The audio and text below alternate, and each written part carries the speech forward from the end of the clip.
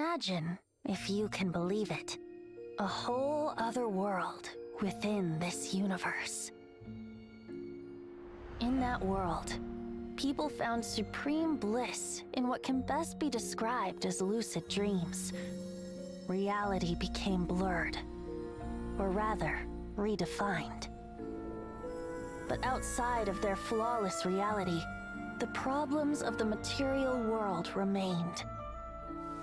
And in the end, the cold, hard truths of the real world caught up to them in the reality to which they had escaped. Deep in the dark ruins, another soul who was fleeing destruction discovered the final remains of this world. These two terminals were once a means for the dreamers to manage the outside world. Now, they form part of the mage's collection. The mage once tried to form a world from things she had gleaned in her eclectic experience, but as the calm observer, she never found that spark of inspiration to bring everything together. Before fate caught up to the wandering mage, she paid one more visit to her wise and learned friends. She learned much during their time together, and although she did not find the answer, her loneliness faded away in time. But as she and her friends crafted other wondrous worlds together, she finally realized the missing piece in the world she dreamed of creating. A vibrant, captivating protagonist. The glorious traveler and their impeccable companion were the perfect candidates. She was filled with hope. The lucid dream of a lost civilization was built anew, and the mage's vast collection now had a world to call home. After sojourning for so long, it was time for her to leave lest the destruction catch up with her. And in any case, a new story had now begun.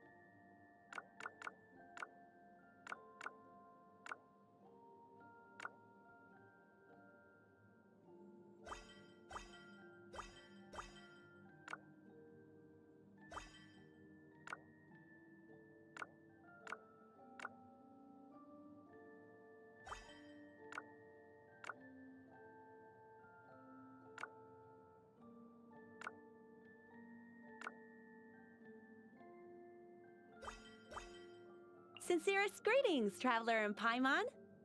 Sincerest greetings, traveler in Paimon. Sincerest greetings, traveler in Paimon. Sincerest greetings, traveler in Paimon.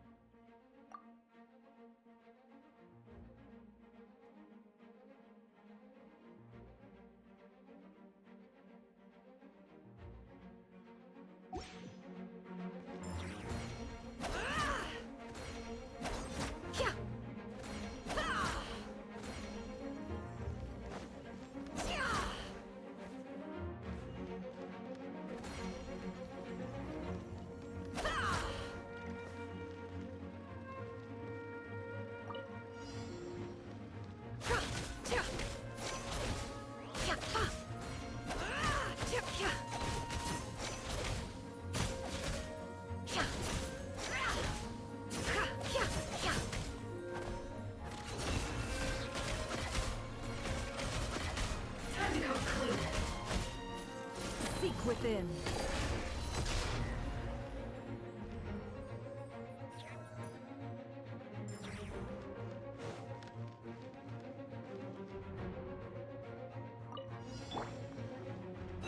By the frost moon of old. Flash attack! Look at you! Blue down. You keep.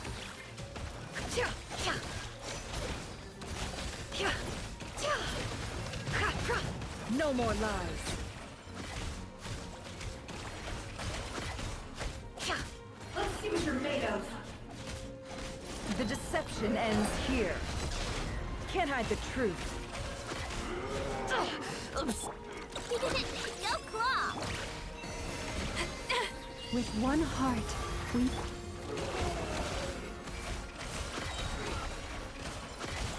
Seek within.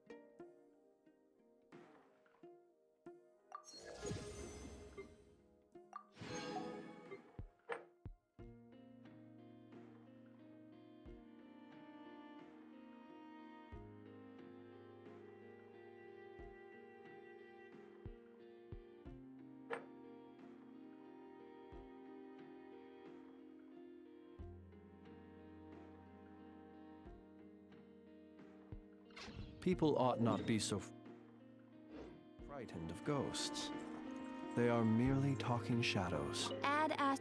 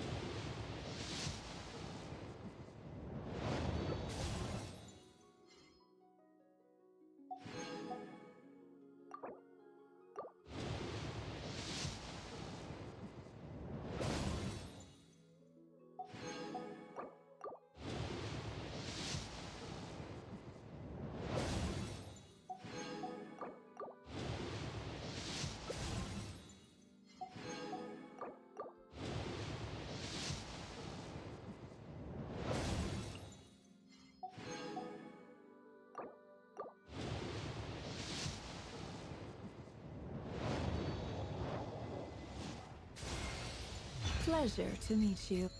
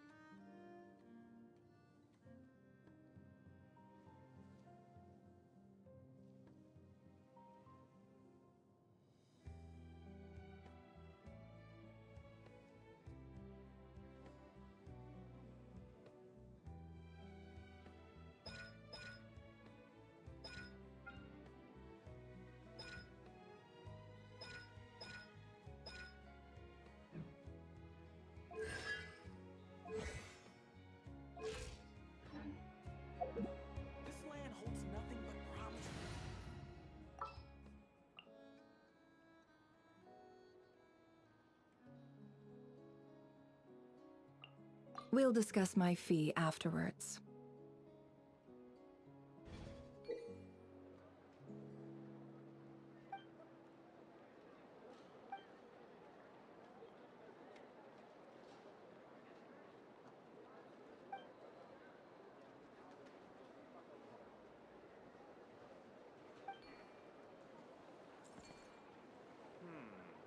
I better get me some alpacas. Once they've hauled everything over this next Why is none of it coming to me?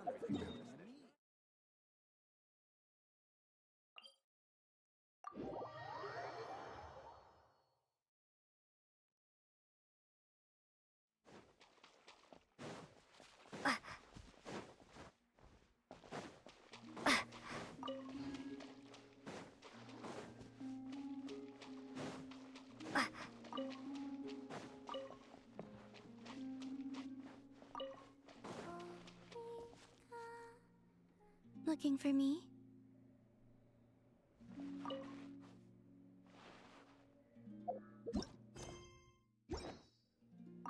Did I frighten you?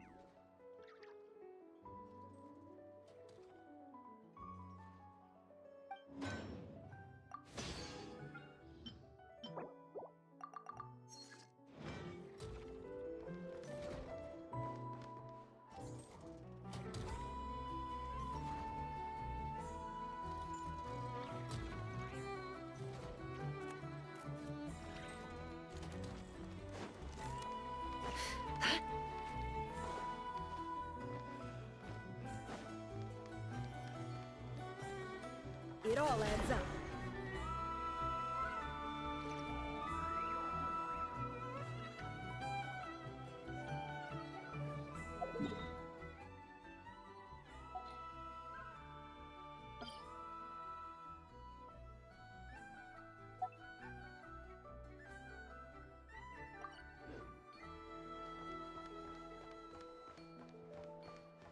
Can't hide the truth. Gaudenti. Capable enough, but not exactly the brightest candle in the box. I doubt he has the nerve to stick his neck out.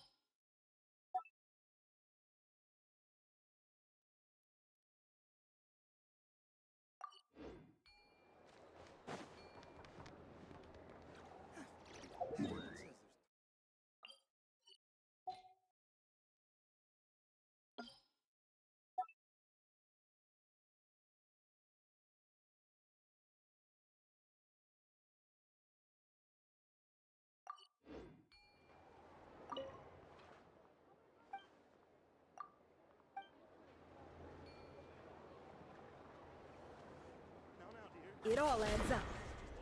A Liyue merchant this far from home who's taking to not cry like a fish to water. Definitely worth keeping an eye on.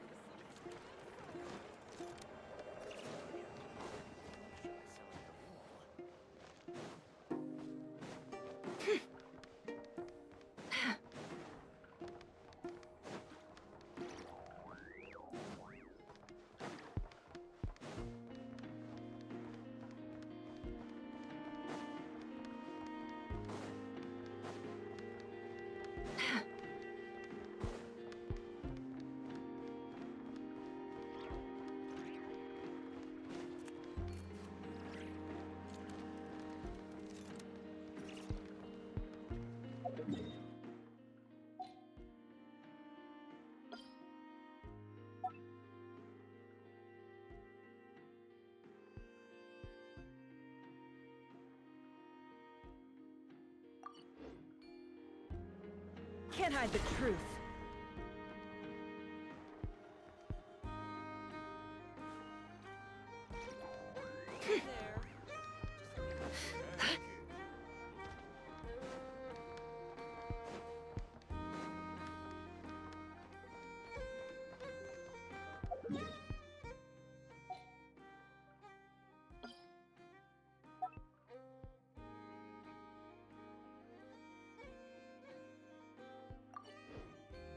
No more lies.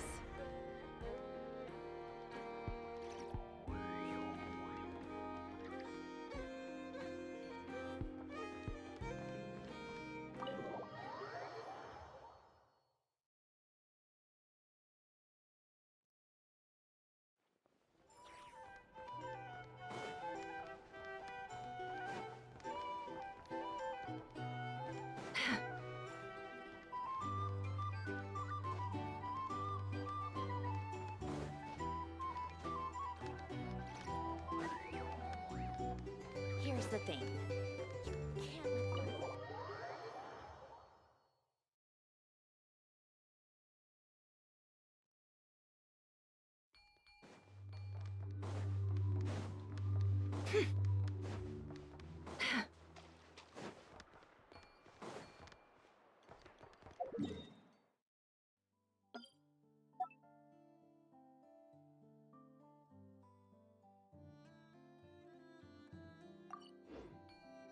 It all adds up.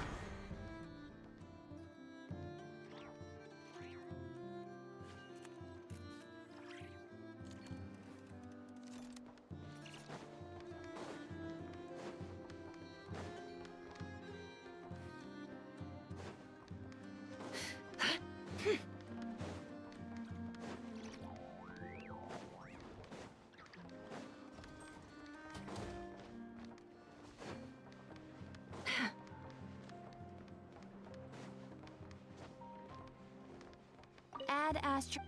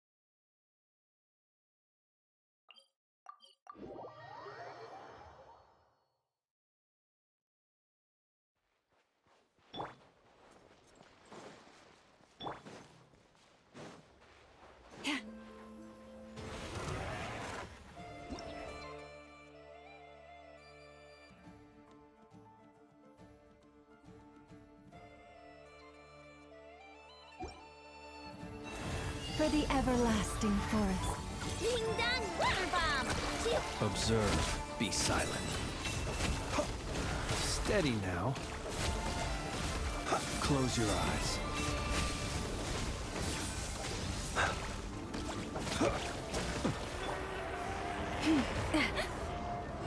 I am being tested.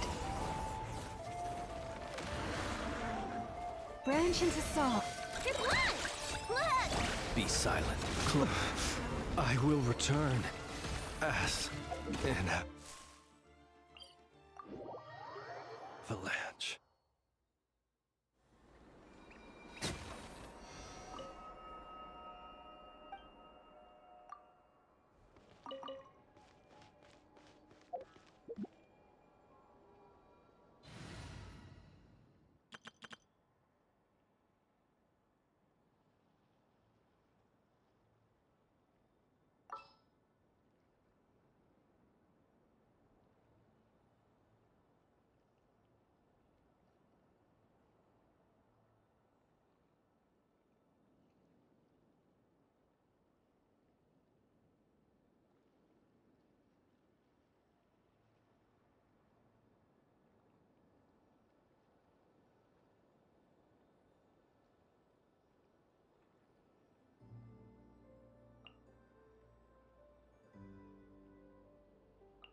I want to help.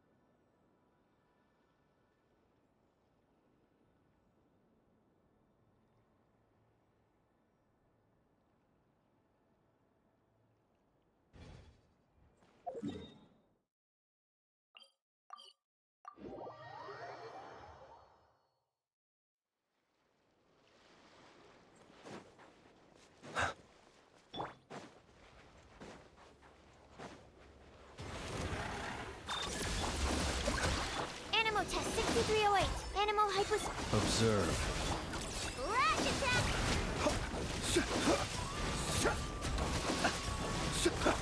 Preparing for dust up. Yeah. Cleanup sequence initiated. Chew on this! Ding dong, water bomb! Be silent. Close your eyes. Night falls. Annihilation mode. Defensive mode engaged. Good luck! Stand clear! Beware the creatures of the night. Observe.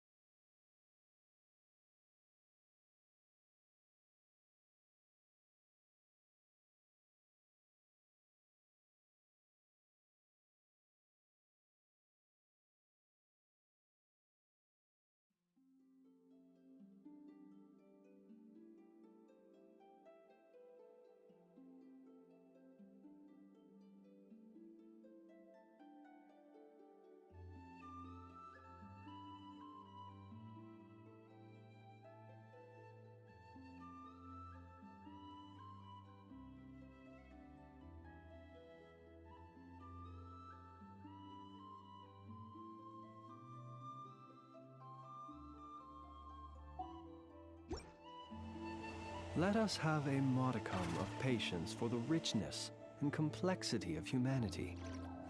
The wanton cruelty of the few is not worth our ire.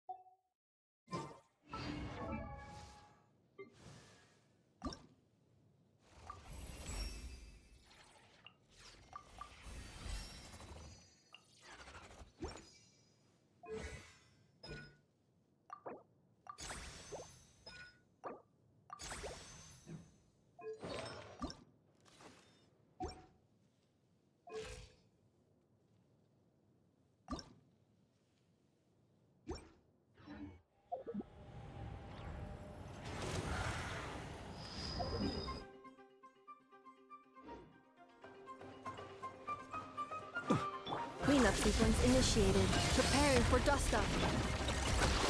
Rush! Enhanced animal module 75. Be silent. To dust. Observe. Night falls. Ultimatum protocol. Insulation chamber. Q on there. Absorption test. Close your eyes. Be silent. Night falls.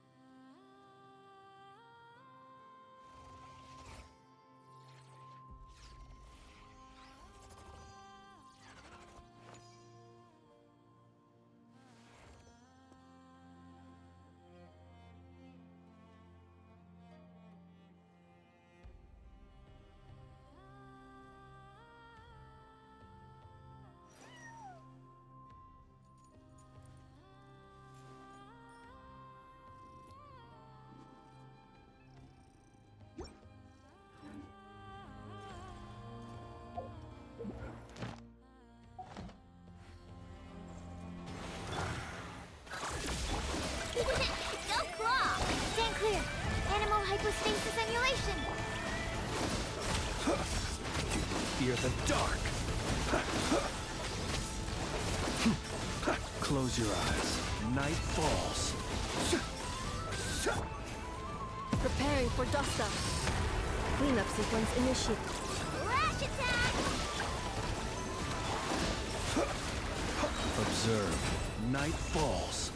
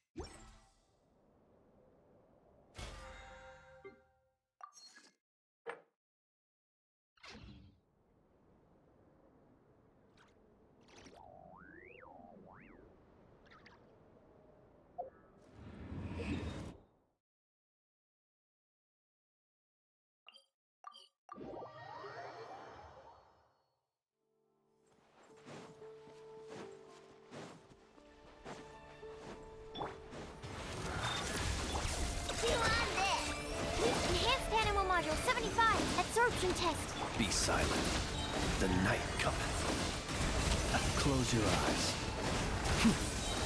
Do you fear the dark? Be silent. Do you fear the dark? Annihilation mode. Go claw! Animal test.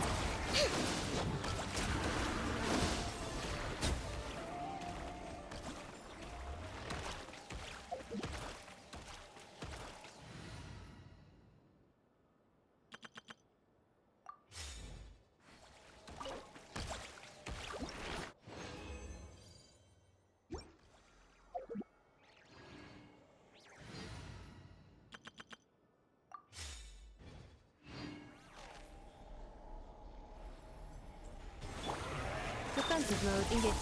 Chew on this! Animal hypostasis emulation. Animal test. Close your eyes. Beware the creatures of the night. Be silent.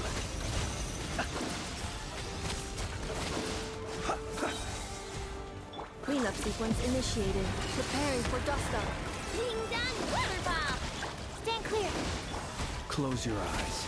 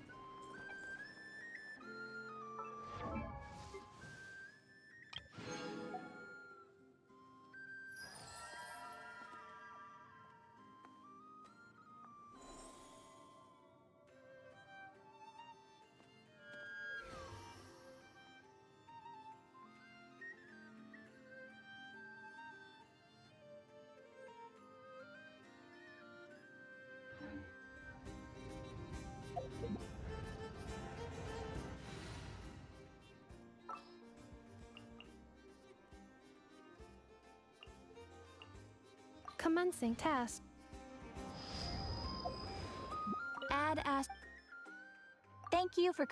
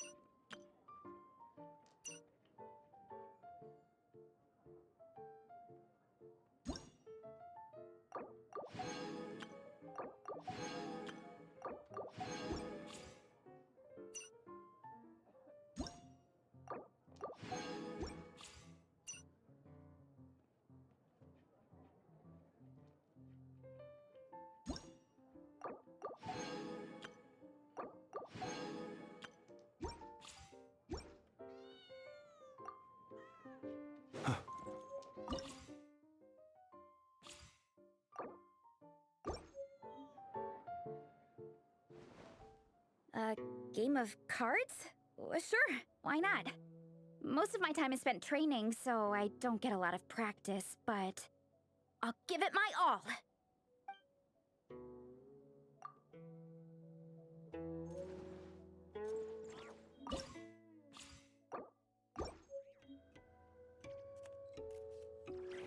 Cards?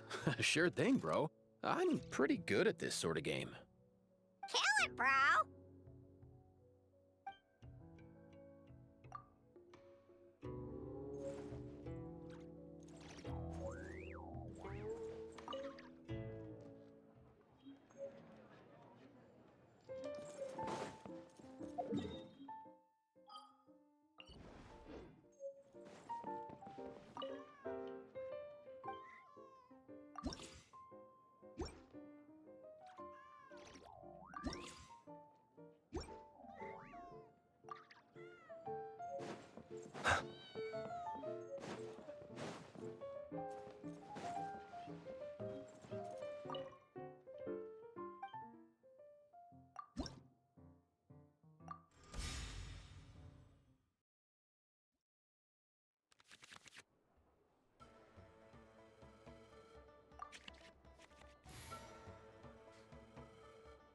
The threads of your fate lie in my hands.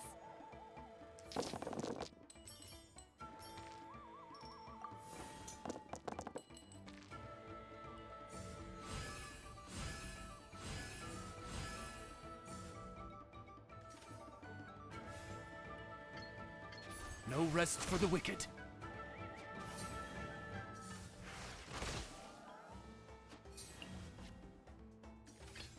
I'll ensure your safety.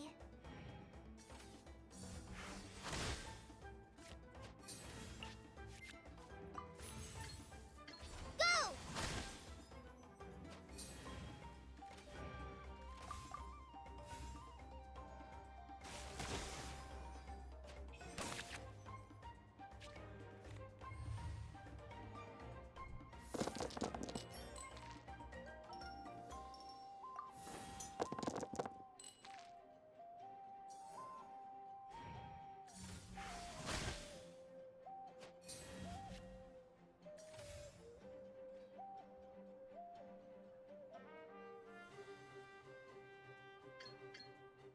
Go!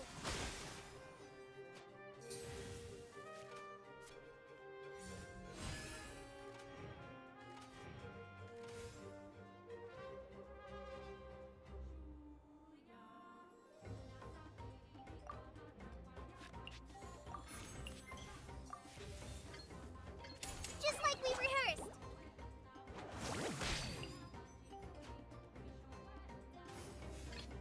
This is destiny.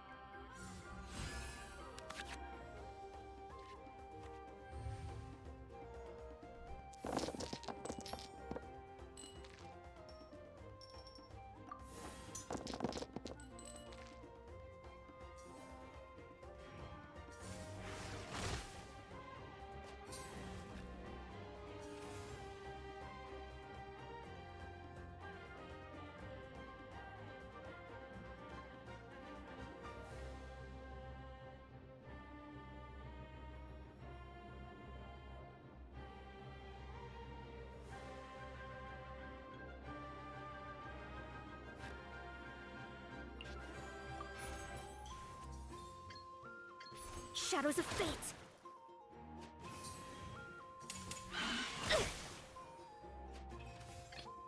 In the name of the Prinzessin.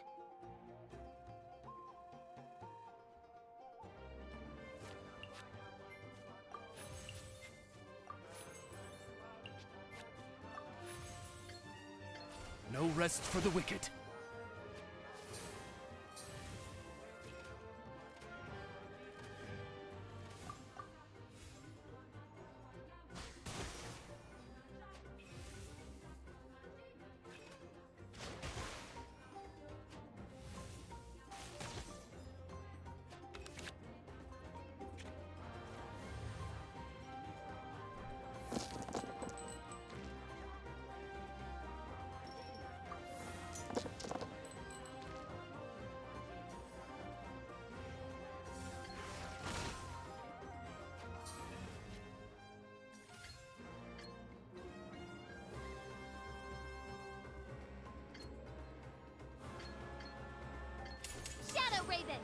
night fall!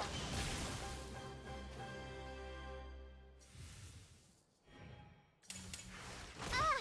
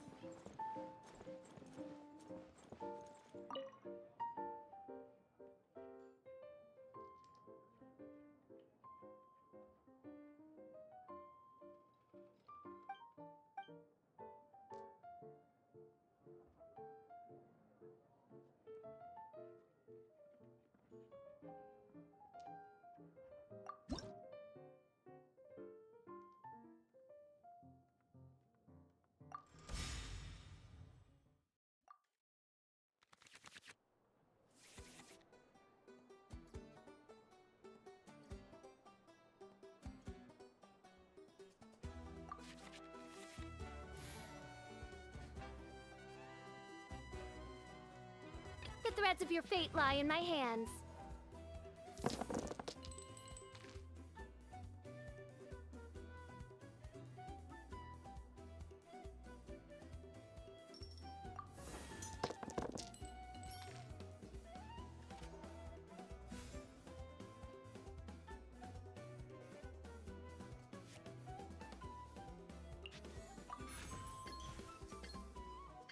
I summon thee!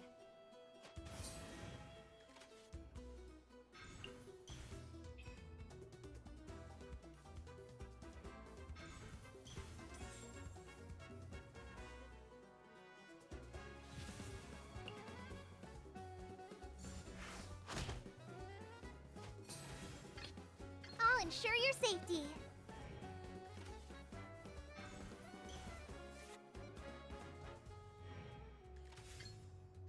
Hi!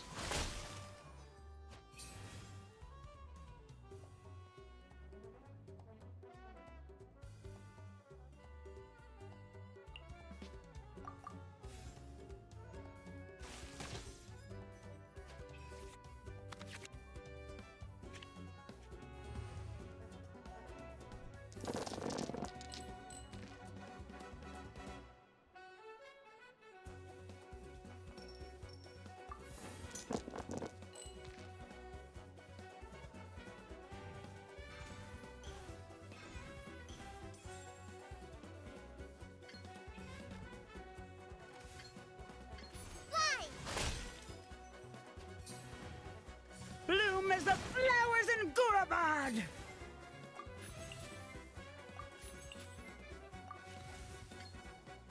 Just like we rehearsed.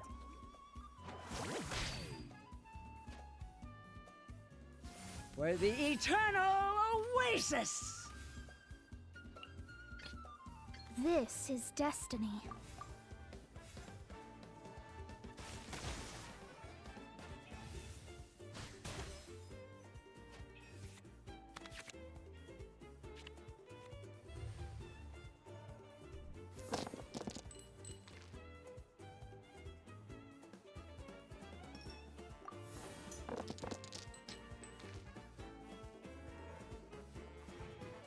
Bloom as the flowers in Gurabad!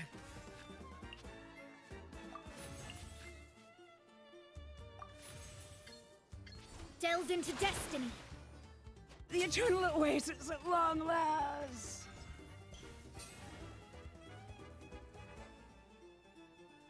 Let's roll!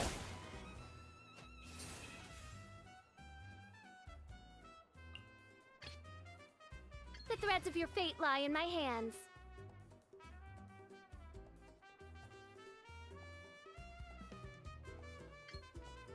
By royal decree.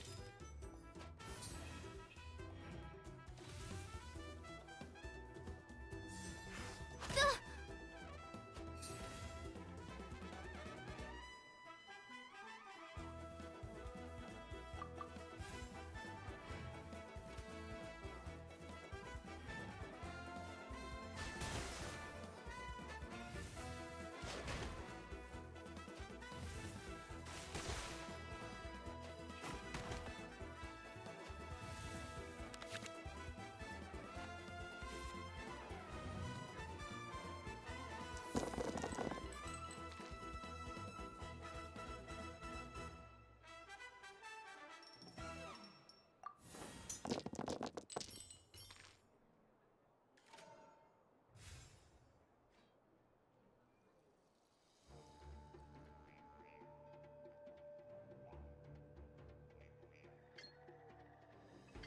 No rest for the wicked. At least I'm going down with style.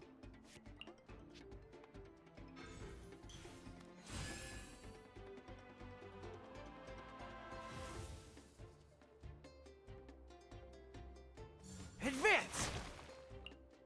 Mein Fräulein.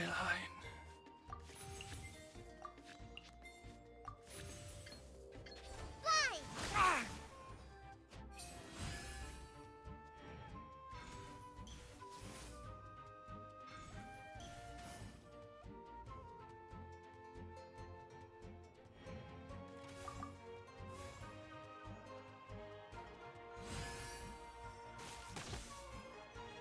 All forces, retreat.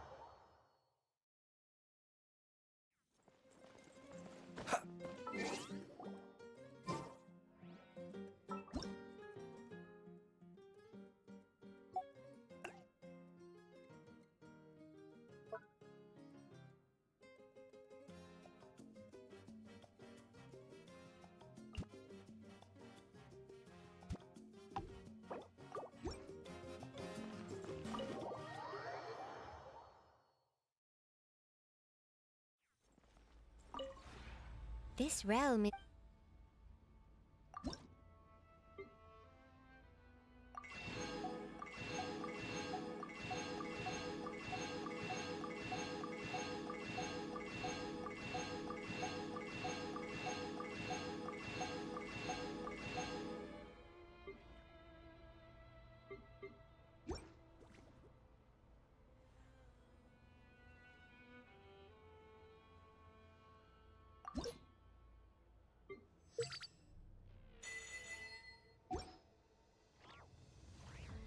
If you ever...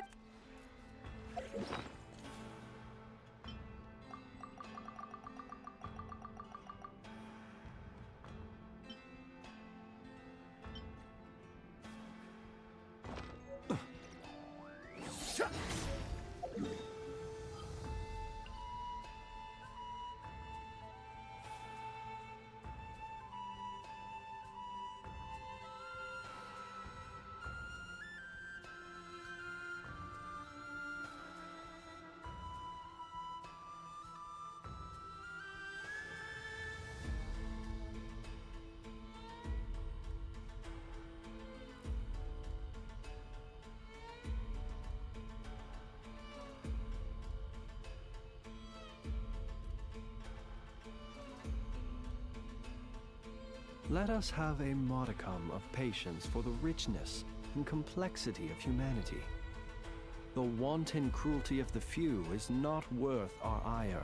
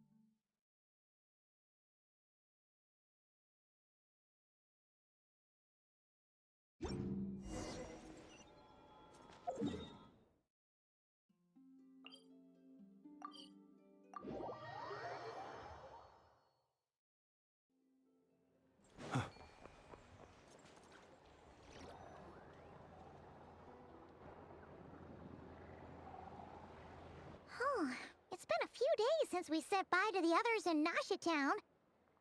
Still no news about Rarer, though. Where could he have slunk off to? If only he was gone for good. But with all the trouble he stirred up before, there's no way we've seen the last of him. Hello? You must be the traveler in Paimon?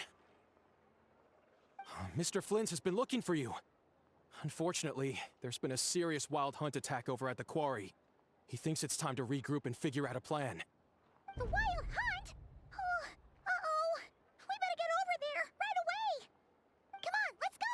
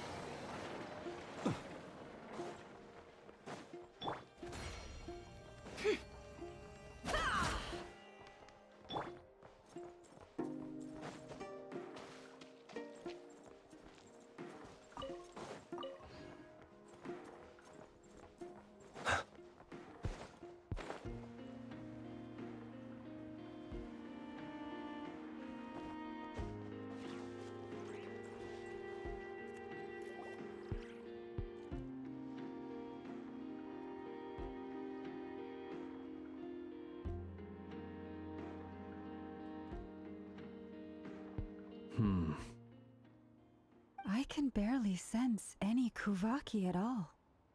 This whole area feels like a soulless husk. Looks like his appetite truly is insatiable. As if the power of that energy cannon wasn't enough. He's not seriously still getting stronger? What's his endgame here? Ah, everyone's here already. Hey, we made it. So, what's going on? We've all been on high alert since we split up a few days back, expecting Rarir to strike again. But it's like he just vanished into thin air. No one has seen him nor found any trace of his presence. That is, until this morning, when a ratnik found signs of wild hunt activity while out here on patrol.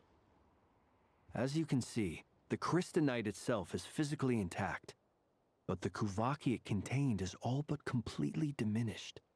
And we're sure that Rarir did this. Who else? He's the only one who could pull off a stunt like this. Kuvaki loss has reached critical levels. Reikir of Solnari set to maximum threat level. Warning, unless de-escalation measures are taken soon, he will pose a threat beyond our ability to contain. The consequences could be catastrophic. Traveler, do you remember when we encountered Rarir just after regaining his body? There wasn't a shred of sanity left. Nothing but madness and rage.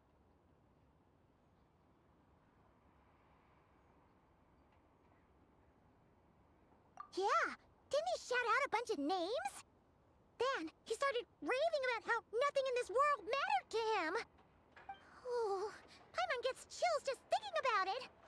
Oh, but the thought that he's still out there, lurking somewhere in Notcry, waiting for his chance to strike? Oh, even chillier. Last time we fought, we were already at a disadvantage. If he has such overwhelming strength, why would he suddenly go into hiding? Yeah, if I were him and I wanted more Kuvaki, I'd just take it by force. No point staying in the shadows. Unless something went wrong. His whole resurrection thing didn't exactly go smoothly. The other thing is, how does someone who's completely lost their mind still have the wherewithal to cover their tracks so perfectly? Beats me. According to certain medical studies, insanity does not always entail a complete loss of rationality. It may be that he is simply living in a world of his own. That actually sounds about right. He was ranting away to himself the whole time, like he had zero interest in talking to us. There are many unanswered questions here. He could be right under our noses, and we'd still be in the dark. Besides his name and title, we know little about him. Certainly nothing about his past, or what he might be hoping to achieve. Exactly. And we wouldn't even know where to begin looking. Even Boss hadn't heard of the Rahir of Solnari before all this. I'd be willing to bet that even if we gathered together every scrap of intel in Nodcry, we still wouldn't find more than, like, 3 useful facts about him. So, if we do nothing, he'll just keep getting stronger. But if we want to investigate him, we have no idea where to look. Last time we had Marionette and her big robo-buddy to help us, and we still barely held our ground. If we had to face him alone... Oh, Paimon's head hurts just thinking about it. What are we supposed to do against a threat this big? Well, I do have a little hunch about his next move. Given that he attacked the quarry, I'd say it's likely he'll target other places rich in Kuvaki. Somewhere like the Eye of Krati, or the Pillar of Embla. One thing's for sure. If we just sit back and let him keep absorbing Kuvaki, we really won't stand a chance against him. A perfectly reasonable hypothesis. However, it is worth noting that these 2 locations are quite far apart. To investigate them both, we'll need to split up. I agree, we should split up. Right now, Rarir's goal seems to be gathering Kuvaki, not fighting us directly. Once we're done, let's regroup on Hisi Island. Wait, why Hisi Island?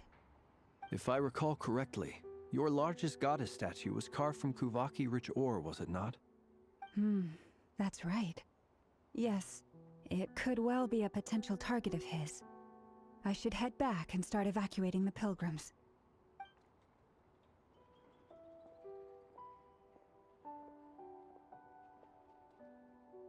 Splitting up's always gonna be risky.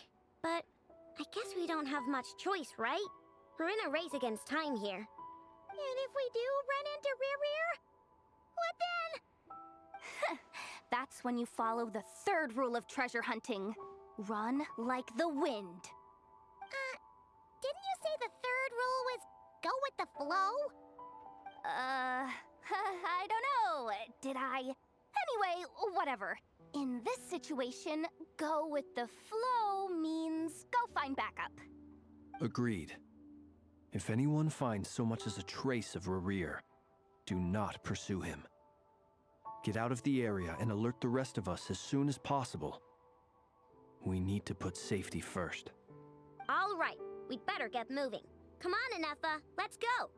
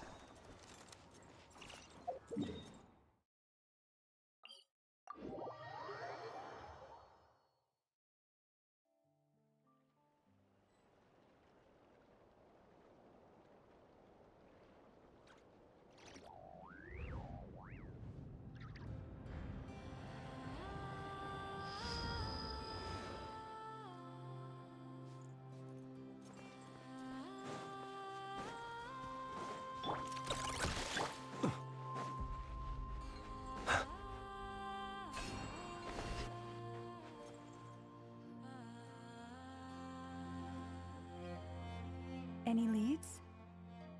Nope. Diddly squat. No clues to where he might be hiding. It's like he's a ghost. It feels like we're sitting on a powder keg that could go off at any second. Oh, I hate this feeling. I'd rather face him head on than be left hanging like this. So, you guys didn't find anything either? Not loving the word either. How about you, Flint's? I questioned a few Ratniki and eventually narrowed my investigation down to one suspicious individual. But by the time I got to his place, he was already gone. Almost as if he knew someone was on to him. Either that, or he's just extremely cautious and doesn't stay in one place for long. He's been biding his time for a while now. The question is, Where, or what, is his next target? No idea.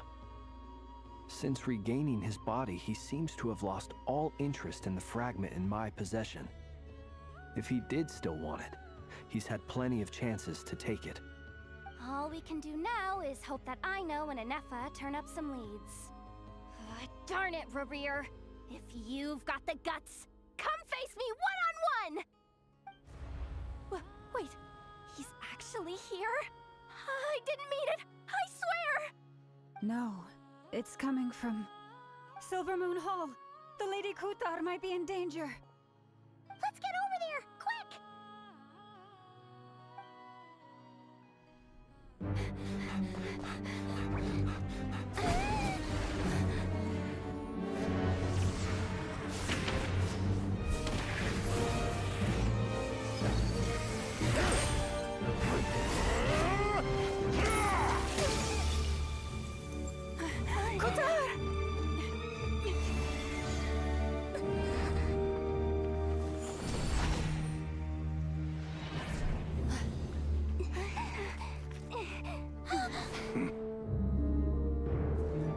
Why is he attacking the damsel elect? What's going on? No time for questions. Stop him!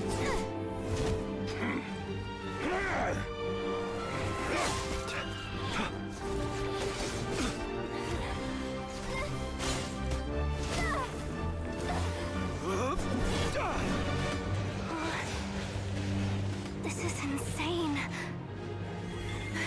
Yehuda, get Kutar out of here! On it.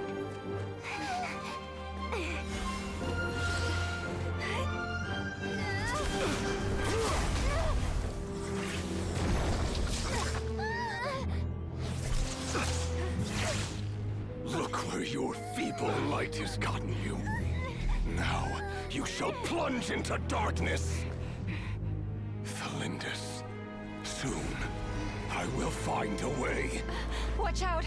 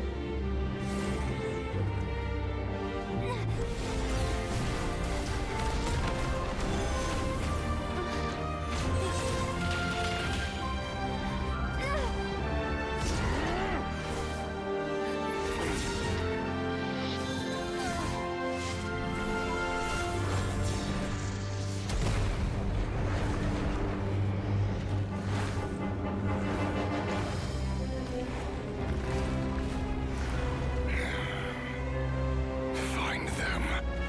Even if it means turning this place to ashes.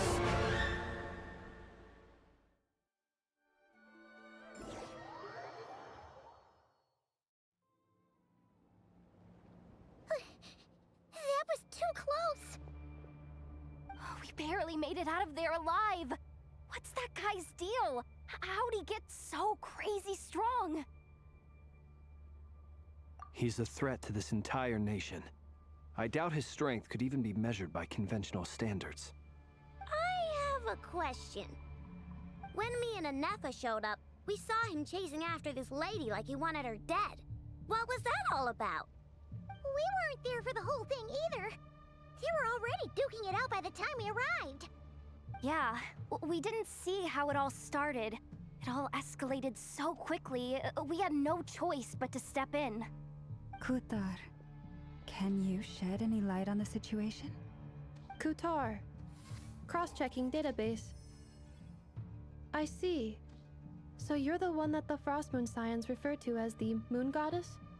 Wait, she's the moon goddess? Oh, no wonder she looks just like all those statues. There are many reasons why people might worship the moon, and just as many why they might despise it. I've never met that person before, but there was no mistaking his deep-seated hostility towards me. Why he holds me in such contempt, I cannot say. But since he hunts the power of the moon, it's no surprise that I am a target. Kutar. There are many potential motives. For instance, you help the traveler escape his grasp. This could be his way of taking revenge.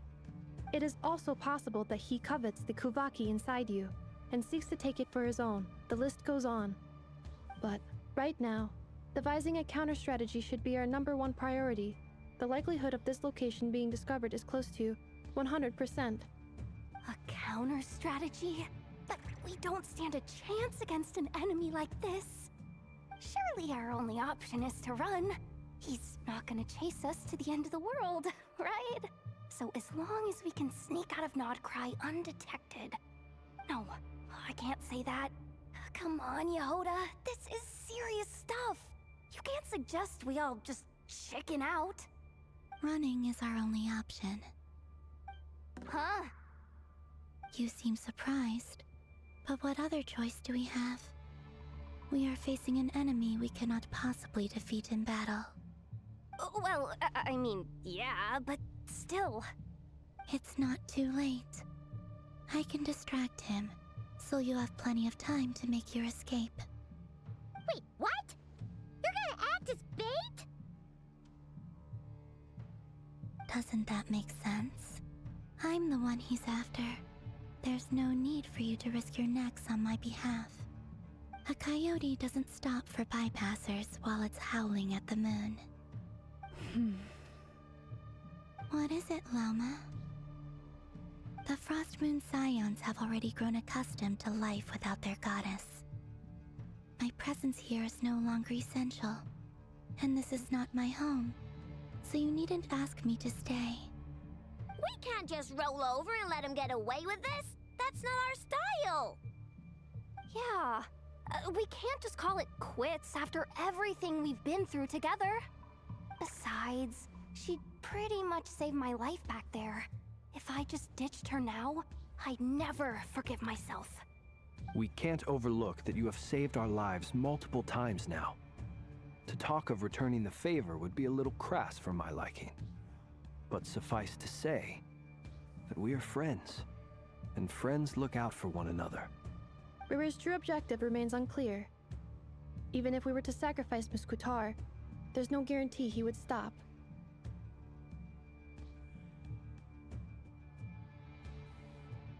But... Kutar, I know why you left the Frost Moon Scions so long ago. It was because people started treating prayer as a form of trade. They would make self-centered wishes, force you to accept meaningless offerings in return, and then expect you to perform miracles for them, as if that were their entitlement. If it were me, I might have walked away too.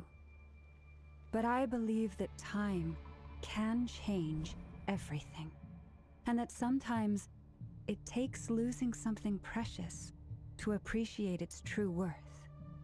After much reflection, I've realized that this was never about whether the Frost Moon Scions need you. Any relationship based on need is purely transactional.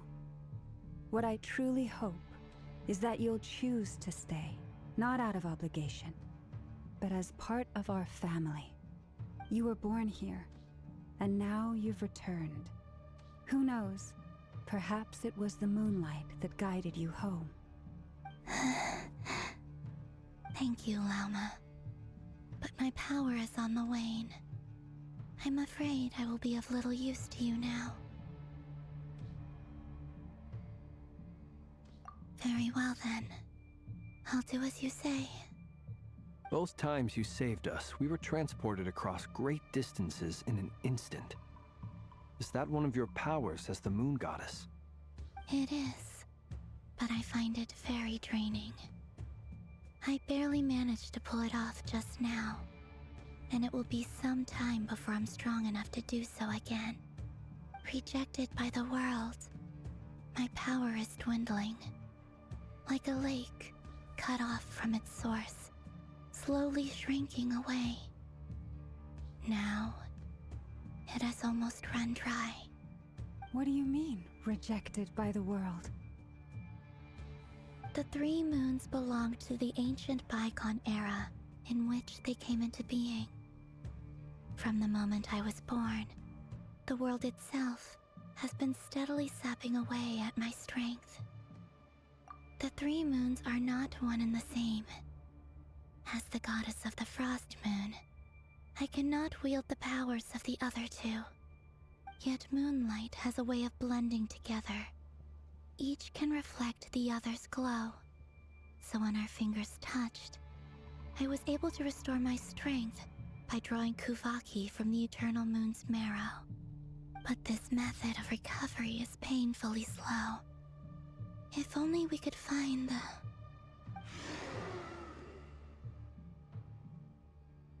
It's the Wild Hunt! Even faster than we expected. We'll have to finish this conversation later. See how those wild hunt creatures are running away from us. They're likely just a scouting party, which means Rerir won't be far behind. Then what are we waiting for?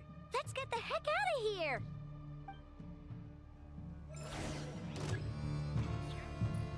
Receive my blessing by the Frost Moon of old. Defensive mode engaged. Annihilation mode.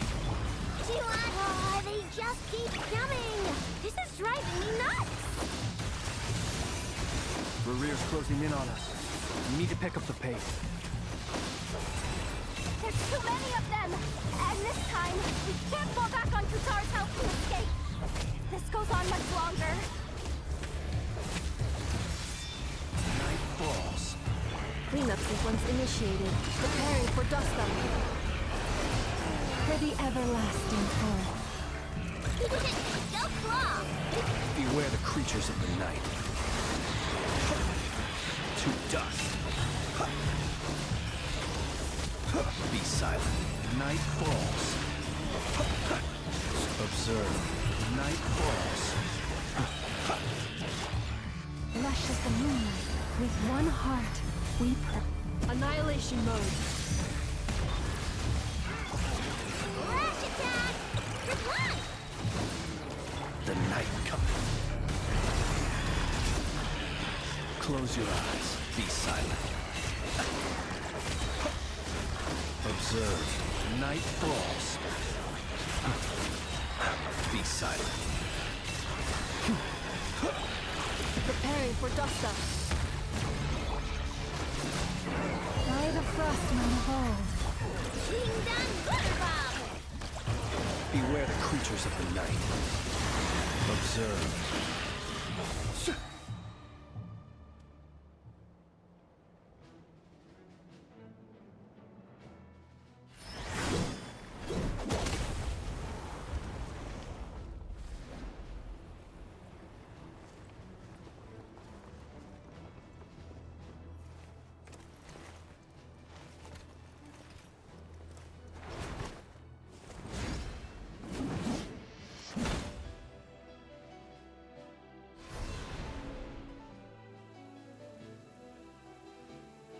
What's the matter? Bit off more than you could chew? Hold up! Who are you? Uncle Varka! You're back from Amsvartnir? Whoa! You're Varka? Grand Master of the Knights of Favonius? We could save the intros for later. Right now, let's get you all out of this hellhole. Follow me. I know somewhere you'll be safe. Oh, is that where I think it is? That's the one. Come on, move! There's no time to waste.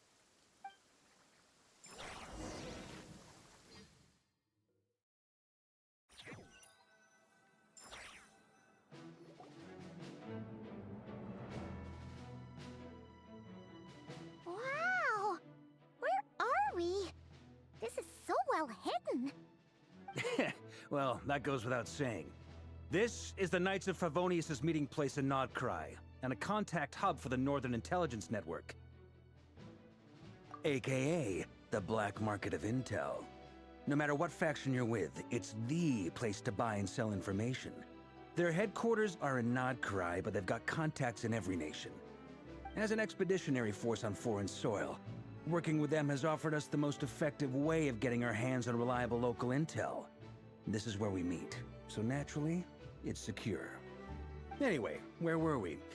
Folks from Nodcry should be pretty familiar with me by now, but I believe this is the first time we've met. Allow me to introduce myself. I am Varka, Knight of Boreas, and Grand Master of the Knights of Favonius. We've heard all about you. This meeting's been a long time coming.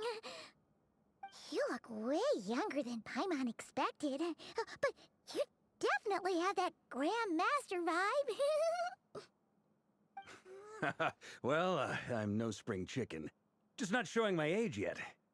Definitely feeling some of that back pain today, though. Rushed back from Amsfartnir without a wink of sleep, only to get right into another fight with that freshly revived maniac. Another? You mean you fought him before? Yep.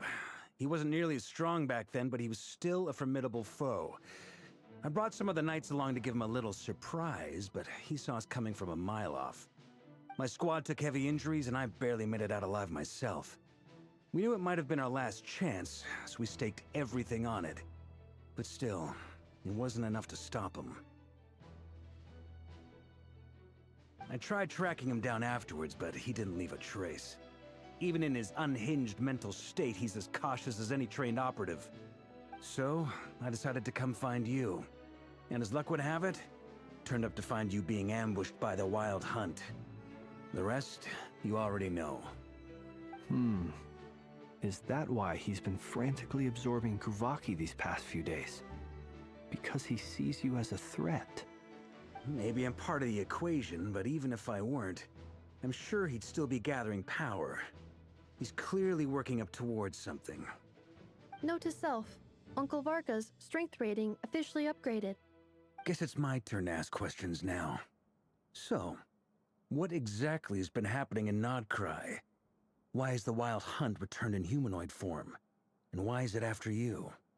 That's a long story, but I'll try to make it quick.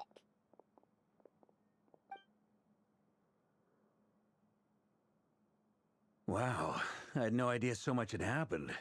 Sounds like you guys have really been through it. So, the Kutar is actually a Fatui Harbinger. And all this Wild Hunt activity in Nodcry is the work of the Raker of Solnari, one of the 5 sinners. Oh, that's a lot to take in. Need some time to wrap my head around it all. I'm truly sorry, Mr. Varka.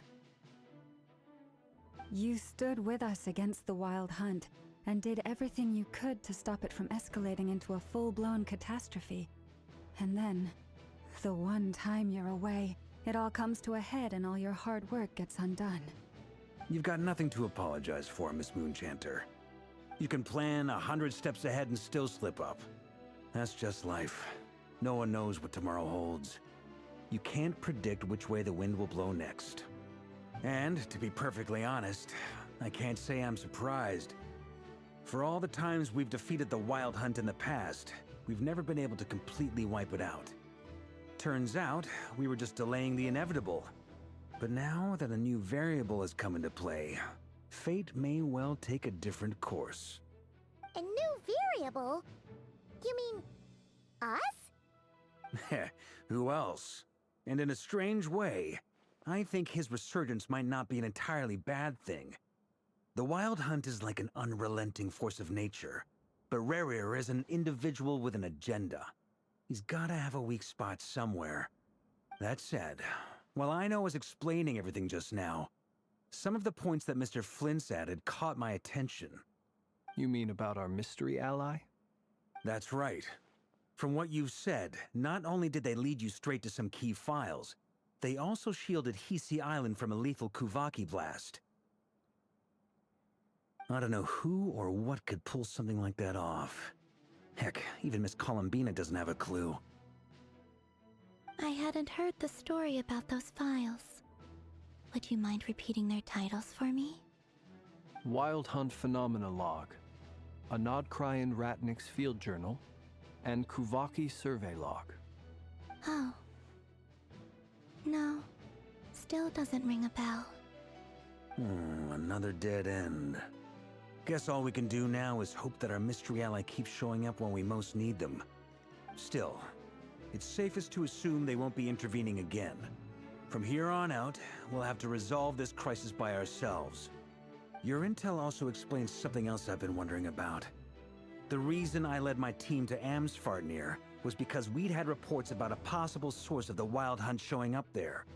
But once we looked into it, it turned out to be a red herring. I don't know who was behind it, but clearly, it served its purpose. I doubt it's by chance that he happened to make his comeback while my attention was diverted. And from everything you told me, it sounds like his scheming began well before his return.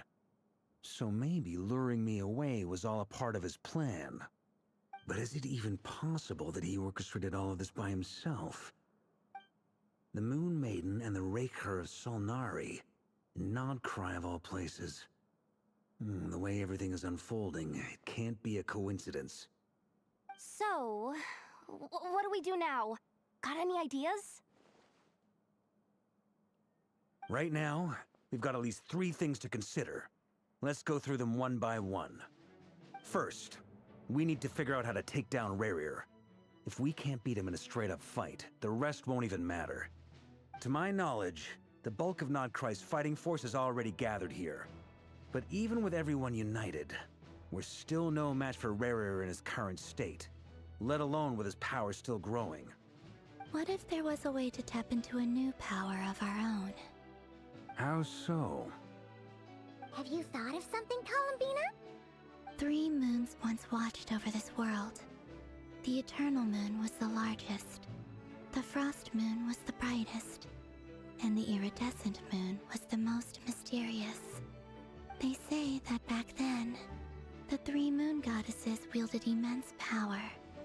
Enough to shape the workings of the world itself. I now bear the Frost Moon's power, and the Eternal Moon's marrow resides within the Traveler. Hold on. Are you suggesting? The iridescent moon. The last piece in the puzzle. That's right. If we can find the Iridescent Moon's marrow, I will be able to regain my strength much more quickly. The 3 moons are said to stir the tides and illuminate all things. Perhaps they hold further secrets beyond our understanding.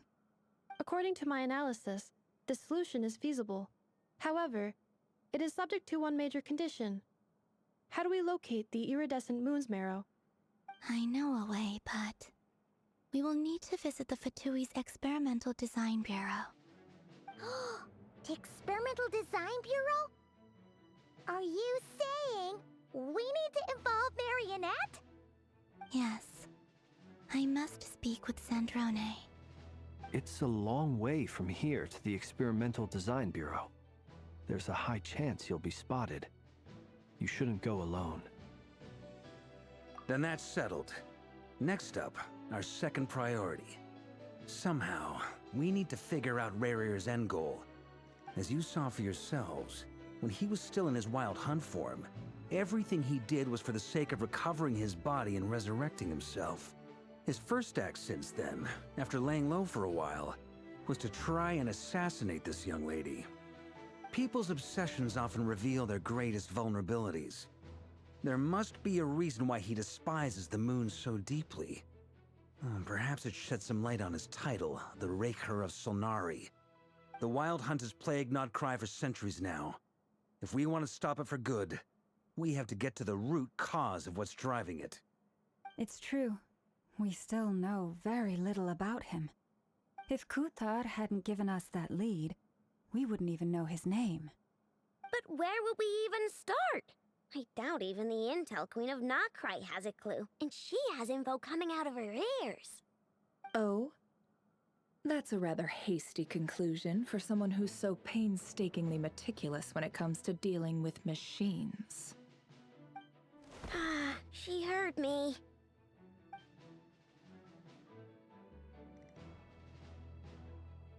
Boss!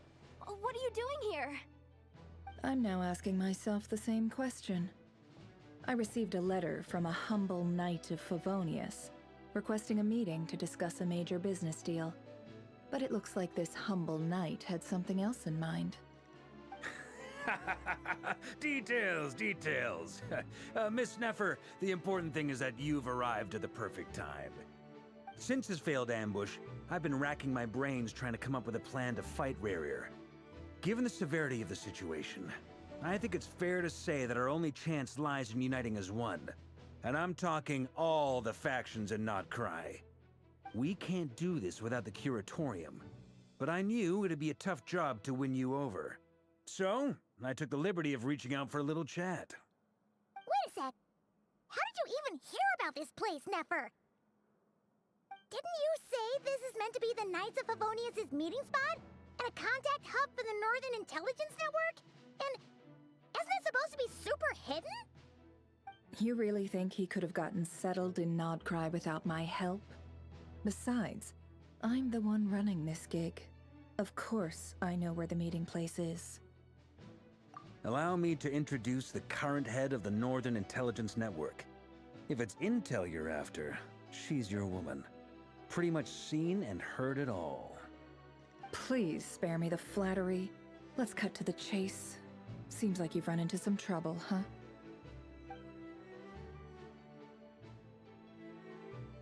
Well, this certainly qualifies as an unforeseen crisis. On behalf of the Curatorium of Secrets, I wish you all the best of luck. So you're just going to sit this one out? Why should I get involved? What could possibly be in it for me? What if we told you we can't do this without you? Oh? Then I'd say you'd better make it worth my while. I don't work for free. I can't put a price on something like this. It's just not in my nature. But then again, you and I have always been polar opposites in this regard, so I can't exactly say I didn't see this coming. If you insist on compensation, I will pay you. Consider this a formal commission. Sound fair?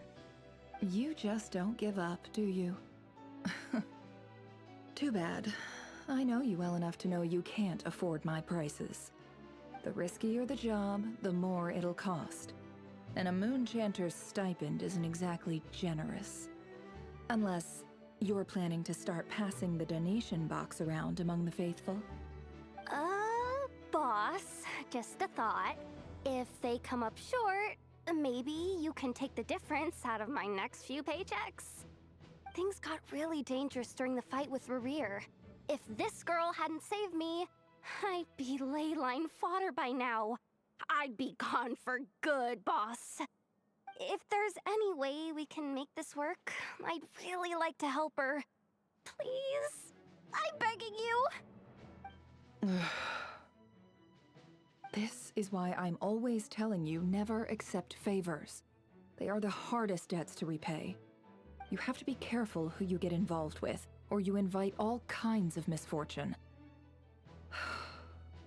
Very well, Yehoda, I will help. But just this once. Don't count on this happening again. Flynn's, that fragment that Rerir was after, do you still have it on you? Of course. Let me borrow it. I need it to follow up on some leads. Wait, you actually have some leads? Shh. This is top secret information. I get it. We all have things we'd rather keep to ourselves. Plus, I know we can count on you, so we'll leave the intel gathering in your hands. And that brings me to the third and final item. We need to find a way to distract him. We need time to make our move, so someone will have to stall him. I'm in for this part, no matter what. Anyone coming with? Count me in too. Come off it, you two. Quit playing heroes. I'm way ahead of you here. And Nefer did a scan of the Moon Goddess's Kuvaki signature, and we're gonna use it to make some decoys over at the Kramkake craft shop.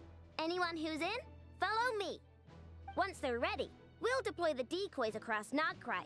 So as long as the rest of you keep moving, he won't catch on to your scent and won't be able to track you down. I like it. Genius idea. No biggie. All right then, we'll split into 3 teams. Once your team has finished their mission, return here and wait for the others. Dismissed!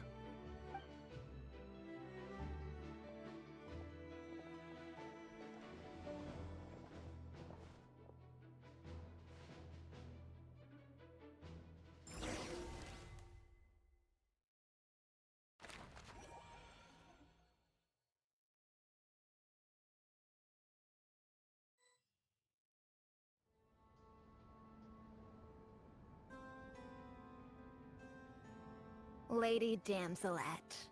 Wait, and you two? What are you doing at the Kuvaki Experimental Design Bureau? We've been doing our best to mind our own business lately. But if you're just gonna waltz up here like this, you're seriously pressing your luck. Don't blame us for doing what we have to. Huh! You really think that's gonna scare us off? We're not looking for any trouble. I just want to see Zandrone. Do I need to remind you that you're still a wanted fugitive for deserting us? Out of consideration for our former ties and the crisis we're all up against, we'll let you leave in one piece. But don't even think about trying to get inside. Let them in. But... Are you going to make me repeat that? No, my lady.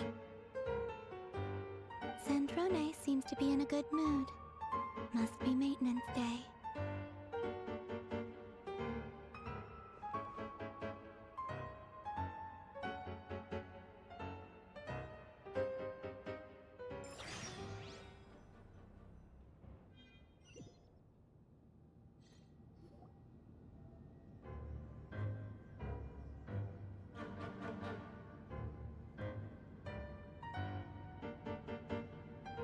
So tell me, to what do I owe the honor this time?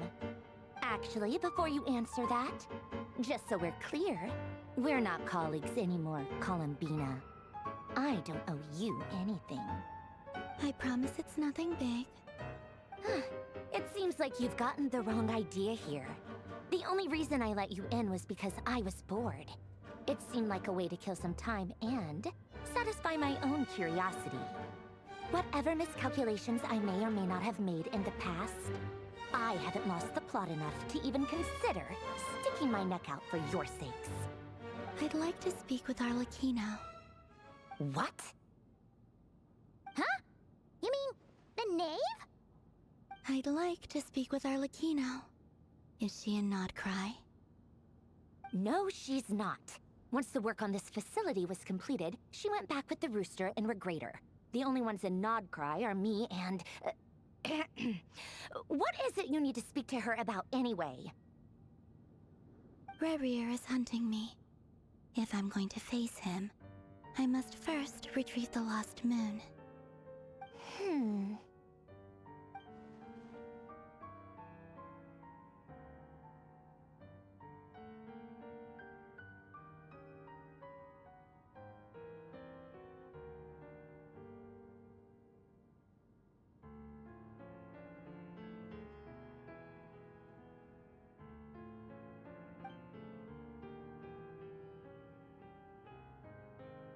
Is that a no, then?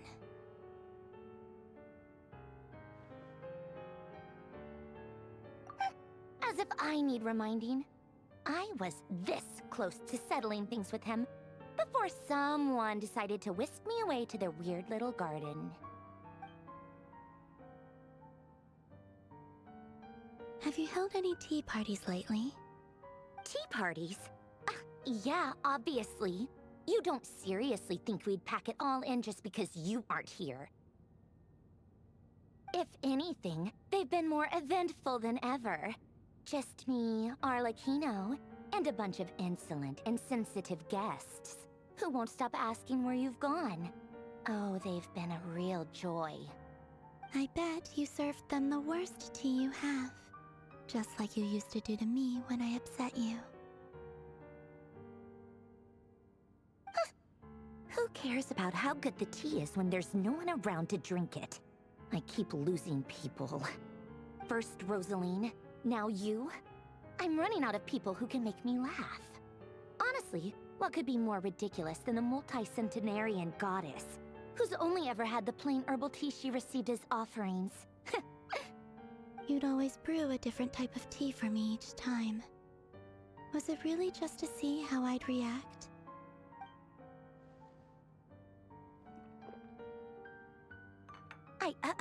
Well, duh.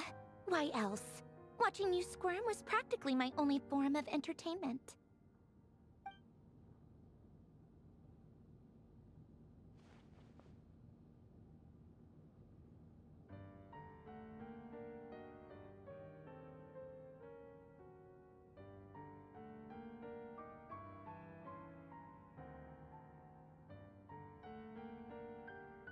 Oh, yeah. And Capitano sometimes used to bring Tartaglia around, too. But I guess we won't be seeing him again. Well, I guess we are overdue for a get-together. Polonia! Have Febronia pass a message to Arlecchino for me. It's time for tea. Will suffice. Pass along a message for me, too, if you would. My body cannot contain the marrow of 2 moons, so I'll be leaving one of them in her care. Excuse me? Who said you were on the guest list? If my tea meant that much to you, maybe quitting the Fatui wasn't your brightest move. Back when you were under the Tsaritsa's protection, no one would have dared come at you so openly. But that protection didn't come for free. In fact, I paid dearly for it. At the end of the day, it was just another transaction. I just got tired, that's all. I never wanted any part in their grand ambitions, and I've had enough of being treated like a bottomless supply of power. It brings back memories from the old days, when I was still worshipped as the moon goddess. Centuries on, it may be a different group of people, but I see the same greed in their eyes. I figured you'd leave eventually. You didn't have as much of a reason to stay as I do. The Tsaritsa gave you shelter and protection, but that was it. Nothing more, nothing less. Meanwhile, the Fatui demanded everything from you in return, until it was more than you could bear. I get why you left. And frankly, I have no interest in dragging you back just because the higher-ups told me to. But if you keep hanging around with this riffraff, the next time we cross paths, we might be enemies for real.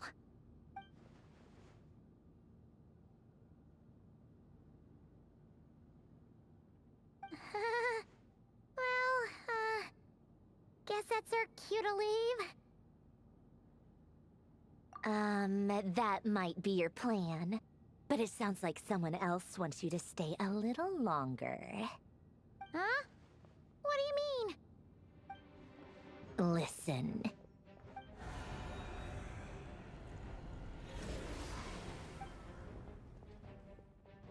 My lady, it's the Wild Hunt.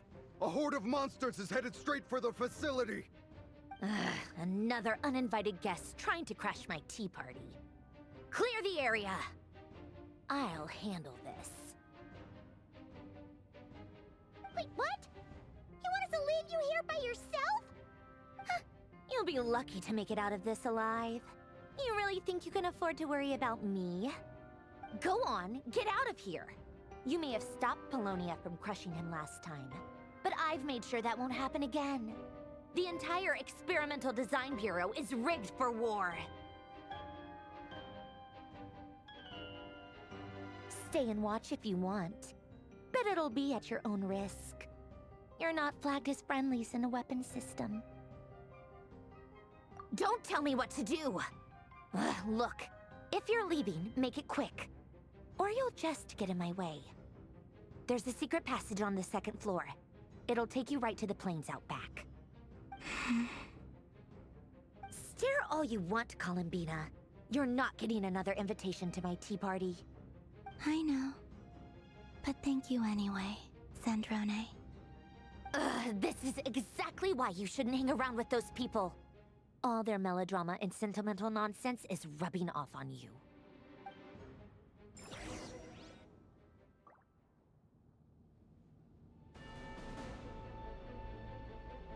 Come on then, Mr. Ray here.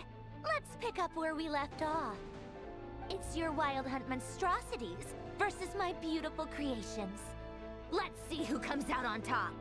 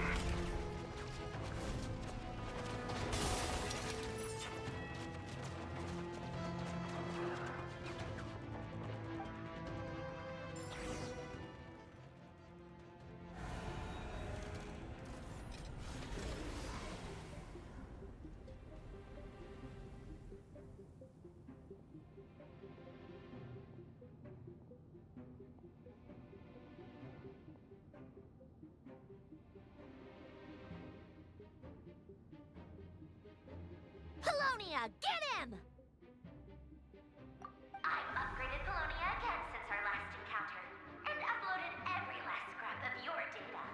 So let's finish this, once and for...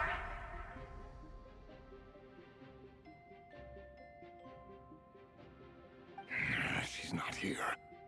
Where did she go? Hey! Over here, you big... Cursed moon. Go. Keep searching. She cannot have gotten far.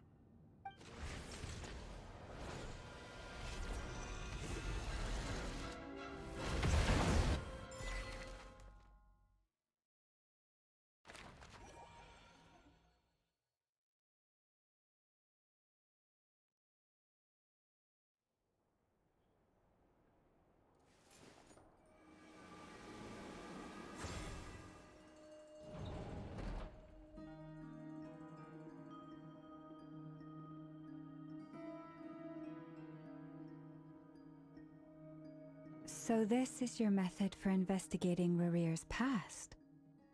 It almost looks like some kind of ceremony. Good deduction.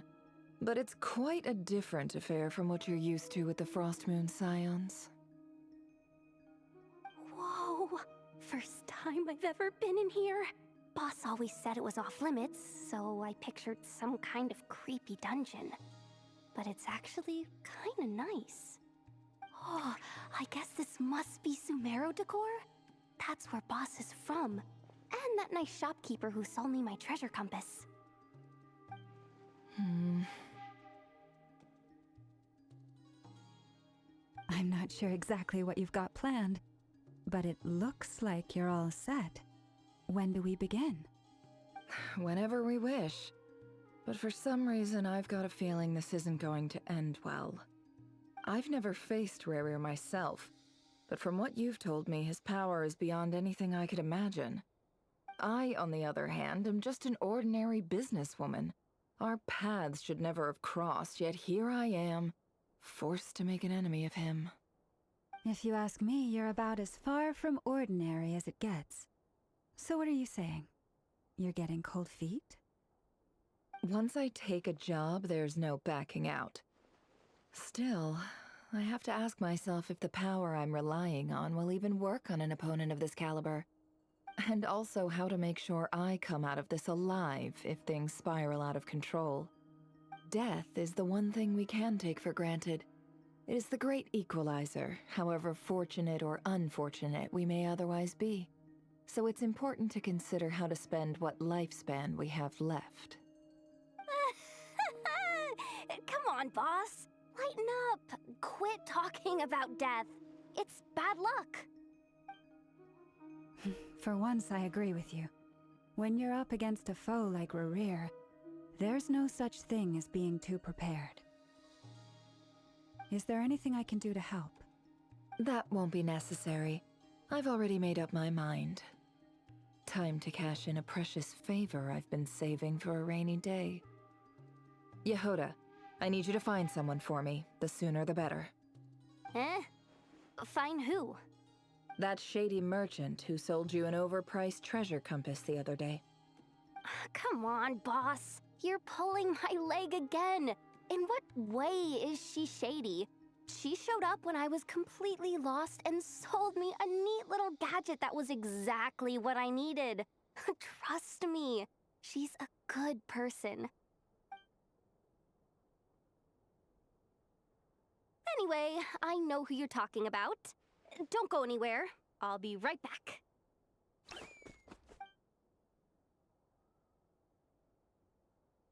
Quit dragging me. I genuinely can't run any further.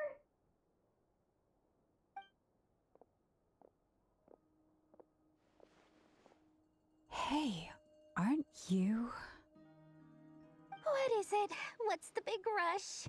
You dragged me out of a dream where I was literally swimming in Mora.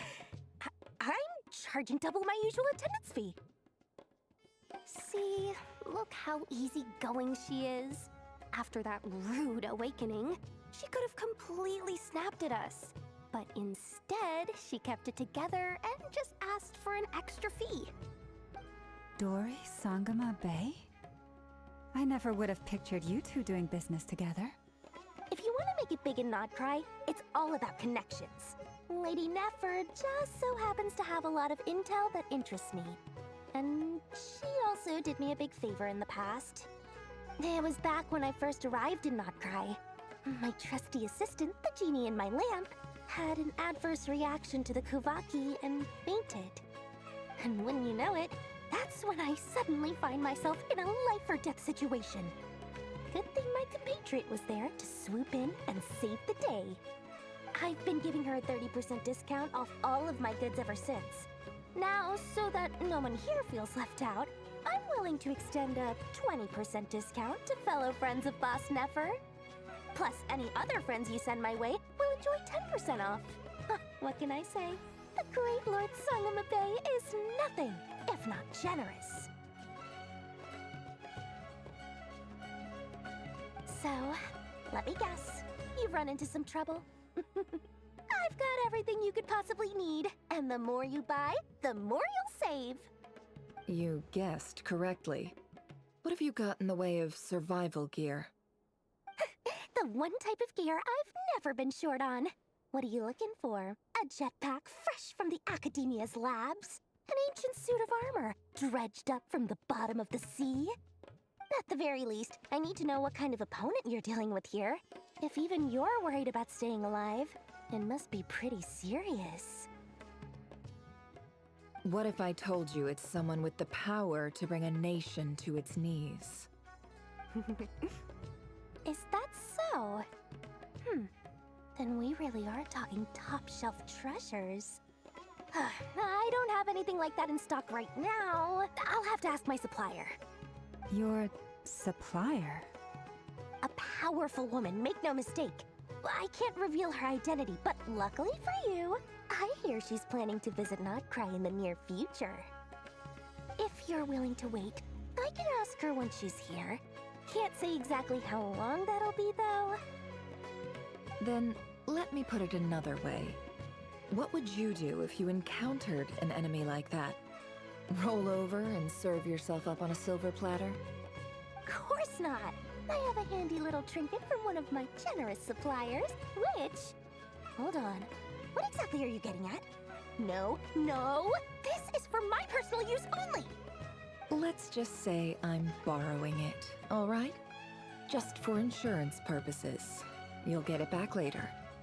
Favors are the worst kind of debt to owe, and now you've got a chance to repay one. A win-win situation, don't you think? Fine. You can borrow it for 5 days. No, make that 3. And for every extra hour after that, I'm charging you 1,000,000 mora. Deal? Deal.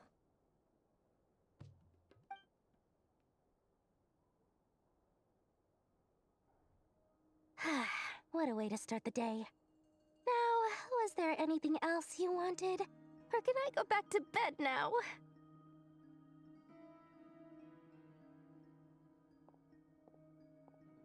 That will be all.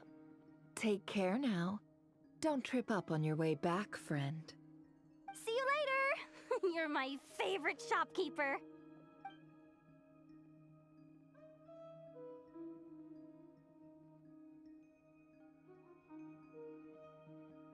Excellent. Everything is well and truly ready. The ceremony can now begin. After initiating the ceremony, your minds will follow me wherever I go. You will see many strange things in your mind's eye. So remember, don't be frightened, and don't make a sound.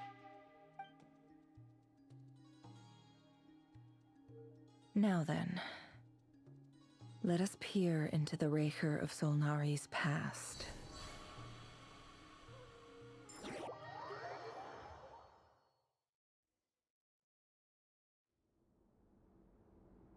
I made it. I don't recognize this style of architecture. Must be Conrian. Simple furnishings, table and chairs. It's a more ordinary house than I might have expected. Looks like the fearsome Recher of Solnari came from surprisingly humble beginnings. Unless this passed for luxury in Conria. Unlikely. It was said to be a very prosperous nation in its heyday. Anyway, I'll keep exploring.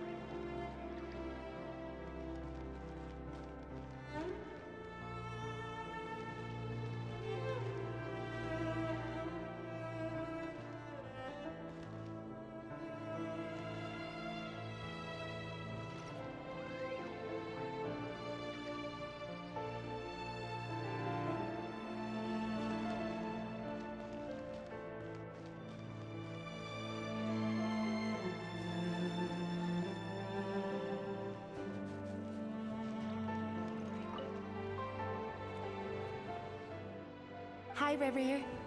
Since you're working extra hours tonight, I thought I'd keep myself busy by checking out that new kebab shop. I've heard good things about their menu. I'll test it out, and if it's as good as everyone's saying, let's go back together sometime. P.S. New stash from the Universitas Magistrorum. I brought some goodies home. A few teacups and a pin rack. Hope you like them. They didn't sign their name, but they must have been close. Sounds like they were living together.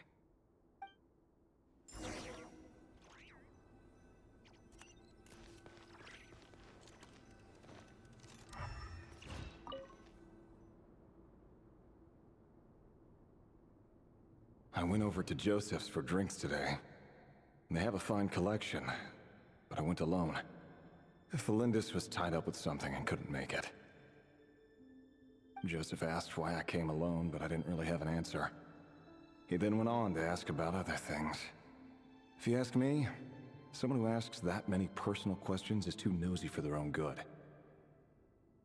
But if he invites me again, chances are I'd still go. Felindis. That's the same name Rerir mentioned. Grain imports keep falling. If things don't pick up, we'll soon be back to meat and mushrooms only. Honestly, I'm not a huge fan of that new type of mushroom everyone's been into lately. Didn't it start out as a lab-grown variety? I heard it's even mildly corrosive. Seriously, why would you even eat something like that?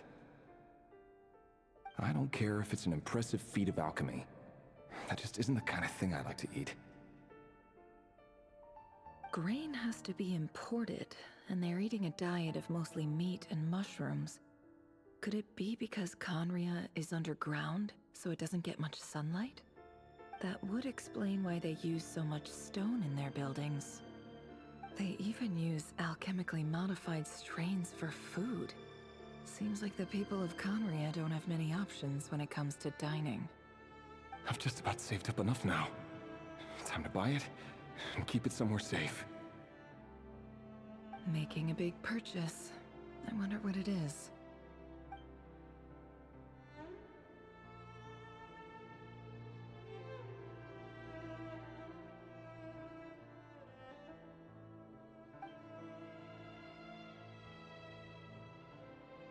He really is a professional. No wonder he's so good at covering his tracks. Despite what he's become, it seems like he's retained certain habits, at least in this regard.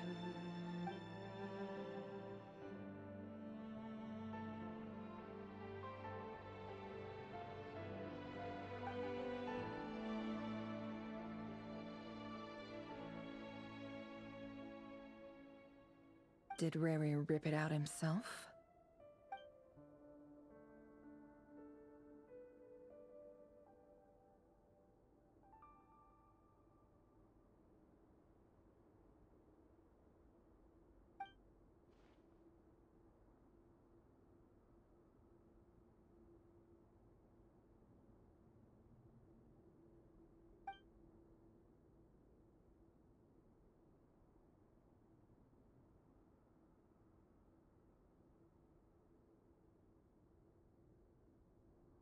Before I met you, I was convinced that my heart was nothing more than a stagnant pool. The burial place of a fallen moon. A withered, windless grove where the waters rested forever unrippled. It was you who helped me see that my heart hadn't entirely withered away. That it could still beat to the rhythm of love. This is just trivial sentimentality from the looks of it. Why would he go to the trouble of hiding that? The burial place of a fallen moon.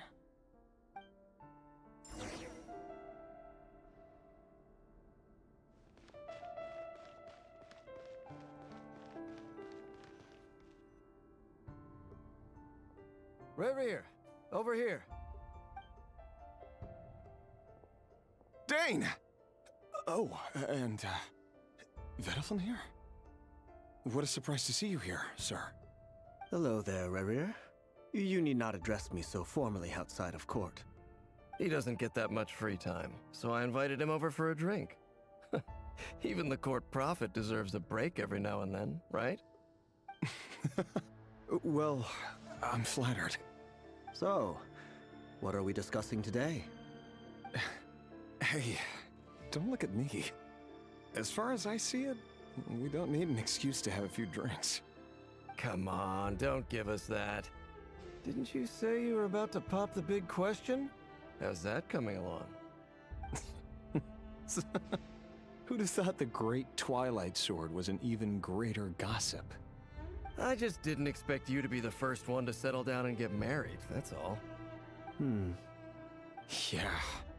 If you told me that a few years ago, I wouldn't have believed you either. So, are you planning to come clean about your job then? I'm guessing you still haven't told her. Sure, I'll have to tell her at some point. But I'll need to pick the right time and place. To be honest, I have no idea how she'll take it. Come on, stop being such a pessimist. For all you know, she could be thrilled. I bet she'll be much more impressed by your actual job than the one she thinks you're doing now. A member of the King's Guard. Quite the cover story. Does the king himself even know? Of course he does. Anyway, enough about me. How have you been? Me? Same old, same old. Nothing much to... Huh? What's up, Ved? It's nothing. Vediflin, Daneslif's elder brother. Renowned throughout the court of Conria as the Visionary, and said to possess a wisdom far beyond the reach of any ordinary man. And yet, despite the gulf between us, he seems to have something to say about me. Does he even know me? Does he see me as a friend of his brother, or just another of the Vinster King's blades? Why did he react so strongly? Was it really to do with what we were talking about? Brown, curly hair and brooding blue eyes. So this is what Rerir looked like back in the day. Perfectly normal. No different from anyone else. As frightening as this monster is in the present, there's something even more unsettling about seeing the human he used to be.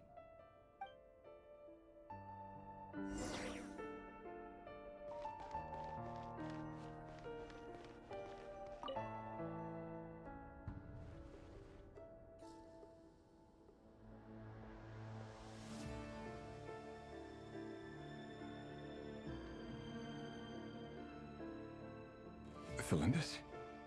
You're back early? Our equipment's being serviced today, so I got off earlier than usual. How's your day been? Aw, why the long face? Is something the matter? Has your boss been giving you a hard time again? Went for a drink with Dane and the others after work. Isn't that a good thing?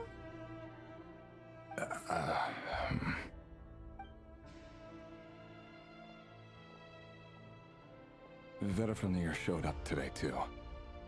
You know, Daneslif's older brother. Ah, Mr. Vediflin. Yes, I've heard of him. They say that everything he says ends up coming true. He overheard Daneslif mention that I'd recently proposed, and seemed to have an issue with it. But when I asked what it was, he kept it to himself. So, you're worried? You can be such a child sometimes, Revier. We're nobodies. Why would the Visionary be concerned about us? I'm sure someone in his position has much bigger fish to fry. Maybe you're right. You worry too much, Revier. We've been together for ages now, and everything's been going so well, has it not? You've even proposed to me. So, you do remember. Tell me then. What's your answer? Like I said, I need some time to decide. You can't just rush into things like this.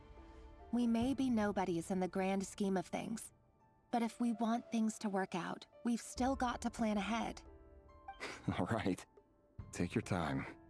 Just don't keep me waiting forever. Nobodies. Sounds about right. In the eyes of people like Vedalfnir and Dainsleif, what do we matter? Can someone whose gaze is so fixed on a far-flung future even see the present clearly? Besides, the dynasty's fate rests with the king and his inner circle. Whatever I do, it won't make much difference. Meanwhile, every idea they come up with and every decision they make, it affects everything. These days, the king is lost in his research, and the purge of the Crimson Moon bloodline grows ever more intense. The opposition tried to speak out, but nothing came of it. And I'm under no illusions as to why. Because we eliminated them and got rid of their bodies. A man can have 1,000 reasons to carry a sword, but there are few good excuses to use it. Yet the king has never even considered a gentler approach, and he never will. What becomes of someone who kills on another's behalf? Can he ever find true peace?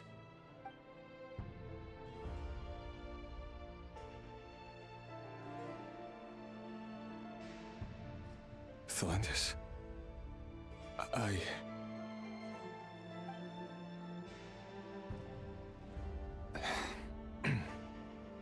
It's nothing. You were right. Fate has never smiled upon nobodies like us. But by the same token, it's unlikely to bear a grudge against us either. There's no reason we can't keep living happily together, cherishing the simple joys of each day as they come. See? You just need to stay positive, Revier. I can feel your warmth, your breath. You're right there, right by my side. Just seeing you makes me happy in a way I can't explain, and that's something that no one could ever take away from me. So smile, my love. Let go of that frown. You're right, Thelendis. I've just been overthinking things. That's better. Getting caught up about things like this will only ruin our evening. Speaking of which, all set for the ball tonight? I need to go get ready. You go ahead. I just have a few things to take care of, then I'll come join you. Even busier than the big shots, huh? Fine, I'll go get started. But don't be late. If you keep me waiting too long, I won't be a happy bunny. Relax. I'll be there. Seriously, though, you drive a hard bargain. You're really gonna leave my proposal hanging and still expect me to take you to the ball? Well, that goes without saying. I already told everyone I'd be coming with a dance partner. Besides, they're two completely different things. Let's take it one thing at a time, all right? All right. White outfit it is. It seems like Rerir was deliberately hiding his ties to the intelligence services by giving the impression that he was just an ordinary member of the Finster King's Guard. He clearly doesn't want his would-be fiancée to know about his other life. Then again, that's hardly surprising. People in the intelligence trade rarely do. Who'd have thought we were in the same line of work? Let's dig a little deeper.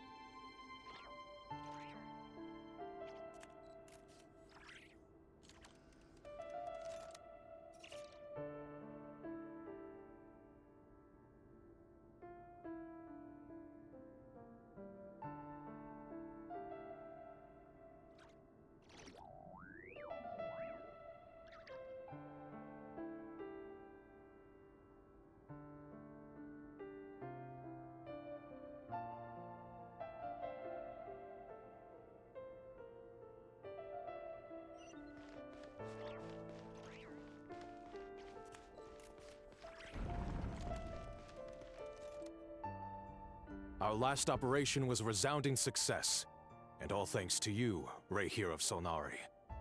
In total, we apprehended 32 dregs of the Crimson Moon, and 67 accomplices. After all these years since the dynasty's fall, so many of them still linger on. Indeed, it cannot be denied. Yet it was destiny that the Crimson Moon should be overcome by the eclipse, and that His Majesty, the all-seeing Vinster King, now guides our nation on the path to prosperity. Conria has no further need for a dead moon. But alas, there will always be those who refuse to see the truth, choosing instead to romanticize the past. That's not entirely true. Much about the Crimson Moon era was worthy of remembrance. And that's exactly why they keep trying to see it restored. Many of its secrets remain unsolved to this day. As it happens, that's precisely the field of study my partner is devoted to. You still haven't told her what you really do for a living. Where would I even start? How do you tell someone that you're one of the King's hand-picked executioners? That your hands are steeped in blood? You didn't choose this life, any more than I did. Orphans like us don't get a say. But I'll sure as heck be the one to pay for it. Speaking of which, we need to be more rigorous in the way we identify direct descendants of the Crimson Moon. Someone, it seems, has strong opinions about my future plans. Most likely my marriage in particular. I have a feeling that we may soon become targets of the Crimson Moon's retribution. Your concerns are not unfounded. They've taken out many of our colleagues these past few years, and for that very reason. These are no helpless lambs we're leading to the slaughter. They're wolves in sheep's clothing. Take care, Rayhir of Solnari. I look forward to toasting you at your wedding. Thanks, Thorkel. You look after yourself, too.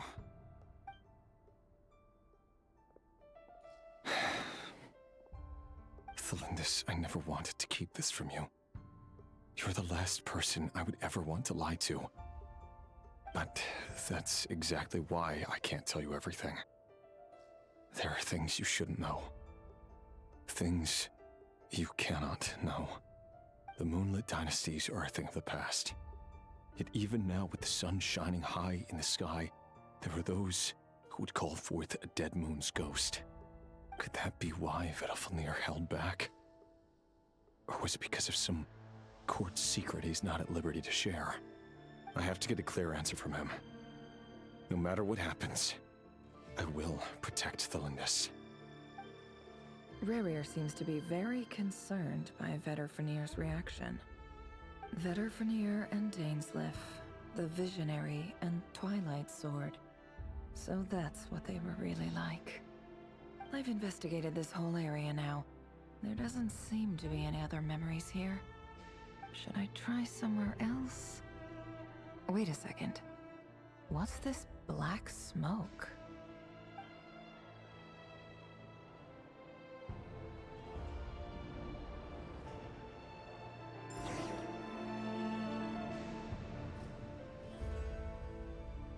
So, he's late after all. Just you wait, Rayhir. You're in for it. Big time. Are you waiting for someone, ma'am? Could I tempt you into buying some flowers? Oh, sure. Pick me out a pretty bunch if you would. Thank you. But I'm afraid none of them are as pretty as you. For someone so young, you sure have a way with words, don't you? I'm only telling the truth. Look me in the eyes. You'll see I'm not lying. May we have a word in private? Who are you? And what do you want? It doesn't matter who I am. Too many of our kind have fallen lately, so I decided to take the risk of reaching out. Not long ago, the Rayhir of Solnari led an assault on one of our strongholds. We suffered many casualties, and many who came to our aid lost their lives as well. Sorry, I don't know why you're telling me this. And I don't want to get involved. Wait, hear me out. This time we finally got a clear look at his face and learned his true identity. His name is Rayhir.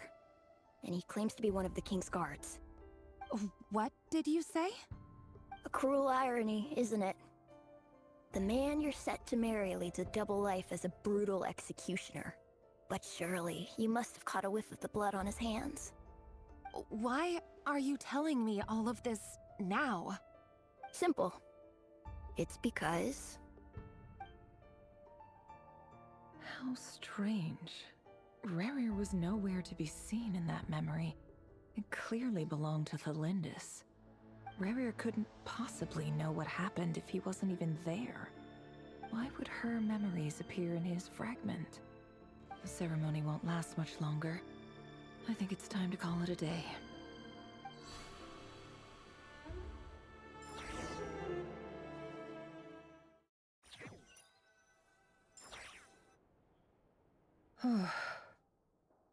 So that was your doing? Did you just pull us inside Rerir's fragment to spy directly on his memories? Any more questions, and I'll have to start charging. I had no idea you could do that, boss! Seriously, that was amazing! We're not worthy. We're not worthy! I gotta admit, though, I'm itching to see what happens next. Feels like we barely scratched the surface. I'm just as curious as you are, but the ceremony only allows for limited time inside. That's all we can see for now. Luckily, we managed to learn quite a lot. So far, so good. I just hope the others are doing okay too. Especially the group with the Traveler. Their mission is a risky one. Let's hope it's all going smoothly. If you're worried about them, go see how they're doing. If I know boss, she's gonna need some time to write up all the details and make sure it's all coherent. I'll stay behind to lend a hand, but feel free to head back and meet up with the others.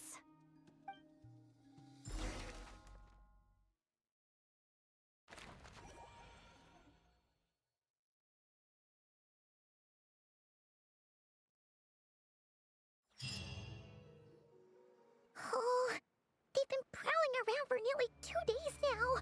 These things just won't quit. Oh, they might not have seen us yet, but them constantly sweeping the area, our way out is completely blocked.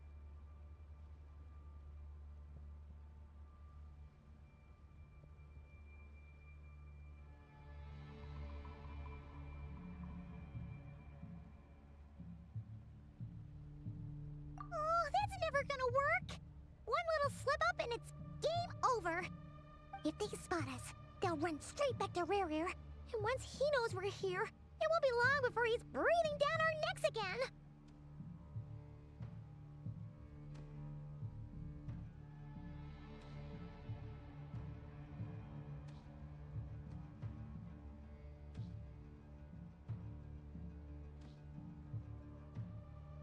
Oh, guess you're right. All right, time to zip it.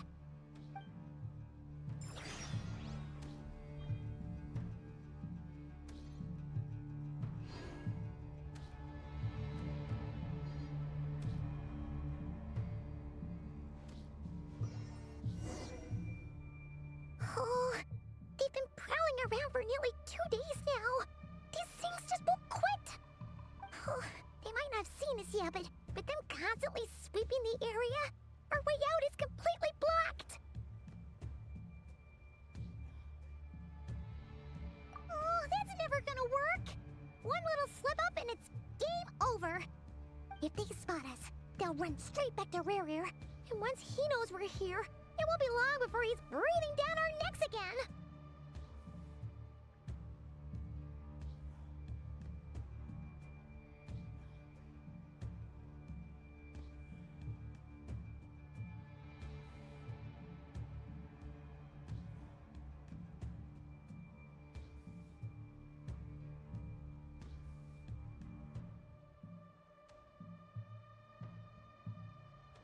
Oh, guess you're right. All right, time to zip it.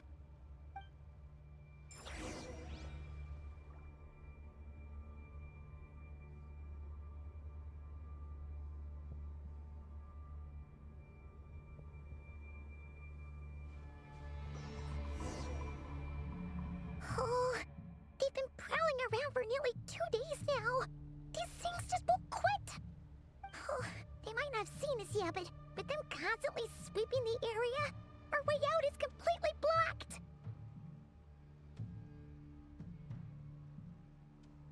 Oh, that's never gonna work. One little slip up and it's game over. If they spot us, they'll run straight back to Rerir.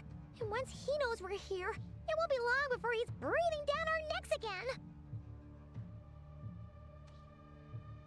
Oh, guess you're right. All right, time to zip it.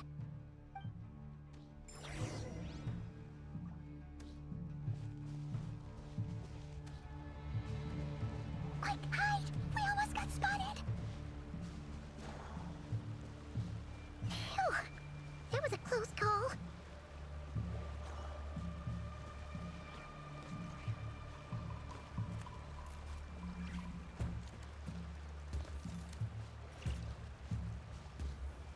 Watch out! He's coming this way!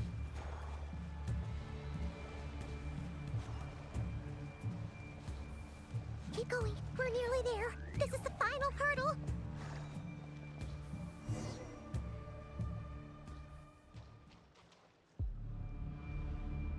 Oh, there's no end to these things.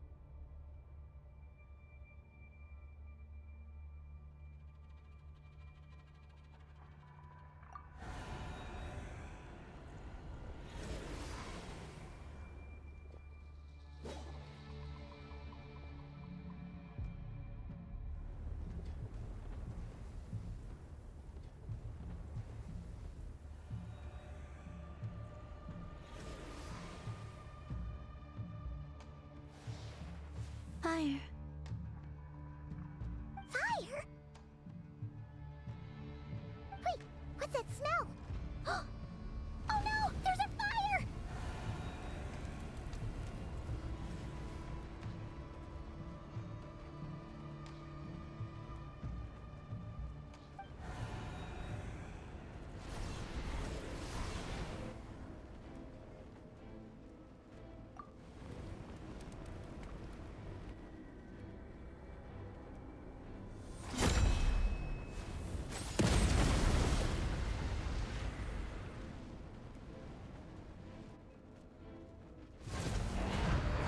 Sandrone was right. You look weak, Columbina. The old you would never have let such lowly creatures bar your way. Word has it that you did something for the Tsaritsa, and that's why you've lost most of your power. Freedom comes at a heavy price, doesn't it? It's Arlecchino! You came! Hello again, Columbina. And greetings, guests of the House of the Hearth. It's been a while, Arlecchino.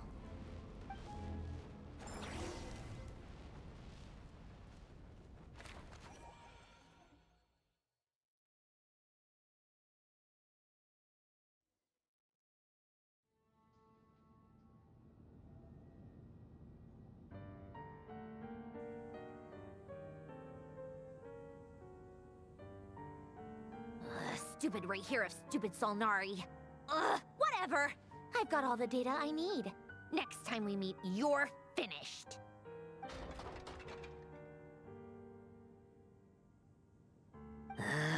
He sure doesn't pull his punches. Excuse me, do you need a hand? You can do me a favor by staying out of my way. Can't you see I'm busy? Wait a minute. I recognize that voice. Hello, Miss Sandrone. Father sent us over to help. Huh. How considerate of her. Hey, Fremine, get over here and help me fix this. Lenny, you do your thing. Just keep your sister away from my machines. Nearly every machine that cat girl touches ends up going haywire. Go put her on cleaning duty or something.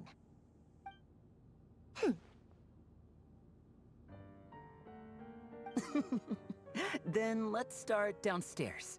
Fremine, we'll leave this place to you. You've got it. Wait a second. Pretty sure there's still some tea in the cupboard. If you want some, you'll have to make it yourselves.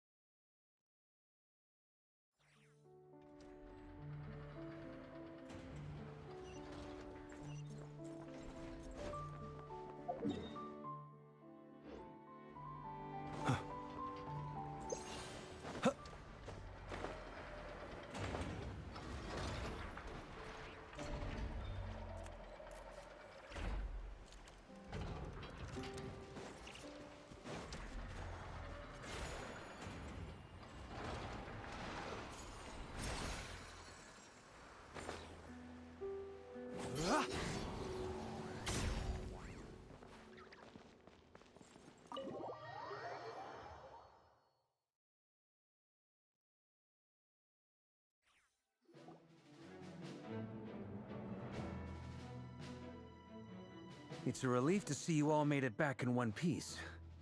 Huh? Feels like there's quite a few people missing. Where's Flint's and the others? And what about Nefer? I returned ahead of them. Flint is helping Ino and Nefer to set up the decoys and buy some time. As for Miss Nefer... Boss is still wrapping things up on her end. She sent us back to fill you all in on the top secret intel we've been gathering. I see. Then let's get right into it. But first, who do we have here? You brought someone else in to help? Greetings. I was invited here to help as a longtime Tea Party companion of Columbina's.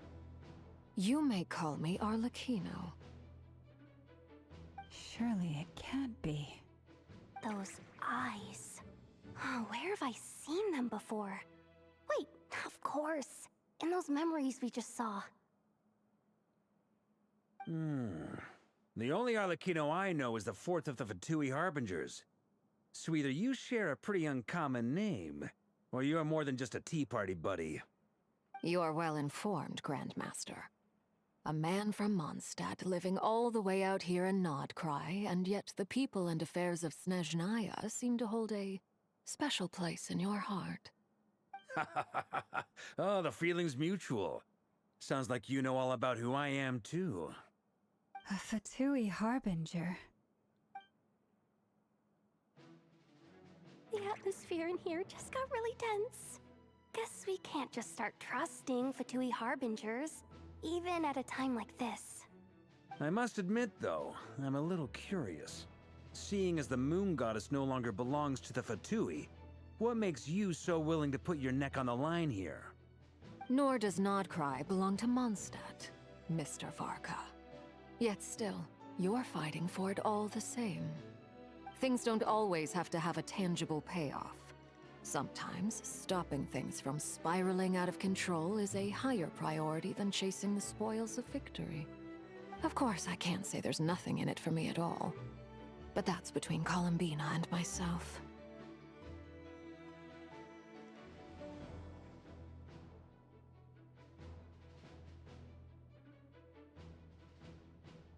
Forgive me. I don't mean to doubt you. It's just that the Fatui really have been the source of many of our troubles. We have our own way of doing things here in Nodcry. But ever since they arrived, the Fatui have treated us with nothing but hostility. I know there's been a lot of bad blood between us in the past. I've done my utmost to avoid friction whenever I could. But sometimes fundamental conflicts of interest simply can't be settled amicably. That's why I'm here solely in a personal capacity. This has nothing to do with the Fatui. As a gesture of good faith, I'll be frank. I can help Columbina track down the iridescent moon's marrow, which will help her restore more of her power. Anyway, what else is on the agenda? Let's begin. She says she'll be frank, then completely skips over the details. Looks like she doesn't want to give away too many secrets after all. But she clearly wants to change the subject. It'd be awkward if I tried to bring it up again now. I guess we'll just have to go along with it. She's the fourth of the Fatui Harbingers after all. One look and you can tell she's not someone you'd want to mess with.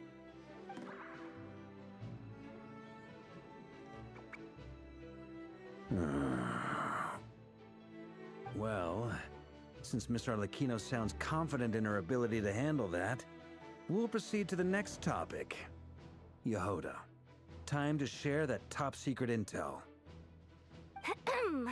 All right, listen up, everyone. First, we now know that Rerir was originally a Conrian secret agent whose primary mission was to hunt down and assassinate the so-called Dregs of the Crimson Moon. The Dregs of the Crimson Moon? Mm-hmm. In the memories, there was a lot of talk about the Crimson Moon and Eclipse, and a whole bunch of other stuff from the time of Conria.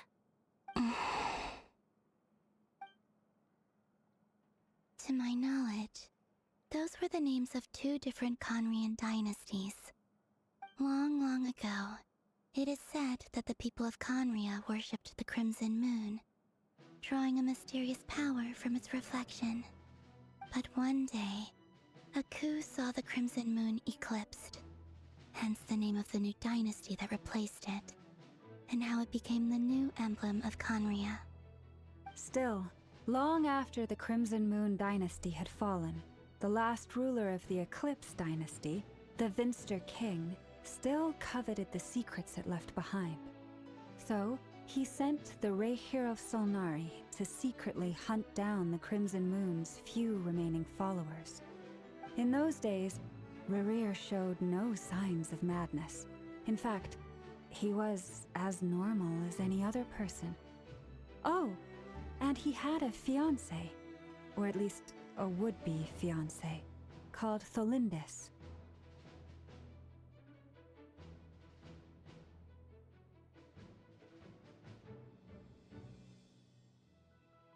What's the matter?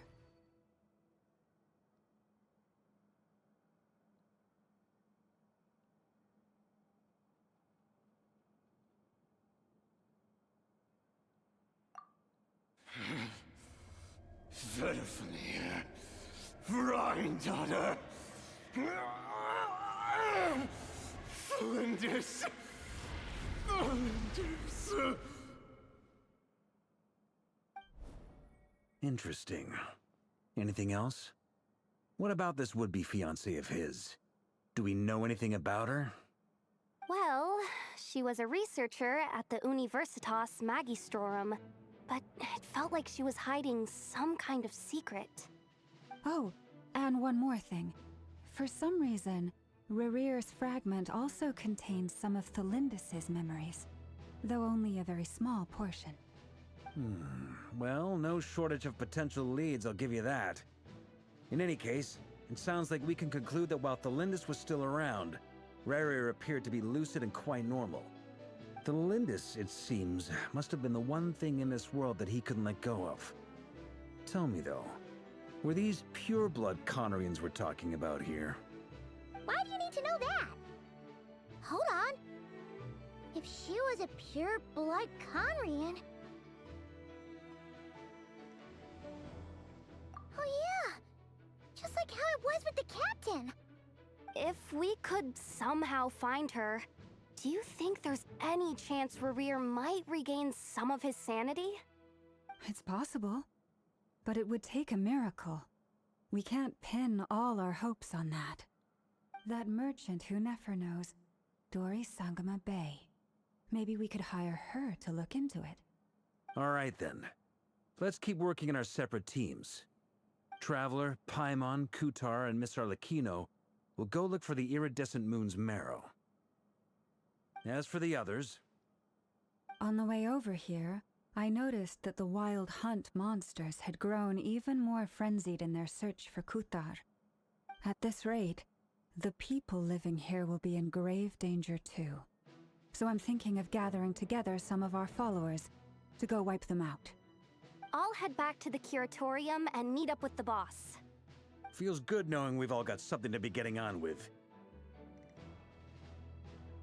Given that the Wild Hunt has been a lot more active lately, the Lightkeepers have likely begun their own operations too.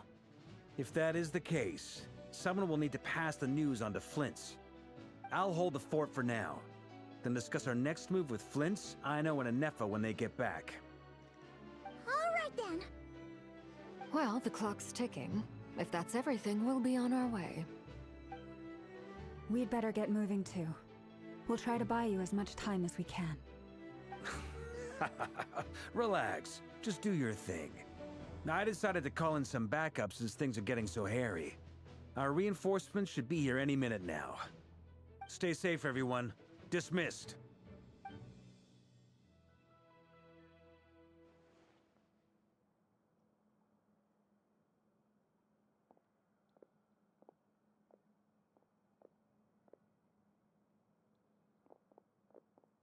We're back.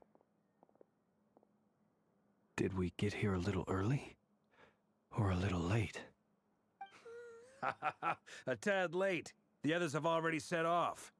To summarize, our resident moon goddess has found us a new ally, and Boss Nefer has uncovered some promising info. Everything going smoothly on your end? Not great. I don't know how long we can stall them for. The decoys are getting taken out way faster than we imagined. I'm gonna make some more later, but I need a timeout first. I'm so tired right now. Oh, right! Nefer, could you fill in Uncle Varka on what we just discussed with Flint's? Sure. Uncle Varka, you previously told us about how when you went to investigate a source of the Wild Hunt in Amsvartnir, you discovered that it was just a diversion. But according to Flint's intel, several outbreaks of the Wild Hunt had already occurred in Nodcry in the period leading up to that. That was before Rerir had regained his body, when he was far from regaining his full strength. In other words, in theory at least, he still lacked the means to act in two places at once. Flint's, with everything that's been happening, the Lightkeepers across Nodcry are rallying to fight back against the Wild Hunt. They're gonna need your help. I know, I'm sure you're capable of coming up with something far more effective than decoys. But for now, you should stay here and get some rest.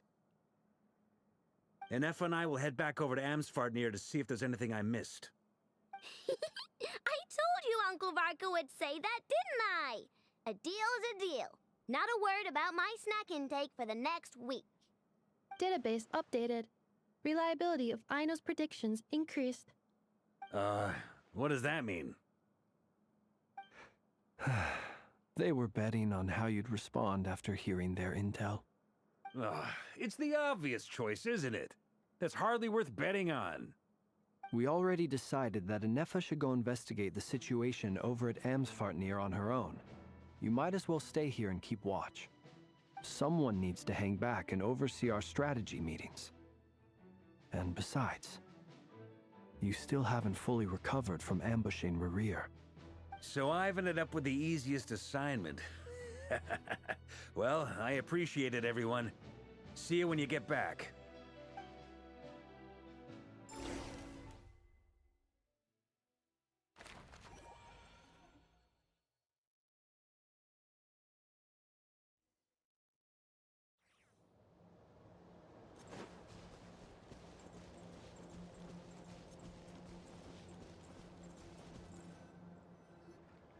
Here, this will serve as a good spot to cross over. Arlecchino, hold up a second. Since you brought us all this way, would you mind telling us what you've got planned? We still haven't got the slightest idea what's going on here. And if even Columbina doesn't know where the iridescent moon's marrow is, how do you? Simple. Because I am an inheritor of the royal bloodline of the Crimson Moon, and one of the last surviving embers of the Two Worlds' flames. Huh? Are you serious? As in, you're a descendant of that Crimson Moon dynasty we were just talking about? The one from ancient Conria? Your surprise is understandable. I was also taken aback when I first learned of it.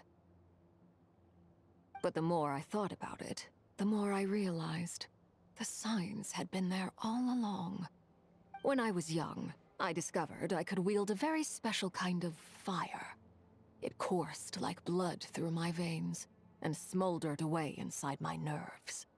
What's more, Whenever I experienced strong bursts of emotion or drew too deeply on this power, it was like some kind of presence within the fire would begin to gnaw away at me, consuming me from the inside out.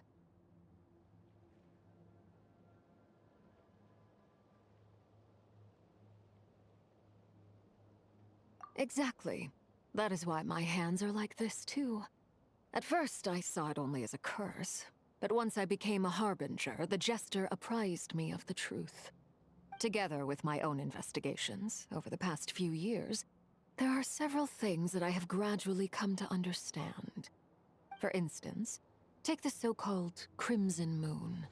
In truth, it is nothing more than the shattered remnants of the iridescent moon, fused with the abyss to prolong its lifespan. Since this blood flame was bestowed upon me by the Crimson Moon, it is a fusion of the iridescent moon's former power and the corruption of the abyss. You all understand the nature of the abyss well enough. I draw upon its power, and in return, it hungers for my soul. This strange blackness is the mark of corruption it has left behind. If I recall correctly, you once told me that if the corruption ever made it to your heart, you'd become a completely different person. Yes, and that's the reason I'm always careful not to push my power too far. It's essentially a never-ending tug-of-war. Oh, sounds intense.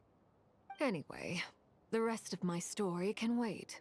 Is there anything else about the Crimson Moon or the Iridescent Moon that you're unclear about? Paimon has a question. So, the Crimson Moon that the Karians used to worship was actually the Iridescent Moon, right? Which was one of the three Moon Sisters.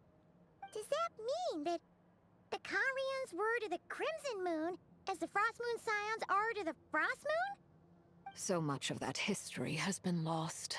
We have no way of knowing exactly what they were like. But I would suspect that the Conrians weren't as devout in their moon worship as it might appear. The iridescent moon's remains simply served as their link to the abyss. Later on, perhaps someone discovered a way to make direct contact with the abyss. Or maybe there was some kind of ideological divide. Either way, a dissenting faction staged a coup and drove out the royal heirs of the Crimson Moon dynasty. Still, even with the dark sun looming high overhead, the Crimson Moon's glow never truly faded. If you want living proof, it's standing right before you. The first time we met, I sensed something familiar in your presence. When I looked at you, I felt I could see that mysterious red moon in the corner of my eye. In your flames, I saw its broken image, surrounded by a strange black aura. Well, I appreciate that you kept it to yourself. Much about the Crimson Moon is still a mystery, and I'd prefer not to end up as the object of an insane research project. Anyway, time is against us here, so if there's any other questions, they'll have to wait. I just want to make sure I've got one thing straight. In her letter, Sandrone mentioned that since you are unable to contain the iridescent moon's marrow yourself, you intend to leave it in my custody. Correct? That's right. For now, it's the only way I can pay you back for your help.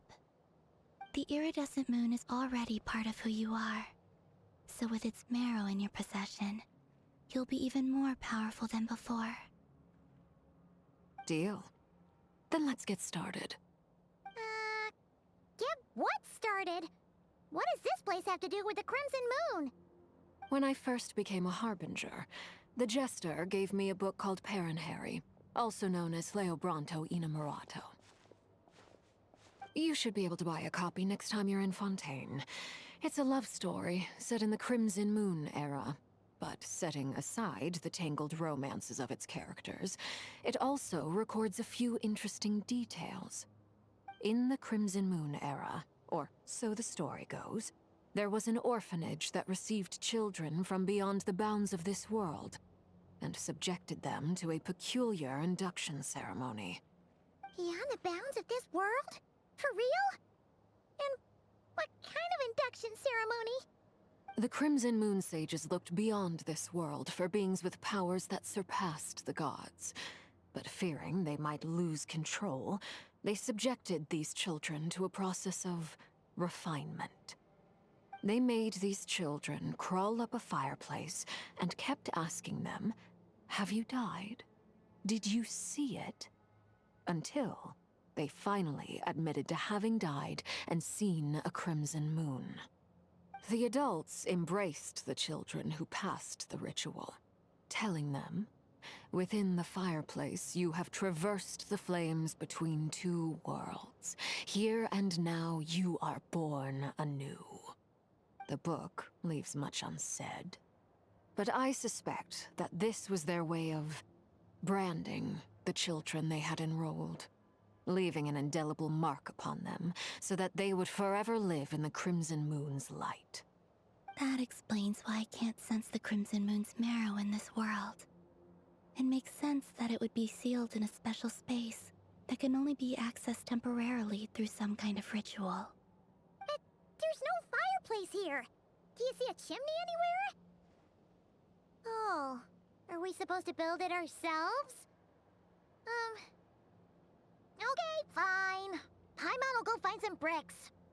That won't be necessary. The fireplace is purely symbolic. The key to the ritual is crossing the flames between two worlds. In other words, the flames that burn within me. Those burned away by such flames leave behind a kind of ghostly afterimage in the world. In the days of Conria, people believed they could be used to bridge the gap between the two worlds of life and death. In short, I can open a passage to that space for you. That's the easy part. The catch is I'll need to stay on this side to keep the passage open, so I won't be able to come with you. Once you're inside, you'll have to find your own way.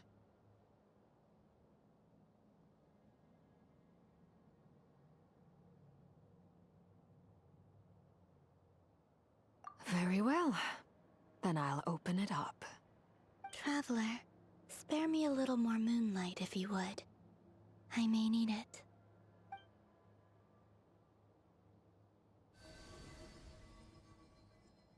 Thank you. I feel like I've recovered some of my strength now. It should be enough to move us across short distances and confront whatever dangers might await.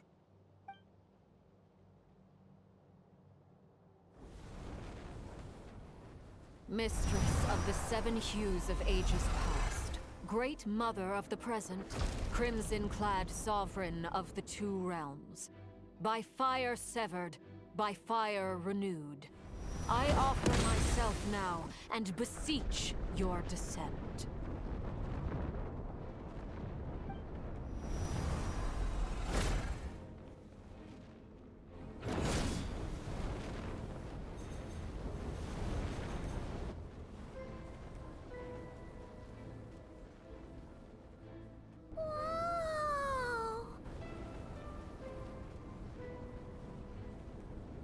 One word of advice. As you're crossing over, no matter what voices you hear, do not answer. Got it! I sense a sinister gloom inside, but also the familiar light of the moon. I feel that I am about to meet an old friend who has changed beyond all recognition. All right, let's go.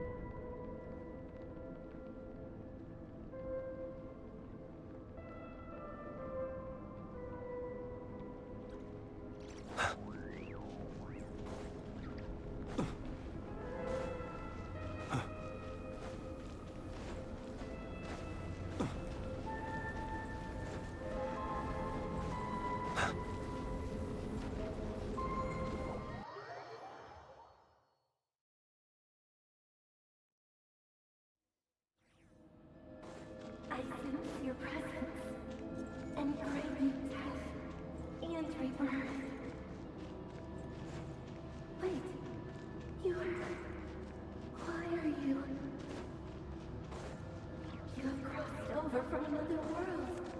Transcend the fate itself. I have no rights. Hey! Look up at the sky! A red moon! This must be the spot, right? Is that the abyss? It's practically filled the entire place. What now? What a tragic sight. Fragments of your broken body, seized by the abyss, and hung up aloft like mummified remains. Iridescent moon, was this truly what you wished for?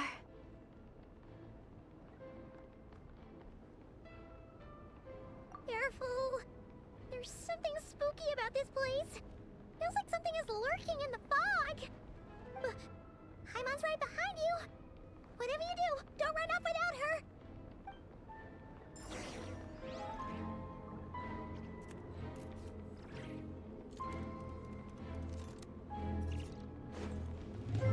By the way, Kalambina, didn't you tell us that the iridescent moon had shattered into pieces? The moon up there looks pretty whole to Paimon. How is that possible?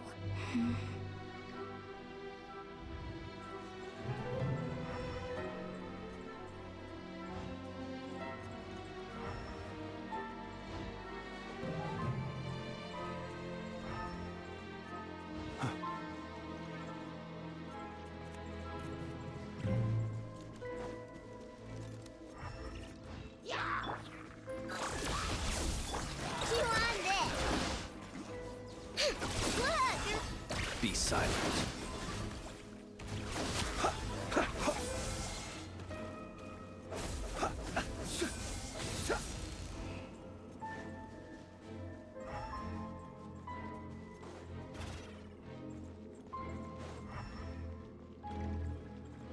Just like I thought. It was only a facade.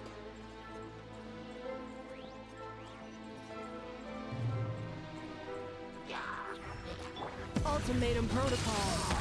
Defensive mode engaged.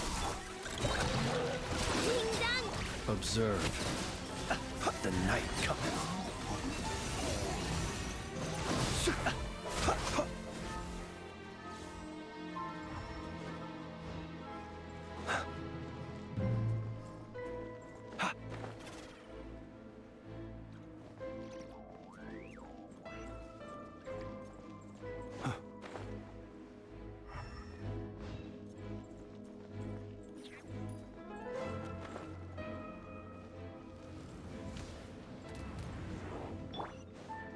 Cleanup sequence. Look, a rainbow! Close your eyes. Observe. Night falls.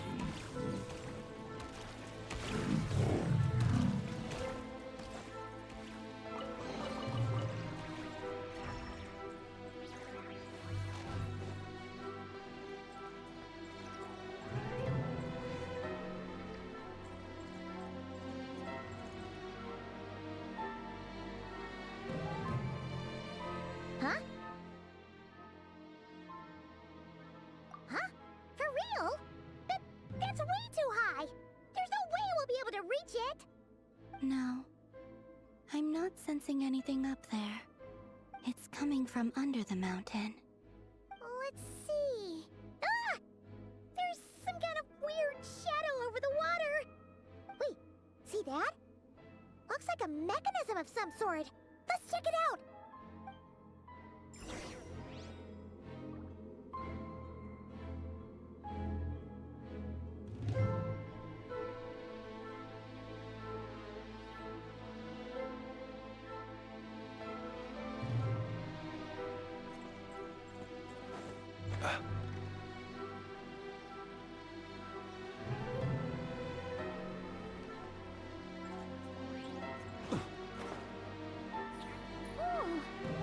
Looks like a device from the time of Kalia. Maybe people once came here to study the Crimson Moon's domain, and they left this behind.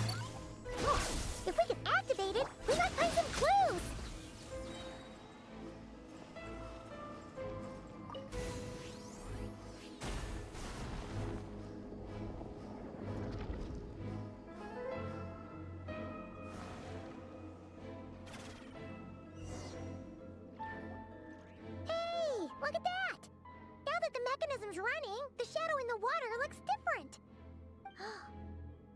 think these mechanisms might be the key to unlocking the secret? Let's try to find more of them! Thelindis, we'll leave the rest of the research in your hands. We'll be heading back now. I hope this isn't ruining date night. Ugh. Mind your own business. Just leave me some snacks on the table. Thelindis? Is that Riru's girlfriend? How come we're hearing her voice here?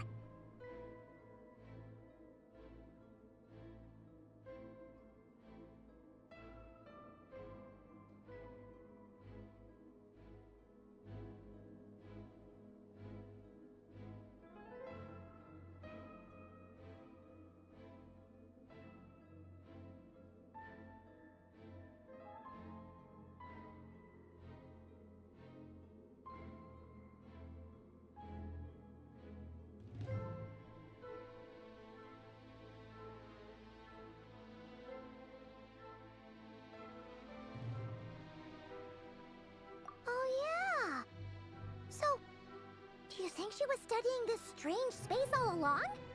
The Abyss has made this space extremely unstable. Maybe that's why some of the things she said and did were preserved here. Like echoes. Or after images. Whenever I see this view, it takes me back to a poem from my childhood. Waning moon, oh lifeless damsel, weeping on the mountain crest. Mourning still in wistful tone, her fragile soul now laid to rest. For me, of all people, to be here investigating the mysteries of the Crimson Moon space. Is it a coincidence? Or something more?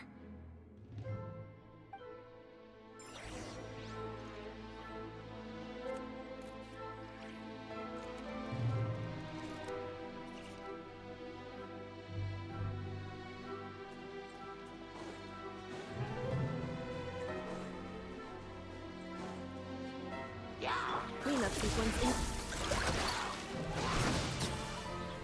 Can't hide the truth.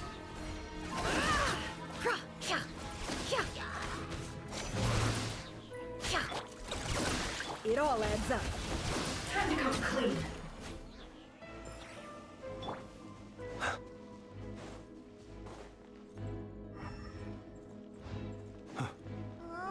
Looks like the Abyss has messed up this mechanism.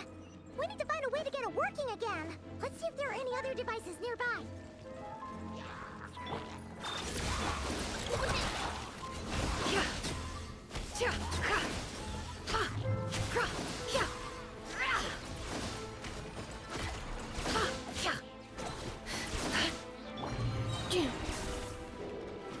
Defensive mode.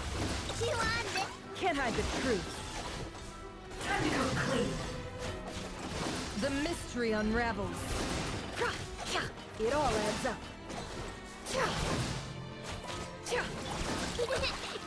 Insulation chamber.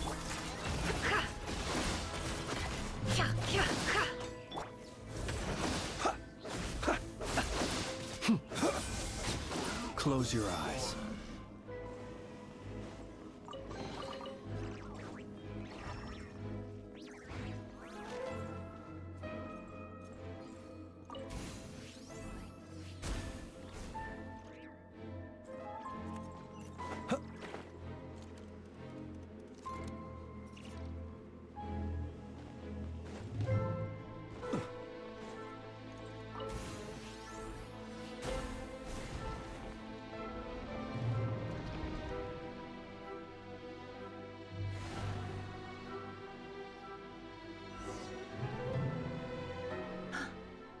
See. So the moon marrow, or rather the power of the 3 moons, is the key to unlocking. If it really does exist, then maybe this madness can finally be put to an end.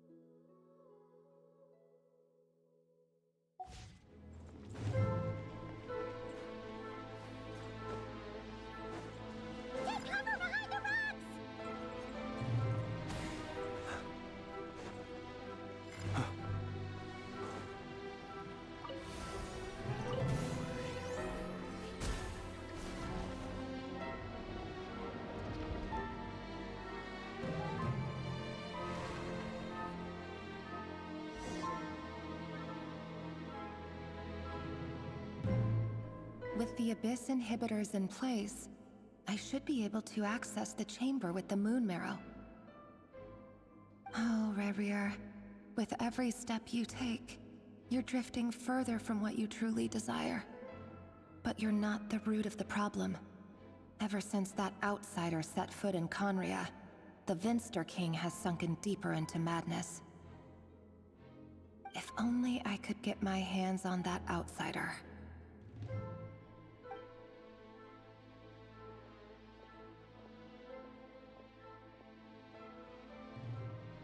Hey look! The moon's reflection is back to normal! Olympus's voice mentioned a chamber with the Moon Marrow. Do you think maybe it's hidden in the moon's reflection? It must be. For within it, I sense the fragile aura of a dying soul. Then there's no time to lose! Let's go!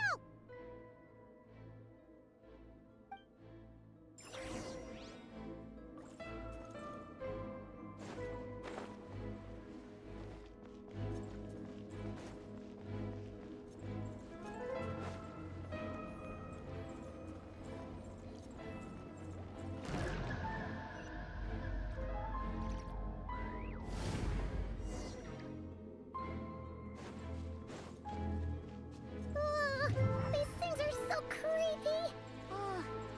Looks like we'll have to destroy them if we want to get to the iridescent moon's marrow. Cleanup sequence initiated.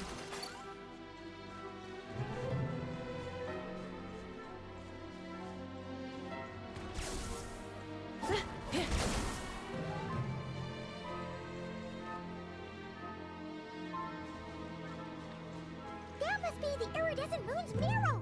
Oh, we'll need to destroy these things before we can reach it!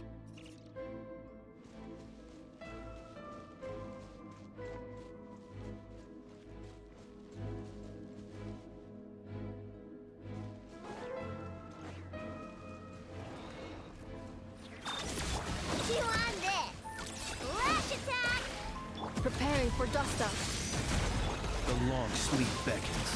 Observe. Close your eyes.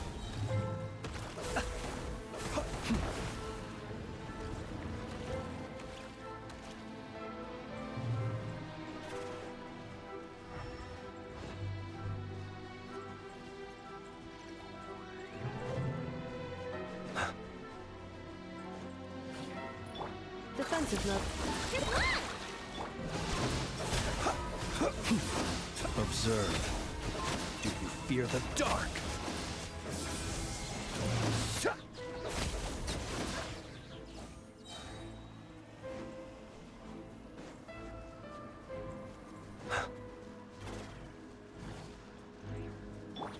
Cleanup sequence initiated. Go claw!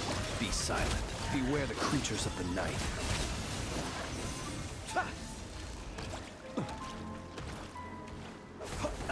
Hang in there! We're so close!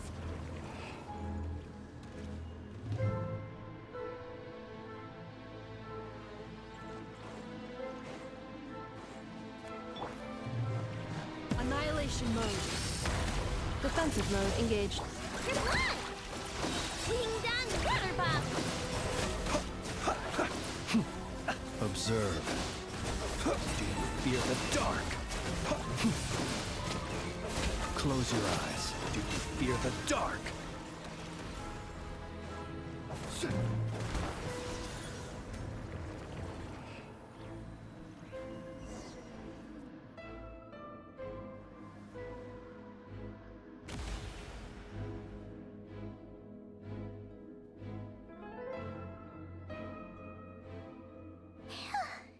We finally did it! The iridescent moon's marrow. Still burning away like an undying flame, yet now contaminated by the abyss. It has taken on a new form entirely. If we can purify the abyssal power within, we should be able to obtain its untainted essence.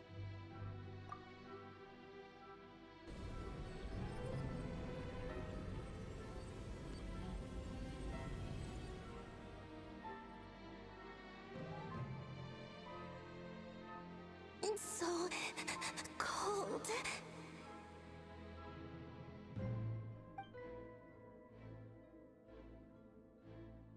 Is it you? Are you here? Huh? Are you talking to us? At long last, I can see you once more. Our fates have crossed, and I am finally free. I'm sorry, I lied to you. Even knowing what was to come, I still couldn't let go of the fear in my heart as death drew near.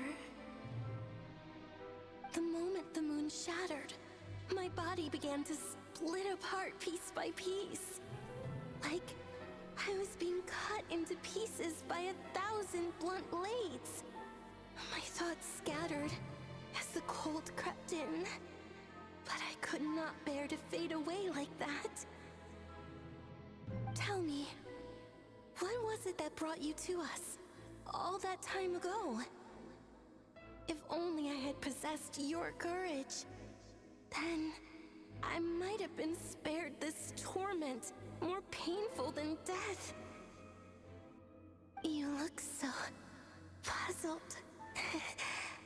That's how I felt too when I first saw you. But trust me when I say that everything happens for a reason. Farewell, Hypo.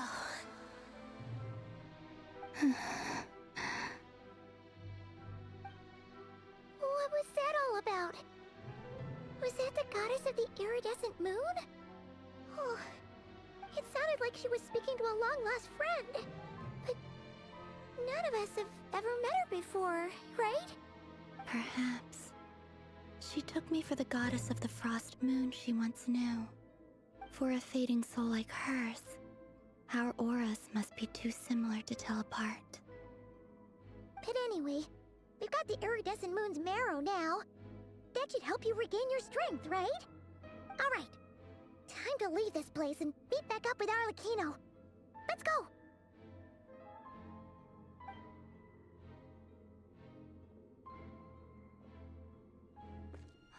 That's odd. This place looks different than when we came in. Waning moon, Huh? oh lifeless damsel. Oh.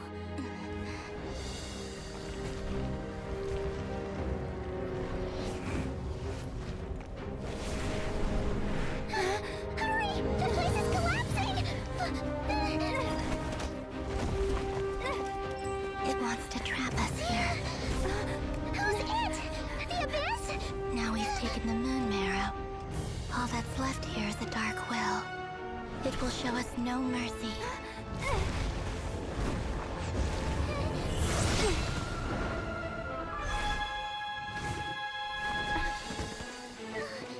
Give it back! The crimson moons! My marrow!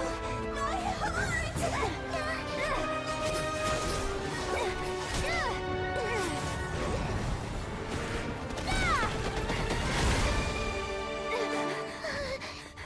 Finally! Huh? Oh no! The exit's blocked! They're back! Now what do we do? This is where you fall. Witness my rise. Hey, it's... What are you waiting for?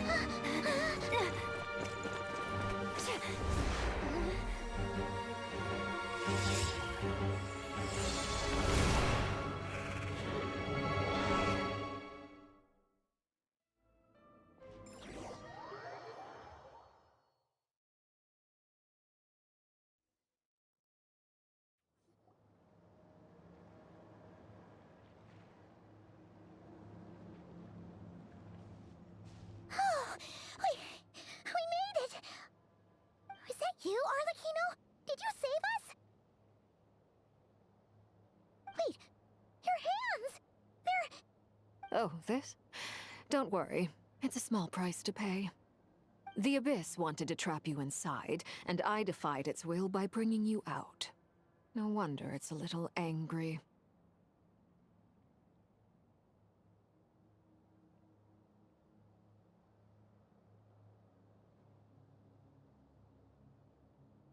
No. I have paid the price, albeit a small one, and it cannot be undone. My hands have already fused with the Abyss. Purification would simply destroy whatever's left of them. But surely... Oh... We're so sorry, Arlecchino. Paimon can't believe you'd make a sacrifice like this for us.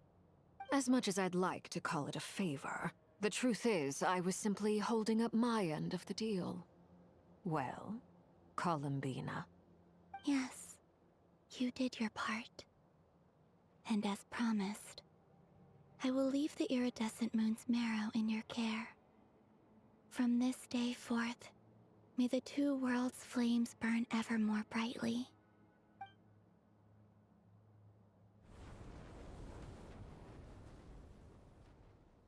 I'll take that as a blessing. Now, Columbina, give me your hand. Accept this moonlight I offer in return.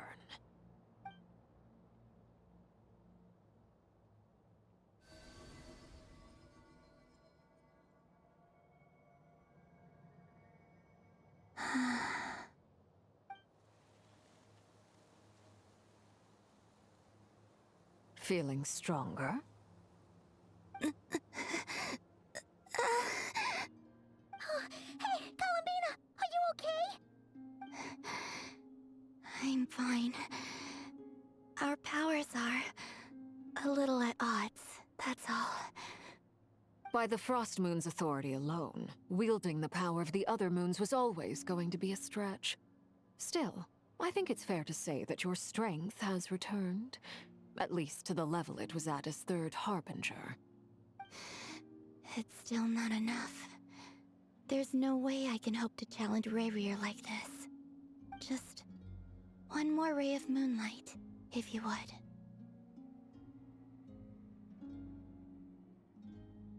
It's okay. I can take it.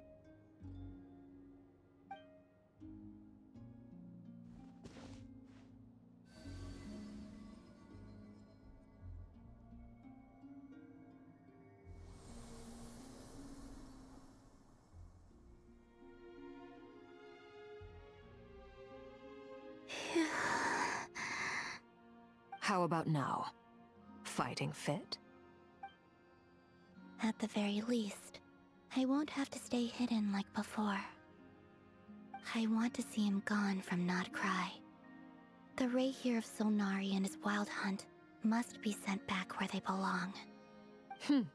Well, it's good to have something to aim for. You certainly seem more alive now than you did earlier. When I first met you, you didn't strike me as a ray of moonlight. More like a wisp of fog drifting in from who knows where, ready to scatter at the first sign of a breeze. But now, you're full of vitality. Just like the Frost Moon, once the brightest of them all. May you keep shining, Columbina. This is who you are. Thank you. Look after yourself too, Arlecchino. I know you have plans of your own, and that's why you're always seeking to grow stronger. But whatever you're after, don't let the Abyss take a hold of you. I do not wish to see you go down the same path as Rayrier. I appreciate the concern, Columbina. Although perhaps it's time you took a new name. A new name? Kutar, the Moon Maiden, Columbina. They're nothing more than code names. They describe who she is and the roles she's played, but they're not her real name.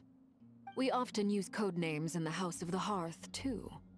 But it's knowing your real name that keeps you grounded. Up till now, you've been living a wandering life, so you've probably never really cared. All I'll say is this. Once you've defeated Rayrier, give it some thought. All right, that's it from me. I'll get you back safely first, then go meet up with Sandrone. You're the best!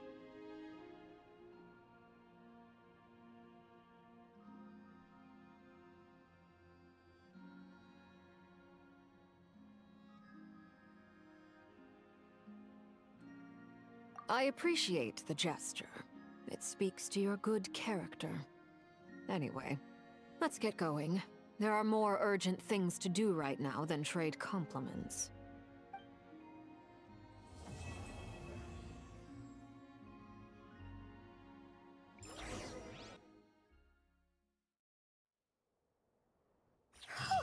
It was a close call, but we got the iridescent moon's marrow and restored Columbina's strength.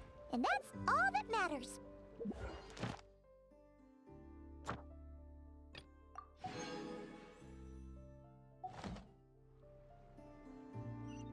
In other words...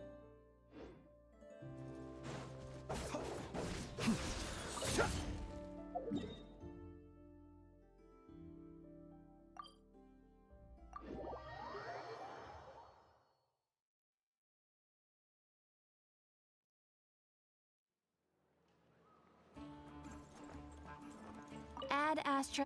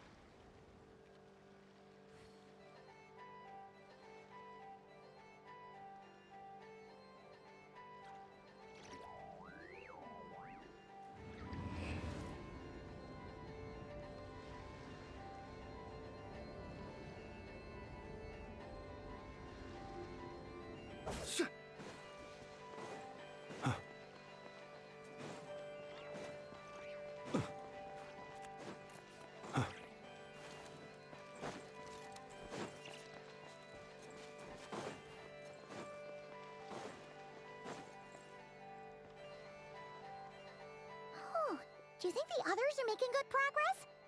Hope it's all going smoothly. Oh, hey look! They made it back as well! Flintz! Llama! How'd it all go? All is well, thank you. Nefer and Yehuda had to stay at the curatorium to wrap things up, so they won't be joining us for now. I ran into Miss Nefer and Miss Aino on the way back. Their work is still in progress, so I suspect they won't be back for a while either. You seem rather cheerful today, Mr. Flintz.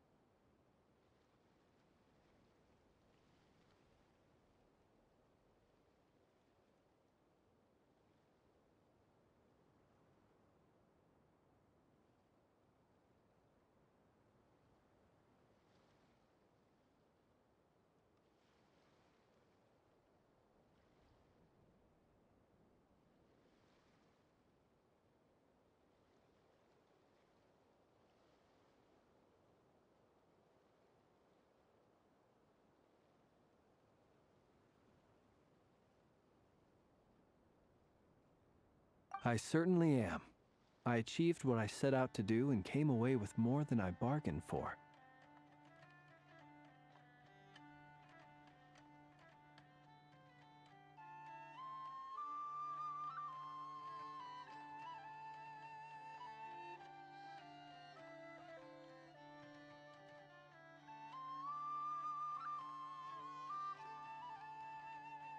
Fighting alone can get quite tedious, but I had the good fortune to run into a pair of brave young warriors. We meet again. How have you been? Albedo! What are you doing here?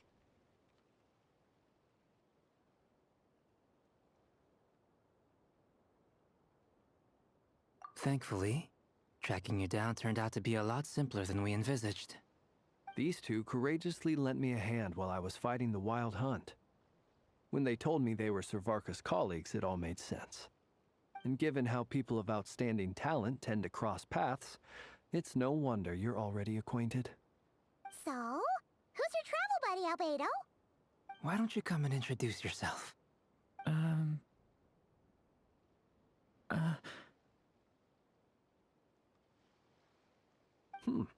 A gentleman of few words, I see. And a rather stern countenance. I presumed you were acquainted with him. Is that not the case? It's nice to meet you. Again. We've technically met before. Wait a sec! You're Minnie Durin! That's right. It's me. I'm glad to see you again. By the way, he says it's okay if you drop the mini. Yeah, I'm not as mini as I used to be. Interesting, isn't it? The first step towards blending into human society appears to be reflecting on whether one's name really reflects who they are. Wow! You look so different! In a good way, of course. It's great to see you looking so healthy. Thank you, Paimon. And although you're as mini as ever, I understand that diminutives don't always convey endearment. I'll be sure to simply call you Paimon as a sign of my great respect for you. Wow! You're such a smooth talker now. Paimon could get used to this. From now on, you may refer to her as your esteemed guide, Paimon. Personally, I think our little Paimon is the perfect size. When people call her Little Paimon, it's just because she's so adorable that they can't help themselves. If that's not a sign of endearment, what is? You're absolutely right, Miss Lauma. My brother still has a long road ahead of him when it comes to understanding human relationships. Anyway, speaking of long journeys, didn't Columbina, leave with you? How come she isn't back yet? She's been catching up with old friends. Wouldn't be surprised if she stopped for a cup of tea or 10 on the way back. Uh-oh. People are talking about me. Hope it's nothing negative.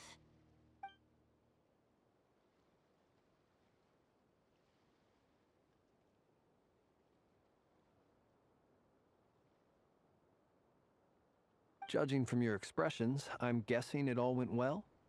It's getting crowded here. I'll go grab some chairs. No need. This is a job for an alchemist. I'll whip some up momentarily. Thank you for your hospitality, ladies and gentlemen, but I was merely escorting my friends back.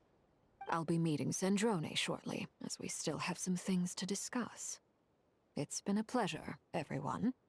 But this is where I'll say goodbye. We really appreciate your help. Oh, come on. Spare the formalities. I'm just glad I could help out some true friends. I understand. Well, bye for now, Harlequino.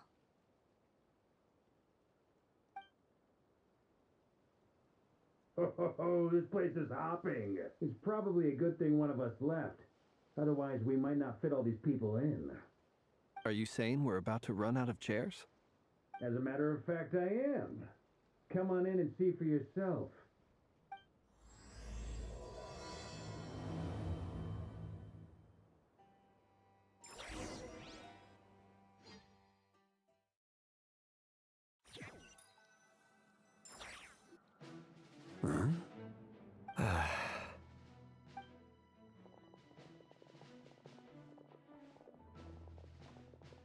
I overheard your little chit-chat outside, by the way. With Miss Columbina's colleague gone, we should be back to the original crew plus the other colleagues I brought in. Though, it looks like we have another new face. Someone else managed to rope in a colleague too? Frankly, you and Paimon are the only people I know here. This here is Deansliff, colleague of Tibet's greatest guide, Paimon, and greatest adventurer, the Traveler.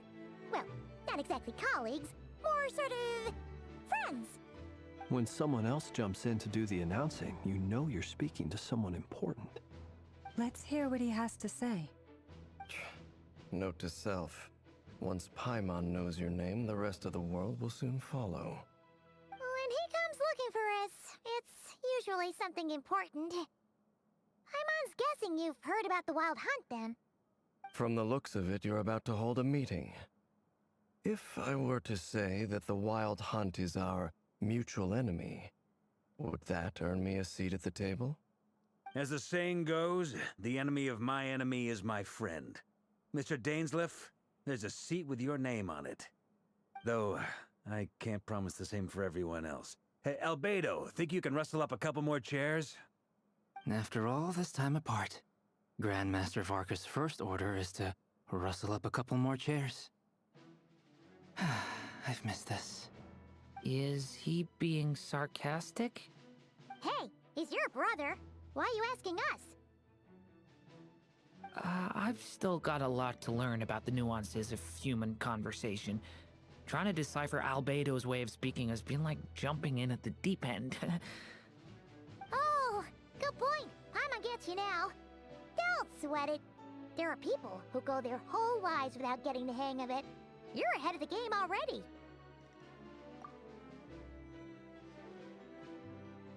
I wonder what's taking Nefer so long. Perhaps you should go and check in with her. If anyone can hurry her along, it's you. I just got back from the curatorium.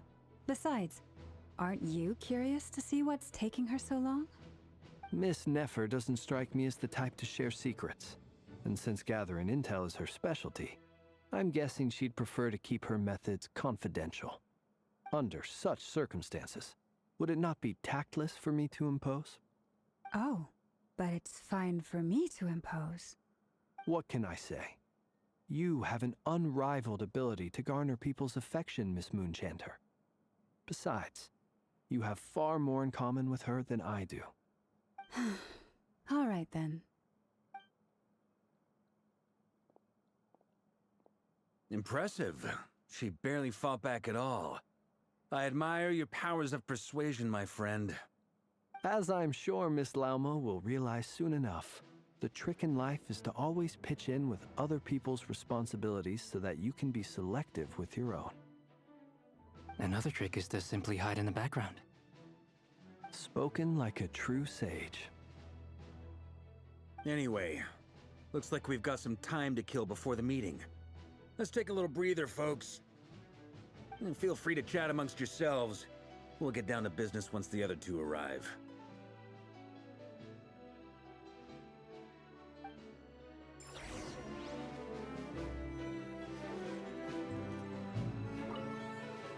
You're both awfully quiet.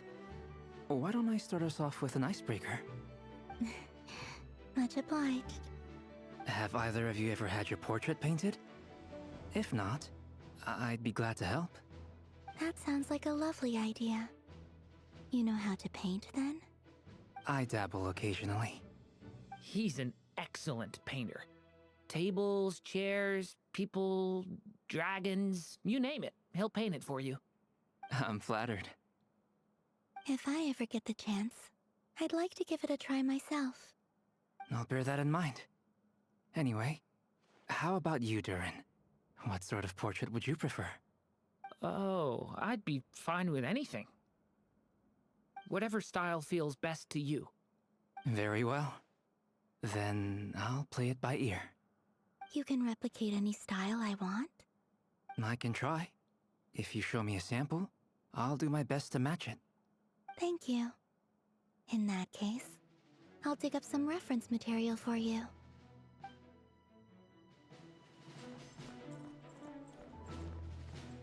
Is there something you'd like to say to me? Yeah! For starters, why'd you just show up here without even giving us a heads up? If you think back to our previous interactions, you may recall that that's hardly out of character for me. You do have a point there. Oh yeah! You'll need to find somewhere to stay the night too, right? Wanna tag along with us? You never know. We might get a group discount. Sure, let's do that. Great! Paimon will handle it! And in return, we can get Dainsleif to be our very own personal bodyguard. If that's what you had in mind, you should have said so sooner. I'd be happy to help. Oh, okay then. Paimon was only kidding, but good to know. Anyway, since we're all here together, we might as well watch each other's backs. That's just what friends do, right? Indeed. Thank you.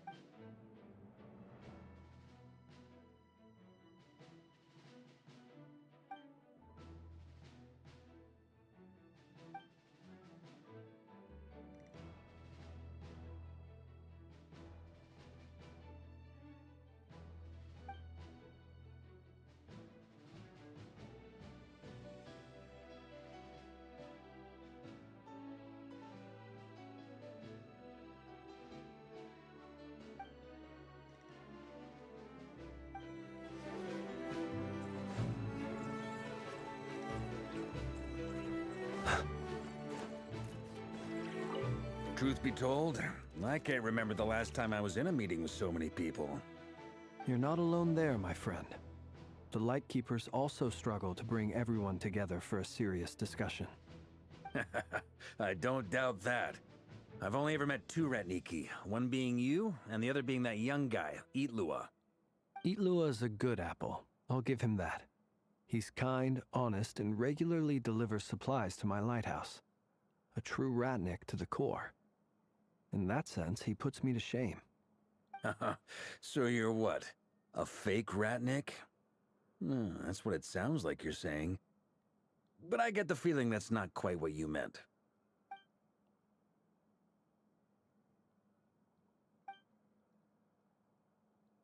Come on, why the awkward silence?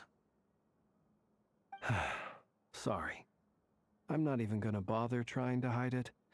You've known all along, haven't you, my friend?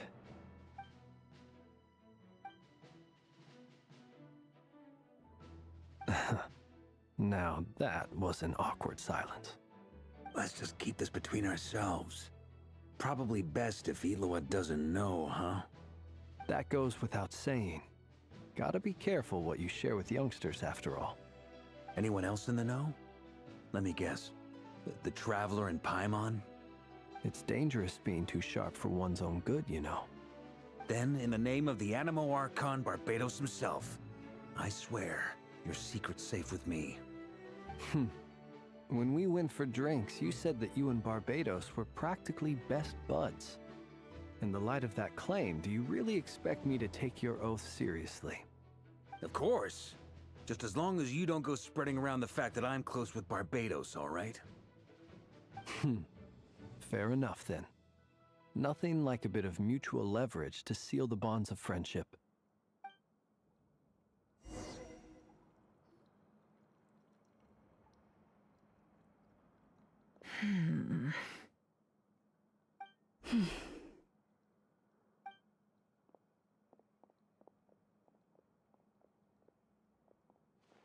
Ah, Miss Nefer.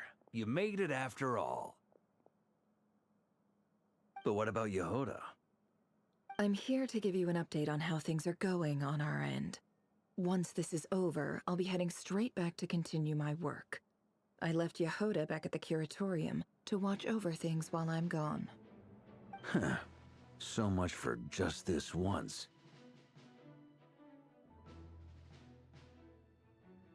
Shh! Not so loud! We're on a roll here. What if she remembers and suddenly decides to back out? Did you say something, Mr. Varka? Huh? I didn't say anything. Right, Flints? Must have been a frog. They get so noisy around here at nighttime. It's like they're putting on a concert in the background. Anyway, before we begin, there's a few introductions to make. Let me start by saying that it's an honor to be speaking before so many distinguished colleagues and collaborators. First up, we have Miss Lauma. As Moon Chanter, she's the leader of the Frost Moon Scions, a local religious community in Nodcry. Then there's Miss Nefer, boss of the Curatorium of Secrets, an intel gatherer extraordinaire. Nefer is leading the investigation into Rerer's background, assisted by Yehoda and Lauma. From the little I've heard, they're making some great progress. Over here, we have Mr. Flints, a ratnik and guardian of the abandoned lighthouse. In our last operation, he courageously distracted the Wild Hunt to buy time for the rest of us. For those of you who've never met, this is Mr. Albedo, a renowned alchemist and captain of the Knights of Favonius investigation team. By his side is a new face for us all, myself included, Mr. Durin, who has come to lend his aid. Next up, we have the Moon Maiden and former Fatui Harbinger, Miss Columbina. Then we have the Traveler, who's earned more titles than I could possibly hope to list out, so I'll spare you the rundown. And Paimon, the ultimate travel companion and quite possibly the best guide in all of Tevat. Wow! That's a lot of people! Great turnout! Miss Nefer, it looks like you might have another job coming your way, so, congratulations on the booming business, I guess. You think I haven't got enough on my hands as it is? Who's looking for me now? That would be me, Miss Nefer. I have a commission for you. And you are? Who I am doesn't matter right now. What does matter is that I'd like you to gather more intelligence about the Recher of Solnari. Well, it's not as if we never take on anonymous commissions, but in your case, I'll have to decline. I'm gonna take a wild guess and say your job's probably more hassle than it's worth. Something about you seems like bad news. It's my eyes, isn't it? Conrian, I assume. And what's with the mask? Are you trying to hide your identity? In any case, the fact that you're even still alive raises an awful lot of questions for me. My name is Dainsleif. And yes, I am from Conria. As I'm sure you're aware, the Recher of Solnari's real name is Rerir. He was once an acquaintance of mine. Really? Then you must have been quite an influential figure yourself. You flatter me, but none of that matters anymore. My point was simply to clarify why I have asked Miss Nefer to investigate Rerir's background. So you're both from Conria, and it sounds like you used to be friends? What am I missing here? Surely you already know how he became one of the Five Sinners. I'll tell you everything I know. The history of Conria, the names and identities of the Five Sinners. I remember it all like it was yesterday. I have never spoken openly of this before. But the truth was exactly as people say. The Five Sinners were each driven by their own desires, and it was by playing upon these that the Abyss tempted them to their fall, tearing Conria apart in the process. The visionary, Vedafanir, who wished to foretell the future. The wise, Haroptatir, who sought limitless knowledge. Gold, Rhindaughter, who desired to create life. The foul, Surtologi, who pursued supreme strength. And last, but not least, Raker of Solnari, Rerir, Ravager of the Moon. Of the five, Rerir is the only one who remains a mystery to me. He never harbored grand ambitions. So what changed in the space of a single night? How did he come to fall like the others?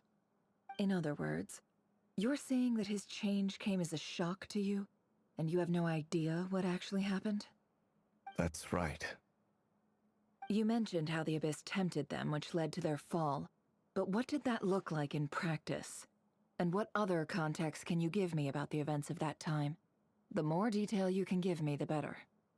Strangely, now that it comes to it, I hardly know where to begin. The fateful night took place during the era of the Eclipse Dynasty. One day, my elder brother, the visionary, Vedafenir, was summoned to the palace by the Vinster King, only for the king to gouge out his eyes and cast him into the dungeons. When I came to hear of this, my fury knew no bounds. I gathered together every ally I thought I had, and together, we set a night to storm the palace and free Ved. Centuries on, the memories of that night still haunt me like a never-ending nightmare. We broke through the palace gates, just like we had planned, each striking towards our separate targets. But then, I was betrayed. Even Vedafenir, the very person I had come to rescue, abandoned me and partook of the Abyss's power. So, it's personal after all. Then tell me, Mr. Dainsleif, what price are you willing to pay? You, of all people, must know that nothing comes for free. I cannot say what price would be worthy of such a commission. But know this. Rerir was not always a madman. Believe it or not, there was a time when he was just an ordinary man, working for the Conrian Intelligence Service. Uncovering the truth of Rerir's past is the only way to unravel this mystery. But before you decide if you will accept my commission, I will tell you more about him. Enough, I hope, to help you plan your next move. Sounds pretty good to me. Feels like we just flagged down a random passerby, only to discover he's actually a master strategist who has a score to settle with our enemy.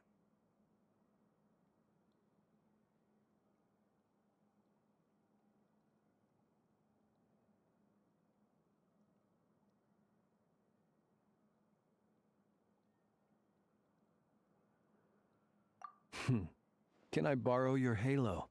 It could be useful in the lighthouse. Hey, enough with the wisecracks! Besides, isn't that lamp of yours bright enough already? Relax. It was meant to be a compliment.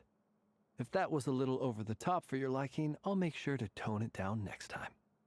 I'll give your proposal some serious thought, Mr. Dainsleif. Let's speak in private once the meeting is over. Before that, there's a few things I'd like to share.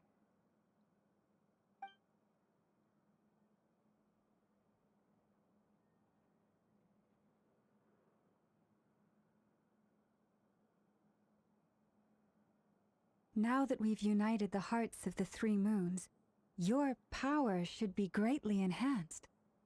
But it seems like that hasn't happened yet? I believe it will take a little longer. You've done so much for me, so I want to be completely honest with you all. Even though I'm doing a lot better now, the truth is, my recovery will likely be an ongoing process. From the moment I was born, my power has been slowly ebbing away. And that is because Tevat has never accepted me. Even with the moons united as one, it seems my rejection cannot be undone. So far, I have yet to find a solution. It may turn out to be a problem that will plague me until the day I finally leave this place behind. Even so, I will do everything in my power to help you drive out the Raher of Solnari. As Arlecchino put it, This is not about chasing the spoils of victory. It's just a gesture of heartfelt gratitude. Kutar.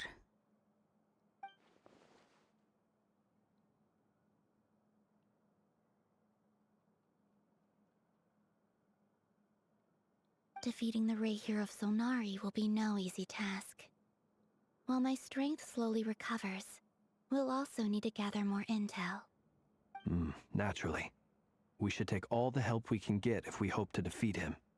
We've considered several viable plans now, but our choice hinges on the answers to a few key questions. Is it even possible to kill Rahier? What experiences shaped the person or monster he became? And what's he really after? Given Albedo's expertise in alchemy, I think we should leave him to try and answer the first of these questions. Understood. As for the other two, I'm afraid we'll have to count on you again, Miss Nefer. Believe me when I say it's not my wish to burden you. But right now, relying on your skills is our only option. So you're placing all your hopes on me, huh? We can't thank you enough for agreeing to help us. Honestly, I can hardly believe how lucky we are. You sure have a talent for changing your tune, Miss Moonchanter. Timid like Yehoda one moment, then flinches insincere flattery the next. Ladies, please. I must object to your portrayal of me. That's all. Feel free to keep bickering. Just pretend I'm not here. I almost don't want to leave this room. I'm curious to see how this plays out. I have faith in you, Miss Nefer. Something tells me you'll stand by us until the very end. Oh? And what makes you so sure of that? What if I suddenly decide that my compensation is insufficient? This isn't about the money. I can sense that you've got a deep-seated distaste for Rahier. And knowing you, that alone is motive enough. Look at them getting along so well. Like two peas in a pod. And I'm the one they accuse of insincere flattery. There is no justice. Miss Lauma, you have to understand something. Unlike you, I don't actually enjoy having everyone's hopes on my shoulders. Is that right? Well, maybe the fact that I'm willing to put my hopes in other people says more about me than you. But the fact is, I also trust you. And that's because I know that you're someone we can count on. Anyway, we've got our plan, so let's get moving. Mr. Dainsleif, let's talk. And Traveler, once we're finished, if you've nothing else planned, I'd like you to come with me. This whole experience is teaching me a lot. For instance, I now know that when other issues come up in the future, I'll have far more luck getting Lauma to convince Miss Nefer than trying to do it myself. Hate to say it, friend, but that's one of the funniest things I've heard in a while.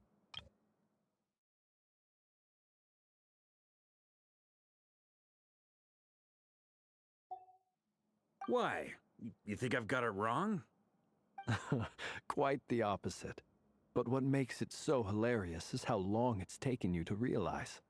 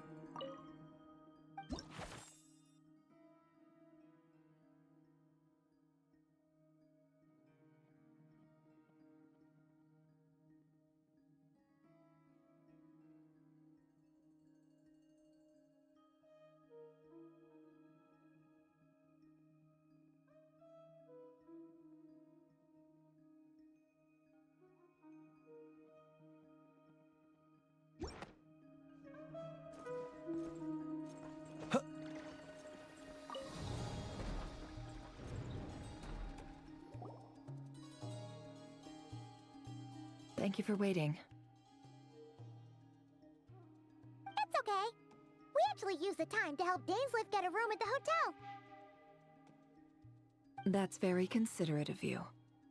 Now, I trust you share my curiosity about Rarier's past, and you seem fairly familiar with Mr. Dainsleif already.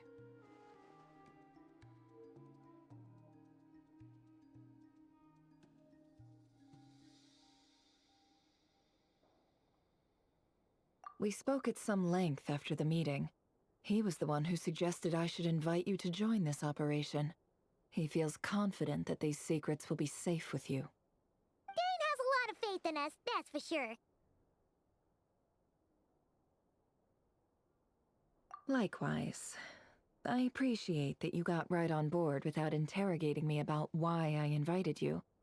It shows that you trust me to explain everything in due course. That's because we know what you're capable of. We appreciate you too, Nefer. You might have been forced to help in the beginning, but this time, it was your choice. That's one way to put it. Another is this, that once a decision's been made, it's set in stone. After that, my only goal is to see it through.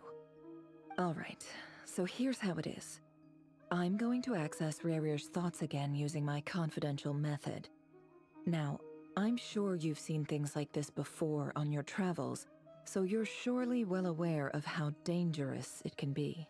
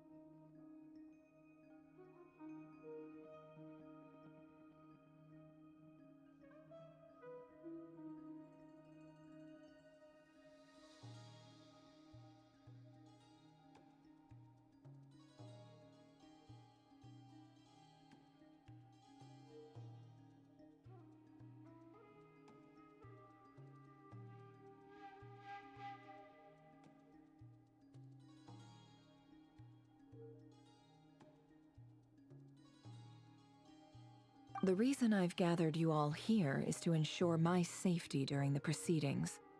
I plan for us to enter the fragment of his consciousness together, and once inside, I will focus on searching for information. Think of this as a diving expedition into someone's brain. If I'm the diver, you are my safety equipment, tasked with keeping me alive while I'm under the surface. Once the ceremony begins, we will all be spying on privileged information. But in the interests of safety, you must remain absolutely silent at all times. We will discuss our observations after the ceremony has concluded. Lastly, any individuals of a weaker constitution are advised not to partake in the ceremony. In any case, Paimon has her own job to do, which requires staying in the room but not joining the ceremony.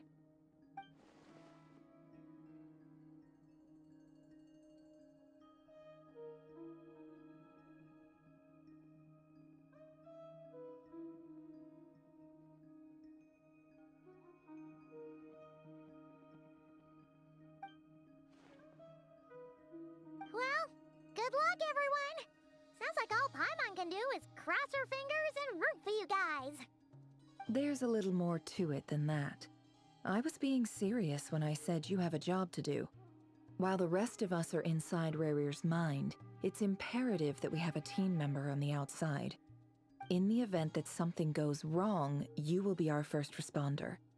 I don't anticipate any issues, but the extra level of safety will be greatly appreciated. I second that. This is a dangerous operation here, and you're our whole rescue team.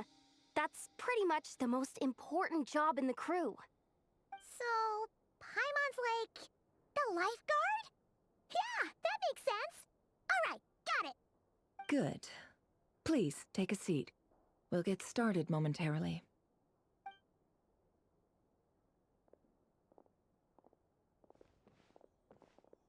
So, did Mr. Dainsliff tell you anything else? He told me that he believes Rarir kept some big secrets in his life. He's not sure that they were the cause of his eventual downfall, but he's asked me to uncover what those secrets were all the same. But surely you're not planning to go through with this, no matter the cost.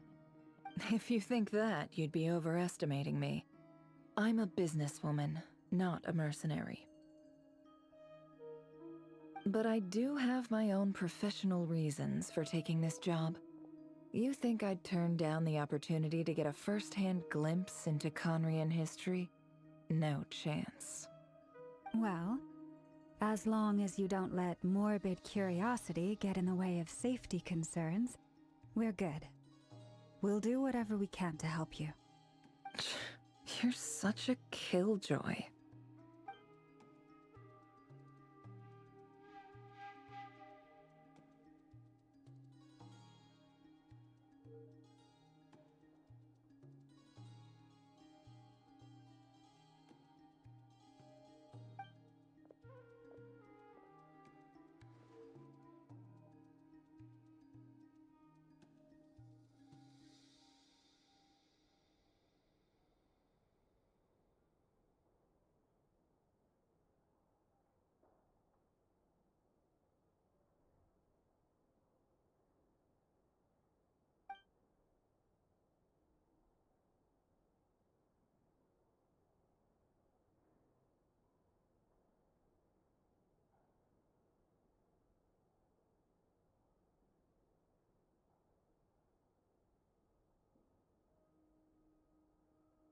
All right, I'm good to go. All set over here, too.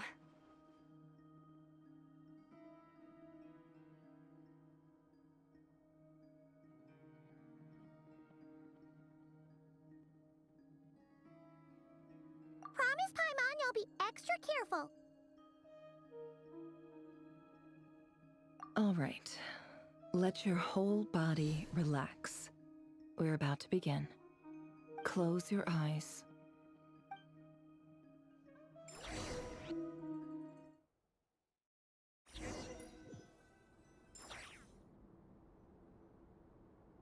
Phew. Could this be his office? Pretty standard setup. Bookshelves, paperwork, files. According to Dainsliff, Rarier used to be an intelligence operative. Chances are there's plenty of top-secret intel stashed away in this room. Is this where you keep your secrets, Rarier? Can't say I'm not looking forward to this.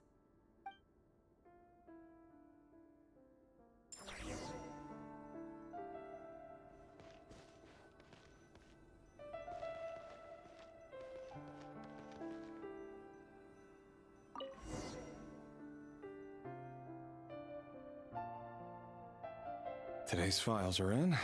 Time to wade through them, just like usual.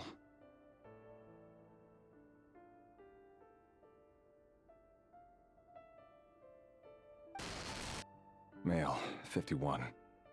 Occupation, cook. Confirmed Crimson Moon descendant. Has maintained frequent contact with other descendants over the past year. Poses a threat to the dynasty. Neutralized on...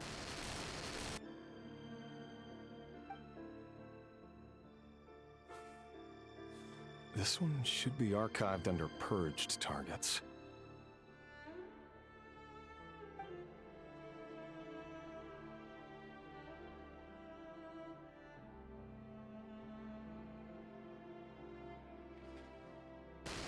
Female, 23. Occupation, office clerk. Confirmed Crimson Moon descendant. Has maintained frequent contact with other descendants over the past year. Poses a threat to the dynasty.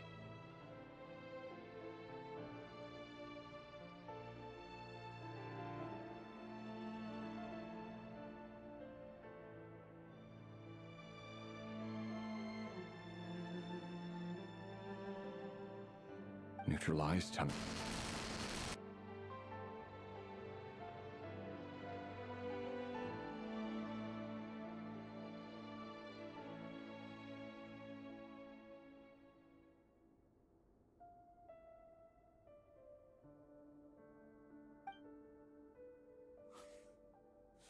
Another one for purged targets.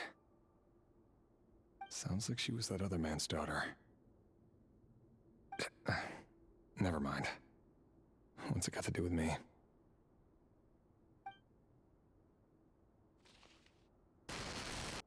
Male, 40. Occupation, teacher.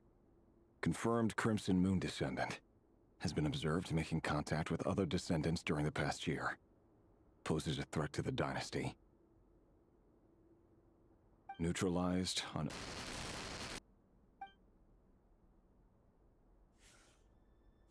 Just another nobody for the archive. Come to think of it, I remember surveilling this man. A case like his never would have been considered a priority in the past. Huh. He barely even interacted with other Crimson Moon descendants.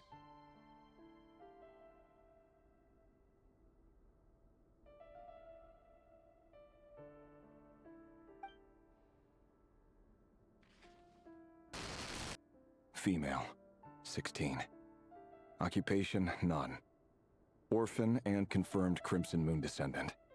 Has been observed making contact with other descendants during the past year. Poses a threat to the dynasty.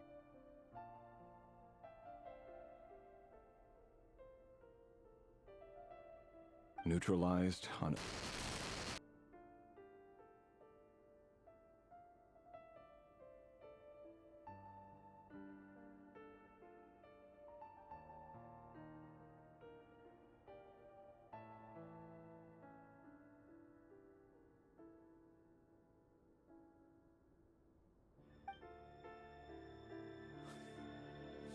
Filed. I have no recollection of this girl. None whatsoever. She doesn't seem to be anyone important, but then again, how many of them really are?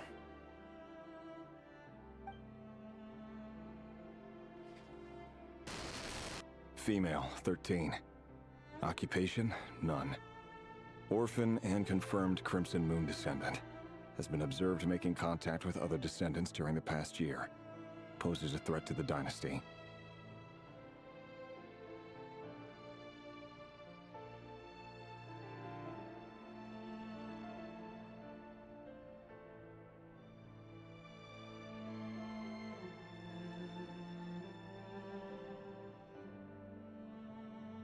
Neutralized and...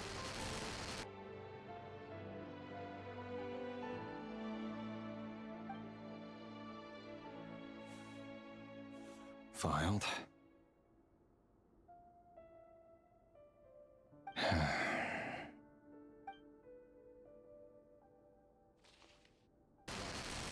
Male, 11. Occupation, none. Orphan and confirmed Crimson Moon descendant. Has not been observed making any contact with other descendants during the past year. Poses a threat to the dynasty.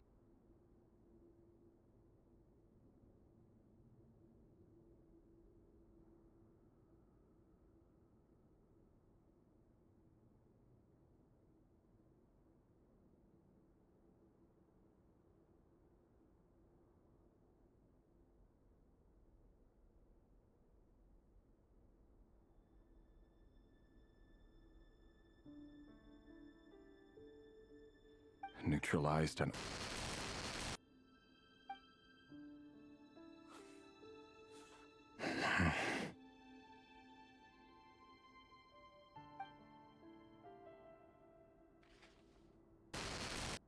Male.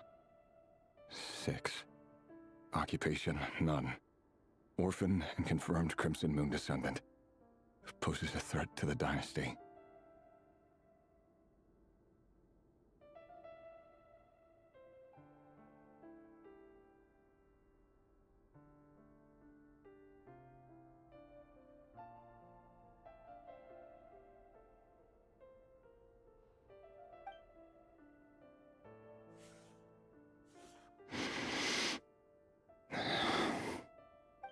It's funny, isn't it?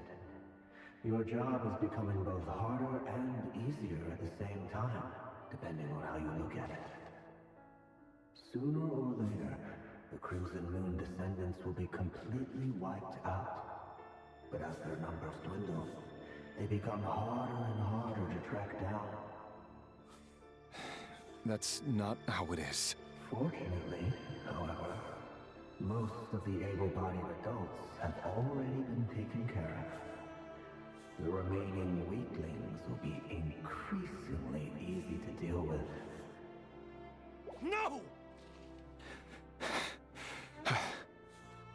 No. My job is to ensure the survival of the Eclipse Dynasty.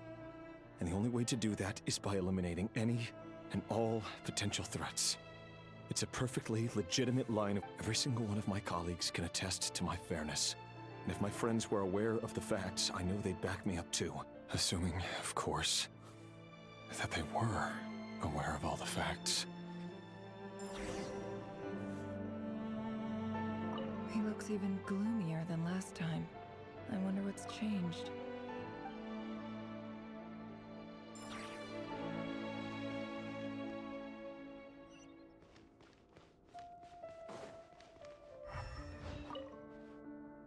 A file tucked inside a folder. The title reads, Dear Breakfast Shop Owner. It's a list of names. But at this stage, I have no idea who any of them even are.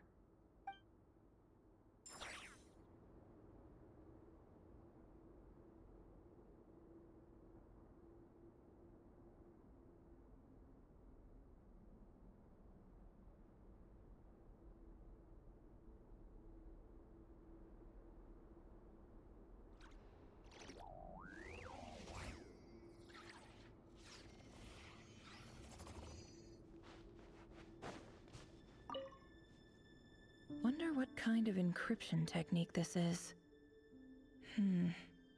Seems like it has to be inserted into that camouflage device nearby. Aha! It's an audio recording. Please, hear me out. I can't shake this feeling that someone's been spying on our house. No, I'm not being paranoid. It's true. I saw someone dressed in all black. It was a couple of days back, but that was on another street, not near my house. I swear, I know what I saw! There's a note in the margin. Surveillance of the run for their residence has concluded. We apprehended the target and filed the mission report last night. Could the voice in the recording belong to one of Rarir's targets?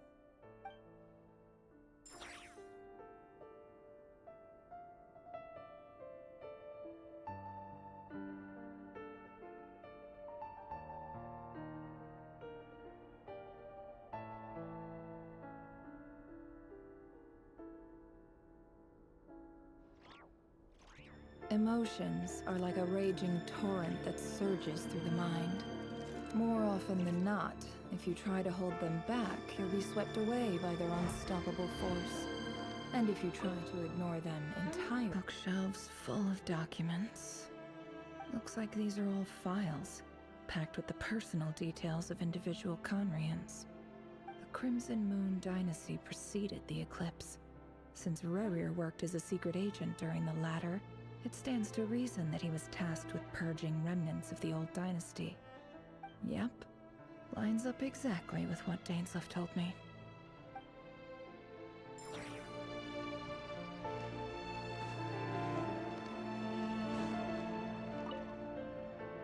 A box containing a ring inlaid with a precious gem. Must be for his girlfriend.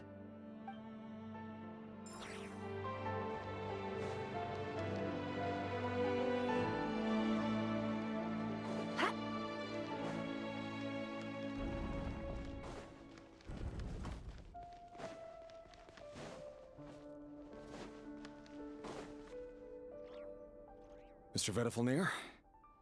It's been quite some time since we last met. Rerir, I trust you're here because you have something important to discuss. Forgive me.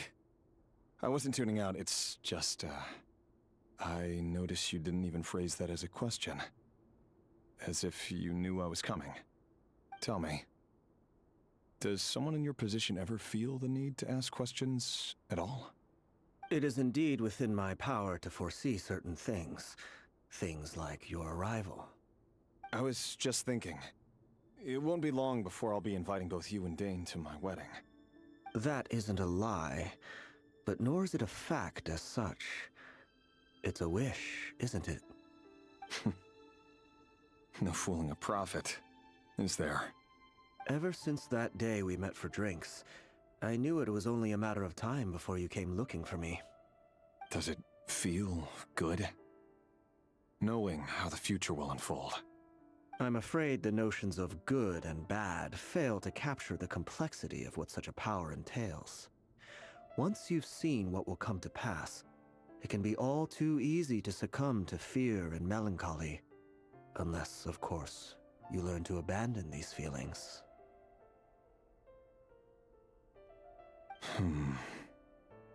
You fear my silence, and long to hear the words I left unspoken that day. That's right.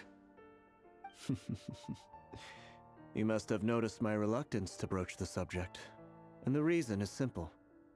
Because the truth could never have lived up to your hopes. For both our sakes, such words are better left unsaid. The burden of prophecy was never meant for your shoulders. So who exactly do you deem worthy to hear your prophecies? None but our exalted king? Or rather, our king as he once was. You're closer to his majesty than I am. You must know better than anyone how much he's changed. You say that as though it is to my benefit. Yet precisely because of that, I dare not speak rashly. A king can turn out to be the most virtuous of rulers, or a tyrant more terrible than the most vicious of dragons. You are so wise and far-sighted, yet still you would have me live in fear of the unknown? You make a fair point. Especially given my silence alone was all it took to send you spiraling downwards. Very well then. Let me offer you some advice. And I say this not as a prophet or a visionary, but simply as the brother of your friend. For many reasons, there is very little chance of your marriage ending in happiness. If happiness is what you seek, you should find another fiancé.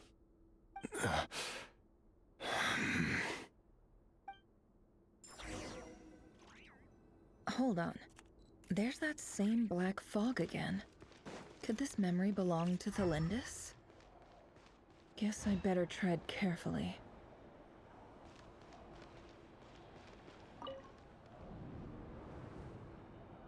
Wait. Hear me out. This time we finally got a clear look at his face and learned his true identity. His name is Rerir, and he claims to be one of the king's guards. What did you say? A cruel irony, isn't it? The man you're set to marry leads a double life as a brutal executioner. Why are you telling me all of this now? Simple. It's because I want you to kill him. You are the only person he would never suspect. No, absolutely not. I would never dream of doing such a despicable thing. So you'll just stand by and watch him slaughter us to the last? Do not forget that the blood of the Crimson Moon flows in your veins too. The blood of the Crimson Moon? What does that matter now? The dynasty has long been dead and gone. You think that alone is reason enough for me to throw away everything I have? Why wouldn't it be? You two were once a child of the Crimson Moon, just like me. Don't tell me you've never felt so much as a flicker of fury for the way we were trampled into the dust. As long as you promise to abandon this pipe dream of restoring your dynasty, I can try to persuade him. Or have him persuade the Vinster King. Persuade the Vinster King? Do you even know why he's so obsessed with hunting us down? Why he keeps trying to force us to hand over our secrets over and over again? Or why we refuse to give up on restoring the dynasty? The Vinster King. A blind fool. His eyes clouded by powers from beyond this world. A petty little man with a miser's heart. And he dares to sit upon the throne? Mark my words. Sooner or later, Conria will fall. And it will be his doing. If you can't bring yourself to do it, so be it. Just you watch. It won't be long before calamity descends upon us all. The Reir of Solnari. That really is quite a secret you've been keeping from me, Rerir. But who am I to talk? Am I really any better? I've kept my own past a secret this whole time, too. Love should be built on honesty. But ours was born from lies. And yet, is it really so wrong to hide things that would only make life harder? If we don't cover up the parts that no one else should see, how can we go on pretending to be normal? Vedifulnir must have known all this. And that's why he made his prophecy. In the end, nothing stays hidden forever.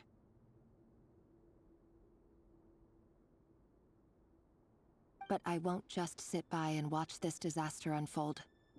I'll do everything in my power to protect what I cannot afford to lose, no matter who I have to face.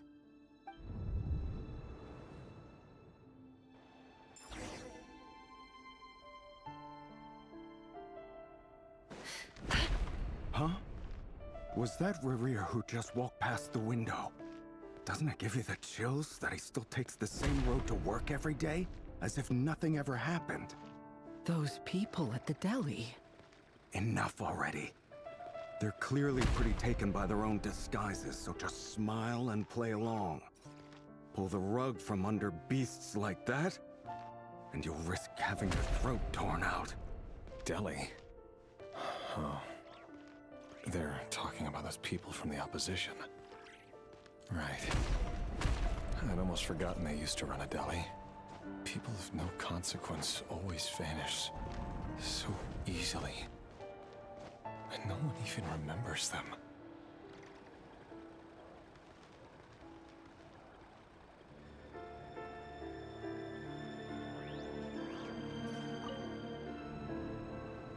But surely you can see he's not the man he pretends to be! So many have died already, and they say that the king's madness grows with each passing day. We're not going to survive this, are we? But why does it have to be this way?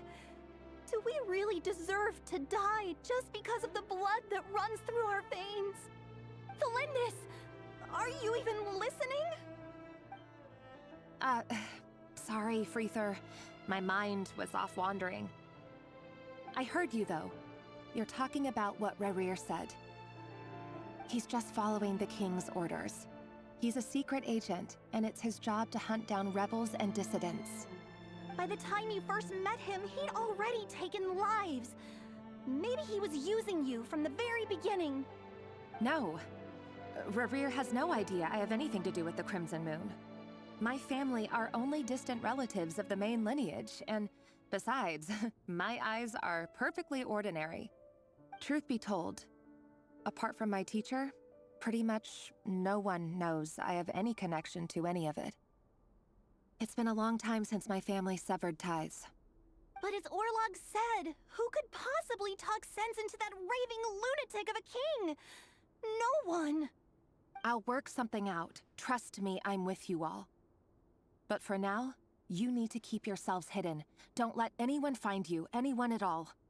Don't forget that Rerir is an Eclipse operative. You need to be extra careful when he's around. And when I am too. For now, don't come looking for me. And if anything happens to me, just act like we've never met. If even you can't escape this, what hope do the rest of us have? But after all this time together, surely he wouldn't lay a hand on you. I won't speak in his defense, nor can I give you a clear answer to that question. But I'll do everything I can to put an end to this. Here, hold on to this. If an opportunity to escape presents itself, take it. You'll be glad you took some spare change. You call that change? But what about you? I've got a job, and there's still money coming in. But you can't go anywhere right now. Please think about yourself for once.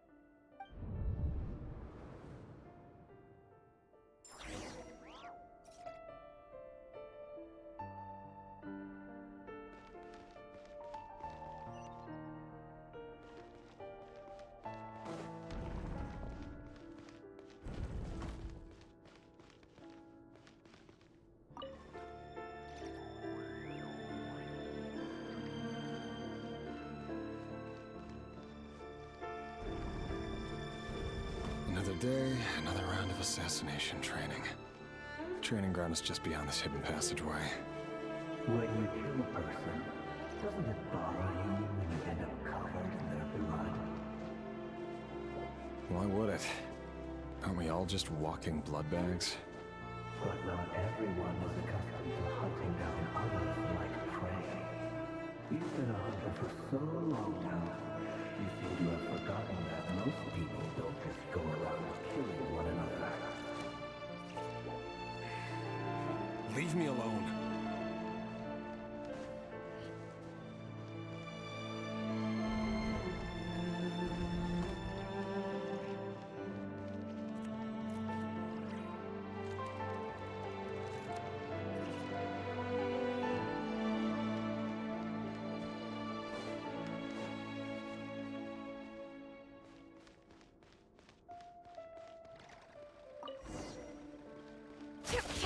Make sure you have a firm grip on the handle, then choose your angle well.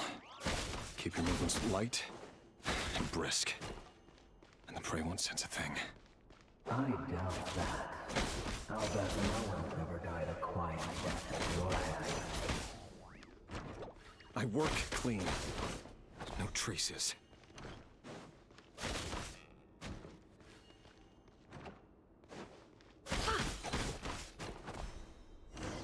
That doesn't make it open or board, though. The king just happens to need you right now. What if he doesn't? That won't happen. We've changed. Ever since you fell under the spell of that power. In the beginning, we only had you take out a handful of the guilty. But now... The ones I dealt with have always been guilty. And I've carried out my work flawlessly.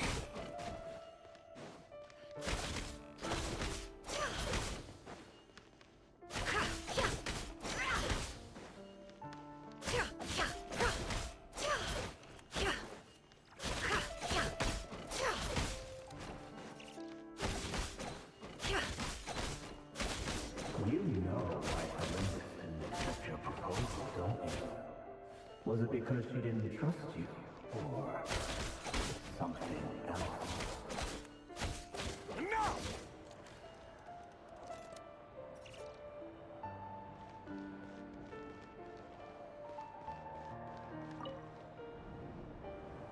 Thelindis, do you still remember Orlog? Orlog. The boy who was pretending to sell flowers. You spoke for quite a while, didn't you? Yes, we did. What about him? He was arrested 2 days ago. Chances are he's already dead. He... I just don't get it! After everything he's done, why do you still stand by him? Or does it mean nothing to you that people keep dying? No, that's not... Just hear me out. I need to go now, Thelindis. They're looking for us. You take care too. If you ever need a place to hide, come find us.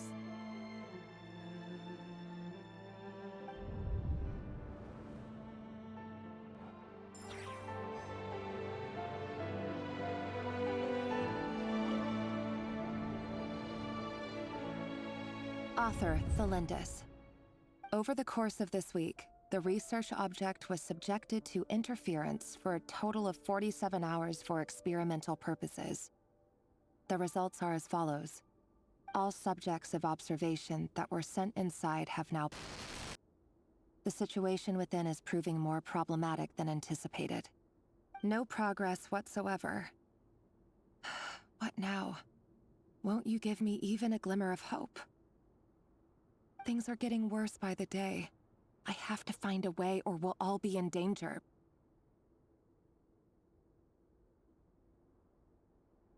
But I... If all this research comes to nothing, what then? Sooner or later, it'll be my neck on the line. But could he really bring himself to kill me? No. Surely he wouldn't have the heart.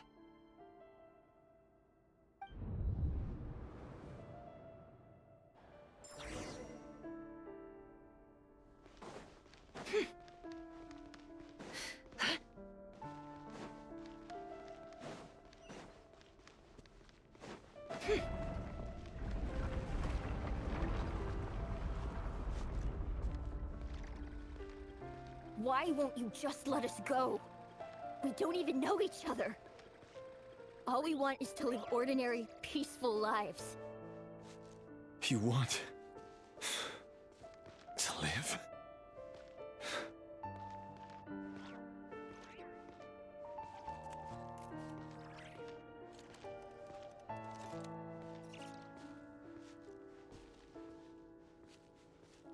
Yes. I just want to go on living. Is that really such an unforgivable crime?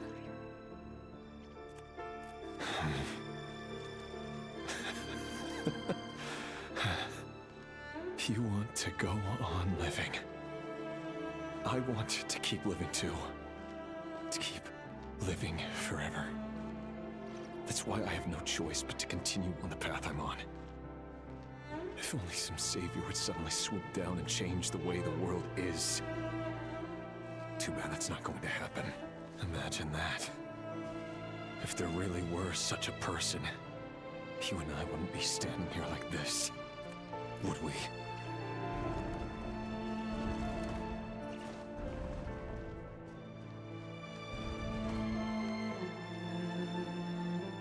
Today's files are in. Time to wade through them just like usual. No, I don't get tired of it. It's my job. And not only am I lucky to have it, I'm good at it too.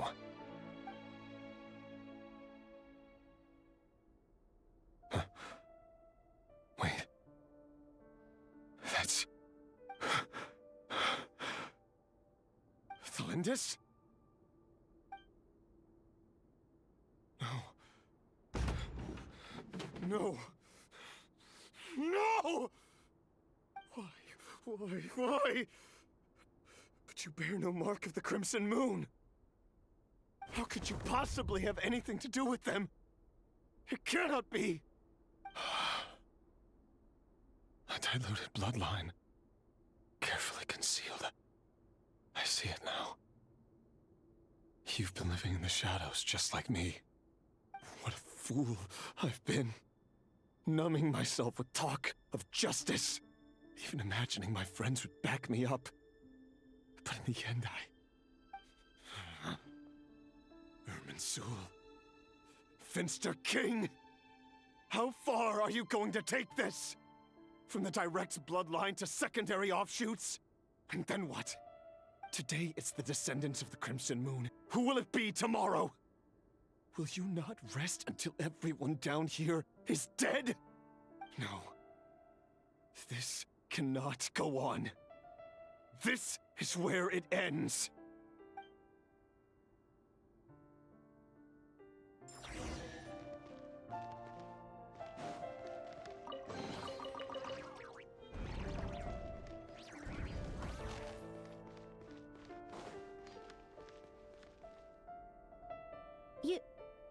You're really letting me go? I am. As long as you can guarantee that no one will find you. Don't worry, I'll be extra careful. No one will know I was here. But... what about you? Me?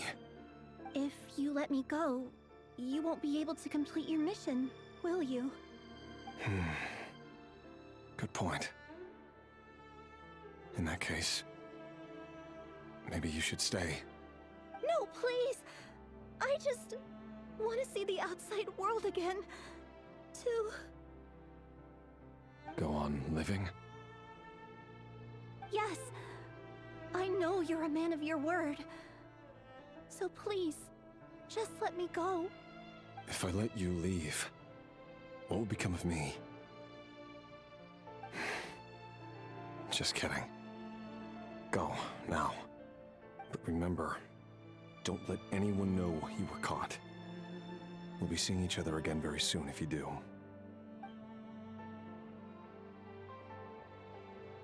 Even shadows in the dark must live by a code. But you can't save everyone. You've been whispering in my ear for days now, Vedifalnir. What are you trying to do? Break me down? I only say this because you long for an answer to your problems. Let her go, Rerir, or you risk losing everything. I will not abandon Thelindis. Then you'll need a little more vigilance and a lot more power. The world is changing, Rerir. Keep your eyes peeled for your moment of opportunity. And that voice used to be so unclear. But now I know exactly whose it is. It's Vedifalnir. He won't tell me how to actually resolve any of this, but he keeps trying to manipulate me like a puppet. What's his game here? Tell me then. What will this moment of opportunity look like? And... no answer. He's like a ghost. Always disturbing me when I'm on edge, but never answering when I need him most. So, the Eclipse Dynasty was purging, well, massacring the descendants of the Crimson Moon. And it seems like it was all connected to the Finster King's research. The King's obsession with abyssal power left the future of Khaenri'ah hanging in the balance. No wonder every aspect of Rerir's life was so unstable. And it looks like this Thelindis, Rerir's would-be fiancée, herself belonged to a sub-branch of the Crimson Moon Dynasty's descendants. It almost defies belief that a couple like them could hide the truth from each other for so long. If the Finster King hadn't intervened in such a drastic way, they might have gone on deceiving each other for the rest of their lives. And why does Vedifalnir, Daneslif's older brother, keep talking in Rerir's head? This guy kept more secrets than I ever imagined. The human mind is like a vast desert of shifting sands. When you follow the flow of someone's memories, You only ever see the parts they're willing to let surface. Time for something a bit more creative. We've been inside Rerir's mind this whole time, building up a picture of his psyche. There's already enough clues on the board to start reading between the lines and mapping out the rest. Now, we can finally begin to put the pieces together. Sure, it'll only be a reconstruction, part simulation, part reasoning, but it's usually pretty accurate. Once we've built up a cognitive profile, we just need to cross-check the logic behind his actions. And then we'll be able to take a sneak peek at whatever it is that Rerir has really been hiding.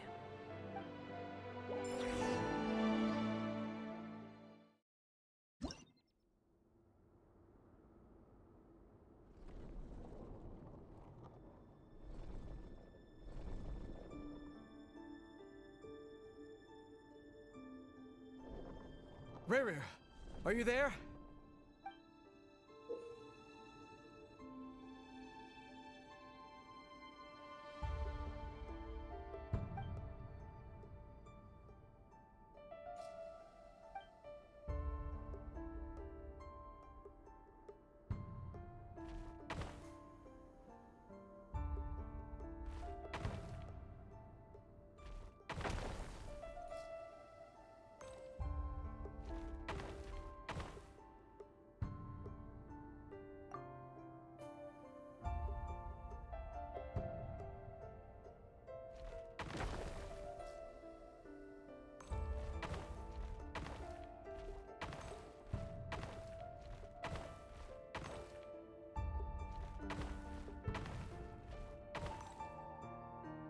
Hey, Rerir!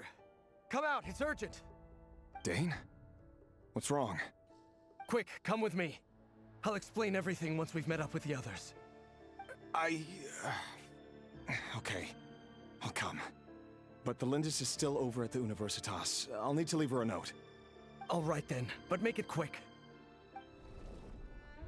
I've never seen Dane so worked up before. Whatever this is, it must be big trouble.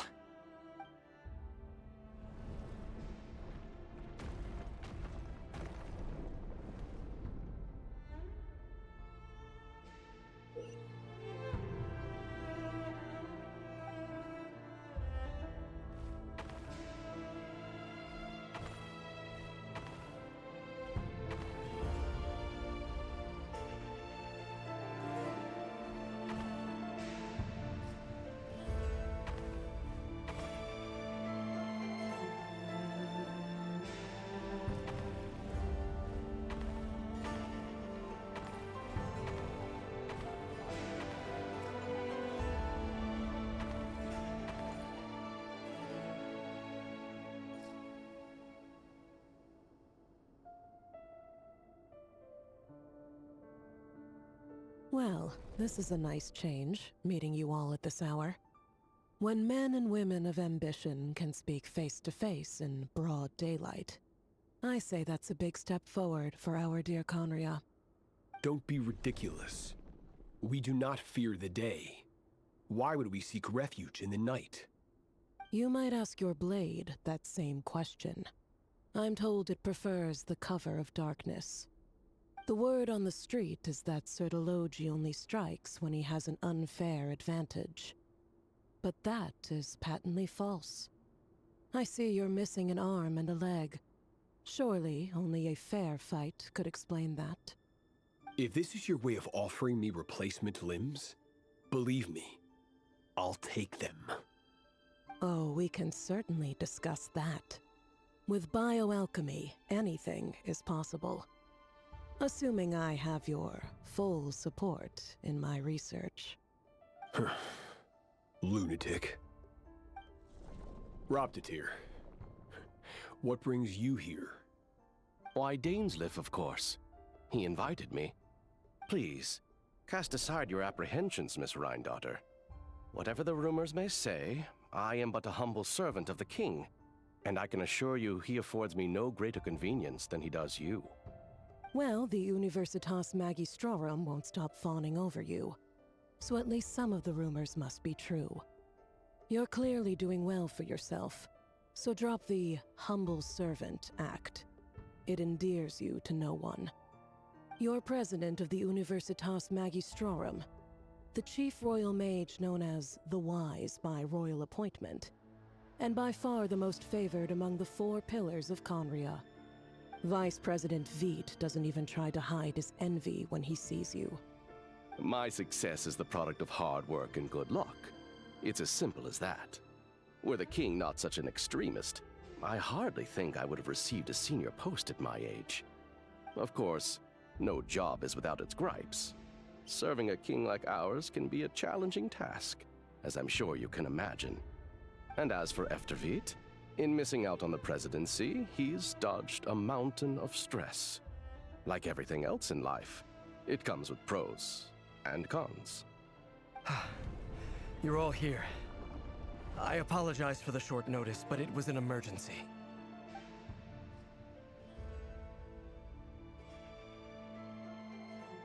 You must be Rerir.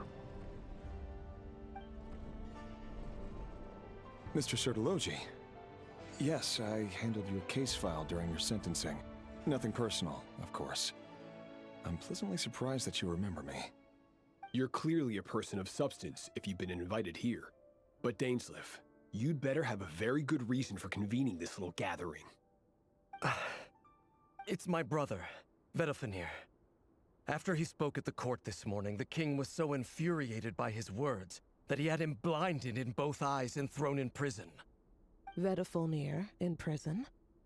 Strange. I thought the king trusted him and Horoptatyr more than anyone else in the world. Does this mean the king's circle of trust just got even smaller? It has nothing to do with trust. It's about what the king wants, which is as clear as day to anyone paying attention. I simply appease him, because it's in the best interests of the Universitas Magistrorum. And also because you're slimy. Vedalfenir, perhaps less so. But still, a visionless visionary? It rather inclines me to think that qualifications are not what get you ahead in Conria. Do you honestly think this is an important discussion to be having right now? Dane, what are you planning to do? Rescue Vedalfenir, I assume. Correct. It will mean storming the palace by force. Tonight. I need all of you on my side. That's far too dangerous. And don't forget, Dainsleif, you're captain of the Royal Guard. You swore an oath to the throne. Hmm? You've been planning this for a while, haven't you? I have no desire to commit treason. But whatever critique the king may have of Vedalfenir, disfiguring your most loyal subject for putting the best interests of his court and nation first, this is not the conduct of a wise ruler. My blade will force the king to see the error of his ways. So, Vedalfenir's prophecy enraged the king. I'm sure it wasn't what he wanted to hear, but if he won't take counsel even from the visionary, that is deeply troubling news. The extent of His Majesty's madness is now all too clear. The question is, how does a man like me get out of this situation unscathed? You have noble ambitions, Dane, but I'm afraid they don't do much for a guy like me. I'm not interested in saving the world. All I want is a letter of pardon. A letter of pardon? For whom? Thelindis? The chances of the Vinster King issuing a pardon for anyone connected to the Crimson Moon seem vanishingly slim.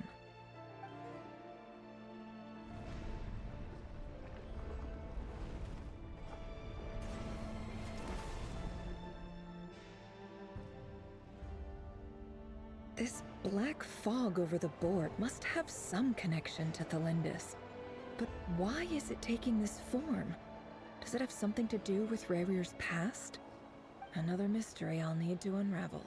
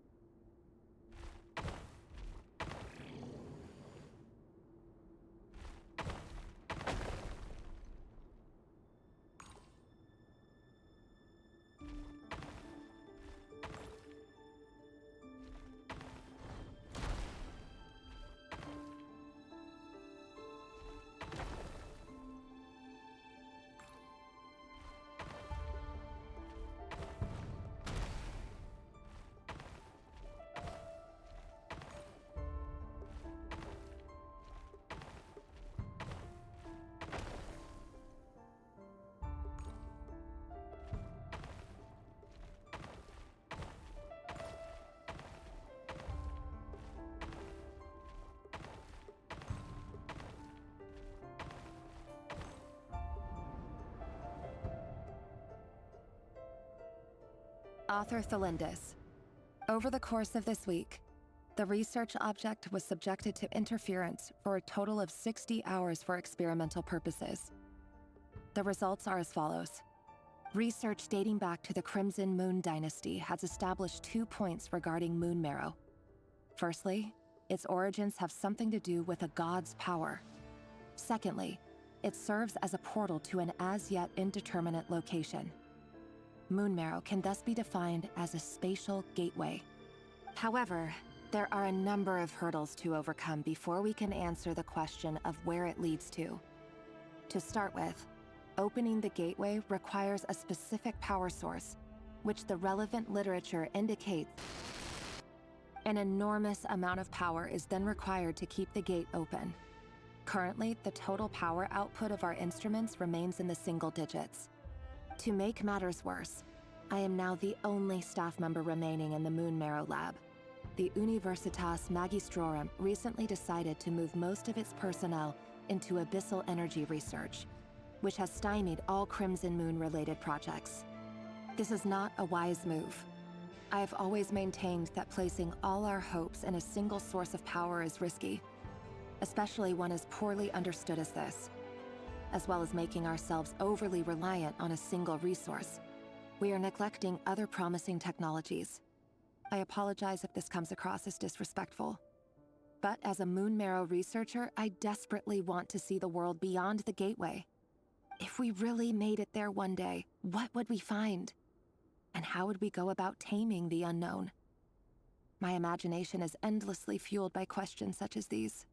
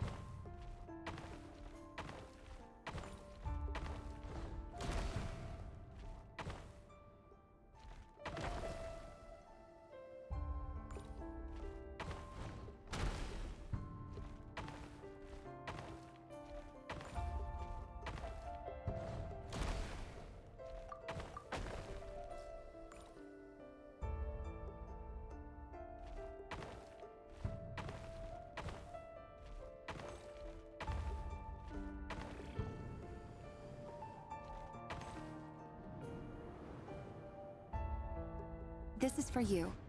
I heard you're gonna leave the city with your parents. Thelindis, did you hear about what happened? I've heard nothing. Rerir got back very late last Friday, and he was acting a little unusual, but he slept pretty well, so I'm guessing whatever he did was a good deed.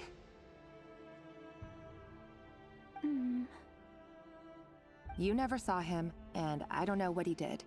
And this conversation never happened. You understand? What if he finds out that you pried into his secrets? Don't be silly. I don't know what secrets he does or doesn't have. All I know is he's just a normal guy who happens to run some errands for the king. Are you scared of him? I don't know. The Rerir I know doesn't match the person you all describe. Logically, I should be scared of him. And yet, I don't want to lose him. But enough about that. You should get going, and be careful with the package I gave you. Keep it secret. Keep it safe. What's in it?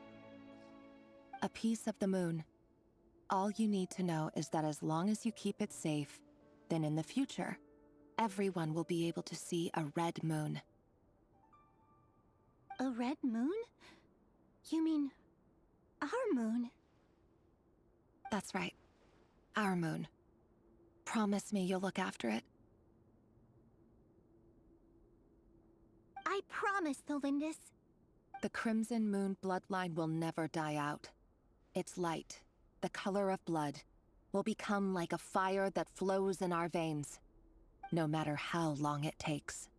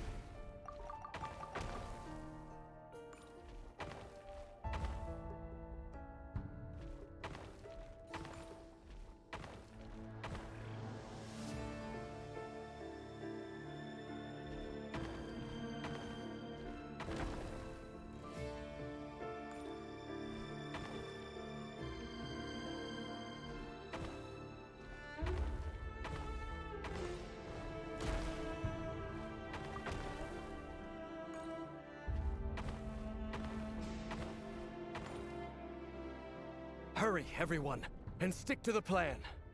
Sir Dainsleif, what are you? Is this treason? You know what happens to those who betray the throne. Please, don't do this! It is the king himself who has betrayed the throne. He has betrayed all of Conria. If you have any love left for justice in your heart, you should join me. It's showtime.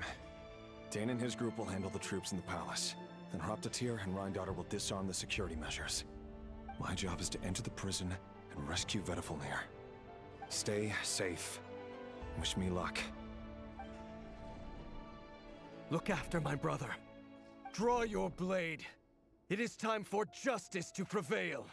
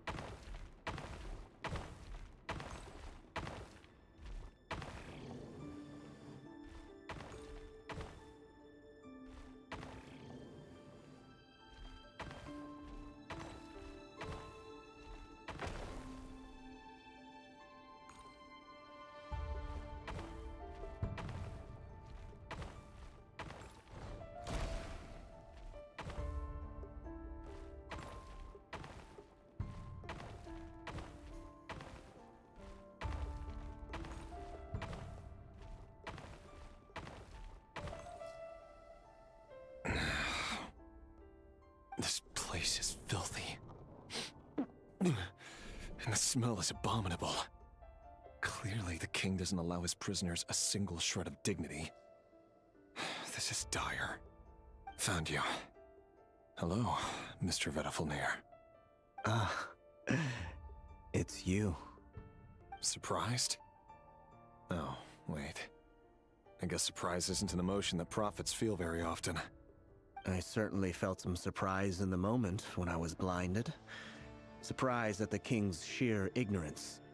Surprise at just how unfairly this world responds to words of earnest remonstration. I'm curious. What did you prophesize this time? It wasn't a prophecy. It was a word of warning. Someone had to say it. The king has forsaken all reason in pursuit of his obsessions. I simply told him that if he continues on this path, Conria will surely fall. But he didn't listen. Worse still, he stabbed you in both eyes and locked you away. Dane asked for my help. The court is in complete chaos now, but I'm sure you predicted that. Everything is transpiring as I foresaw, yet I am powerless to change it. Fate is an immutable force. I can but lament as the inevitable unfolds. I do wonder whether giving a man the power to see the future does nothing more for him than slowly crush his spirit. Forgive my curtness, Vedafulnir, but the king did not suddenly turn on you today. His suspicions have been brewing for a long time. You can't have wisdom beyond the reach of your fellow man without attracting his fear and suspicion. There are things the king does not want to see. So, he doesn't want you having visions of them either. He blinded you because he thought this would make the visions stop. He wasn't entirely wrong. I did indeed lose my power to see the future. Right up until... Until what? Just now. I believe I saw something new. Well, tonight could go a lot of different ways. 5 of us banded together to storm the palace, also we could rescue you. This will go down as the most tumultuous day in Conrian history.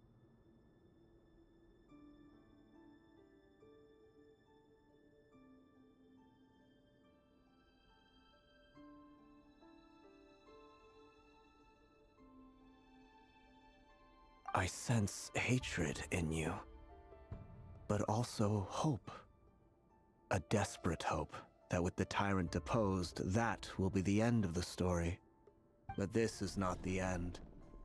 It is the beginning of a new chapter, in a whole new story. There are many men of honor and courage in this world, Rerir. But you are not one of them. You're not here for justice, are you? You're here for yourself. Is that a dagger? Interesting. Why not the polearm? It was always your weapon of choice.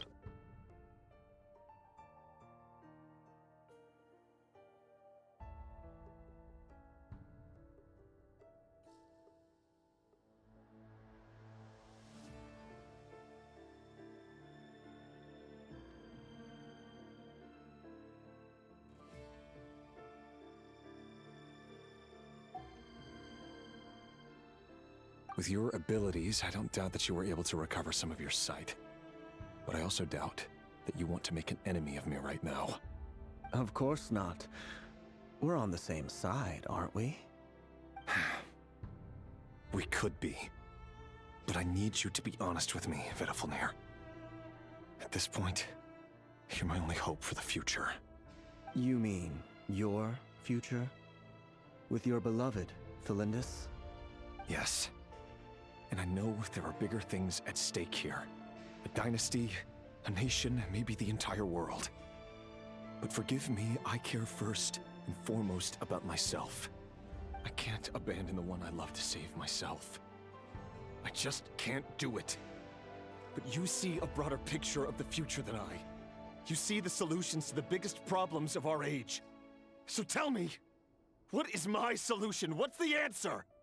In matters of fate, answers are either right or wrong.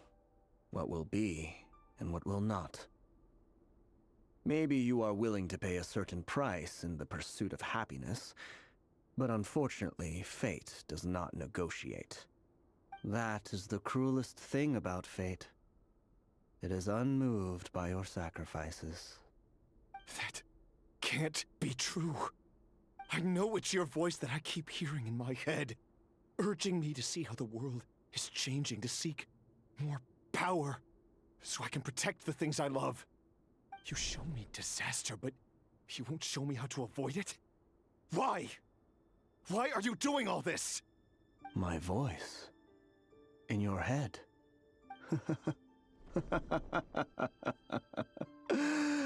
So, you hear it too?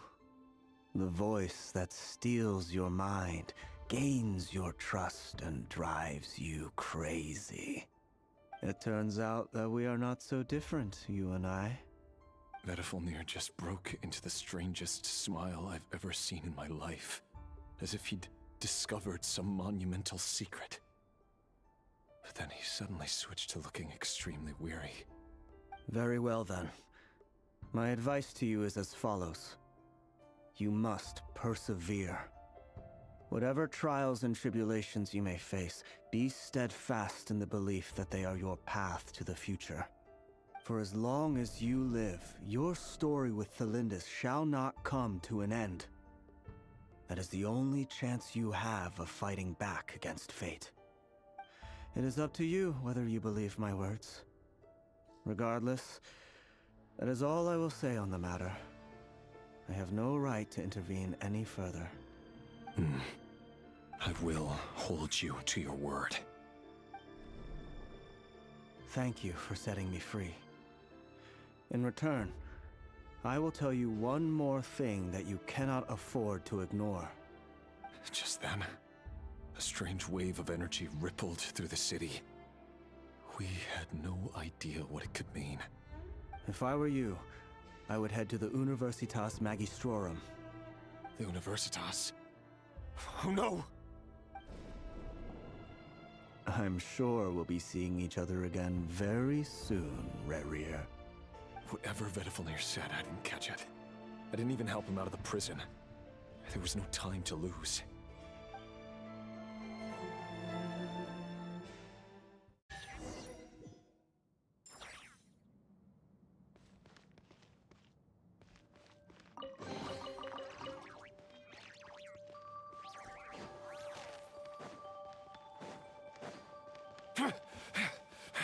Monsters? Is this Rhindaughter's doing? Or the Universitas Magistrorum? Out of my way!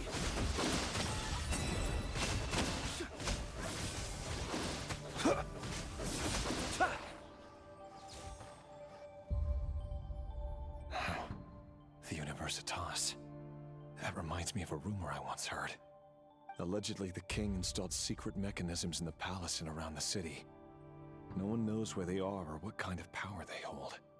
But if they were ever gonna activate, it would probably be on a night like tonight. Help! Help! Hold on! Don't let them anywhere near you! Save me! I can't! Ah! That sounded like an explosion. So, the rumor is true? The king really went through with it. What other means does the king have at his disposal? They must run on power from the Abyss. And given it's a major center of Abyss research, anyone over at the Universitas will be in grave danger. I have to hurry!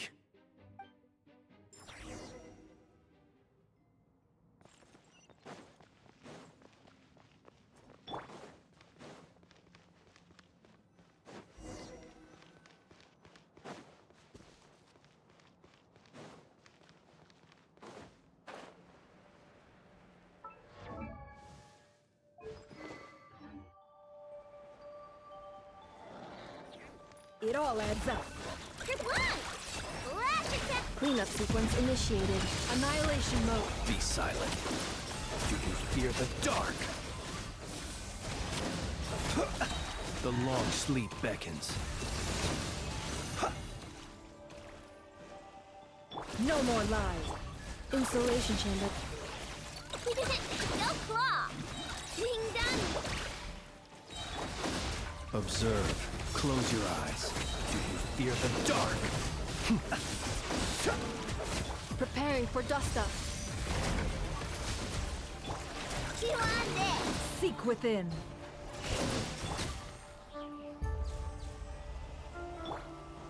Can't hide the truth. Look, the rainbow! Defensive mode engaged. Be silent.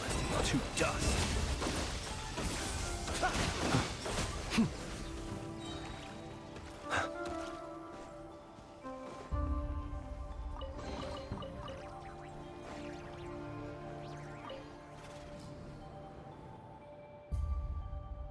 Monsters!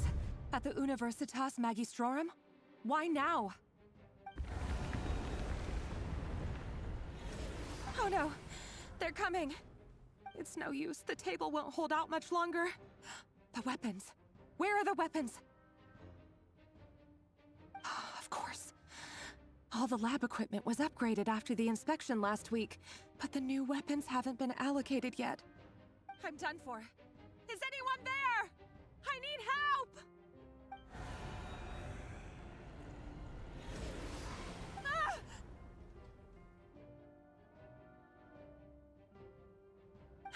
Stay back! Please stay back! Please!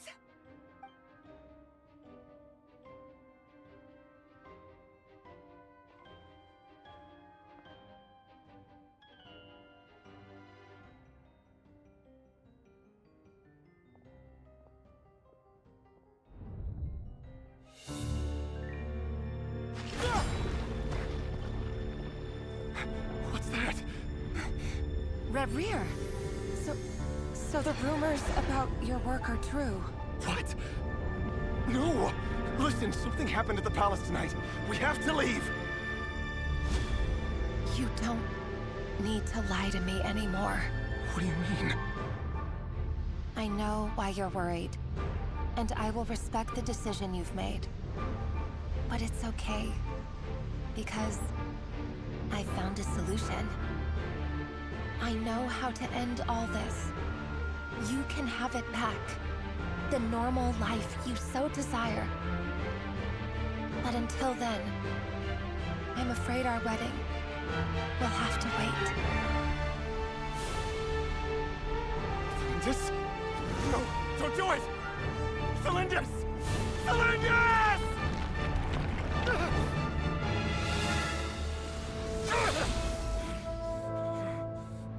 I told you, Rerir. Let her go. You will find someone better. No! No, I won't do it! I have to save her! By what means exactly? A lowly pawn. You lack the power and the strength of will. Do you know a way? Tell me! Come to the palace. Join us.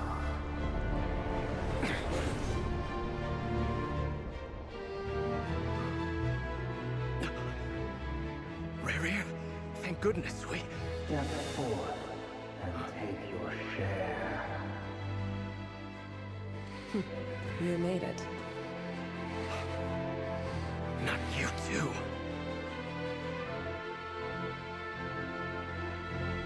Hatred or grief, despair or desire.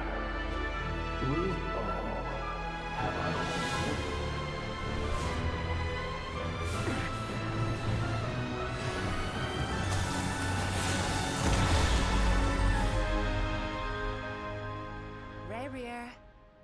Rerir.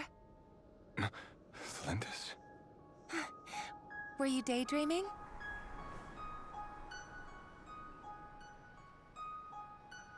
You still remember, Rerir? That question you asked me a couple of weeks ago? Oh. You mean the proposal? Yeah. I'm wondering, where do you think would be a good place to discuss it? Maybe in the garden? Or were you thinking a fancy restaurant? It's your choice.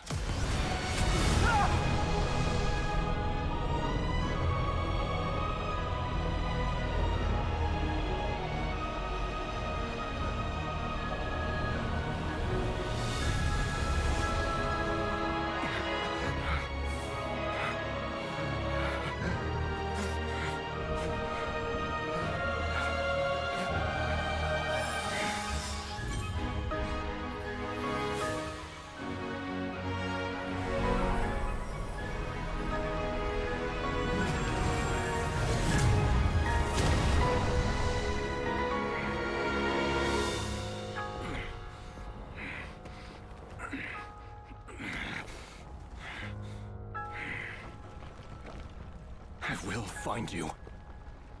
And then... You can give me your answer.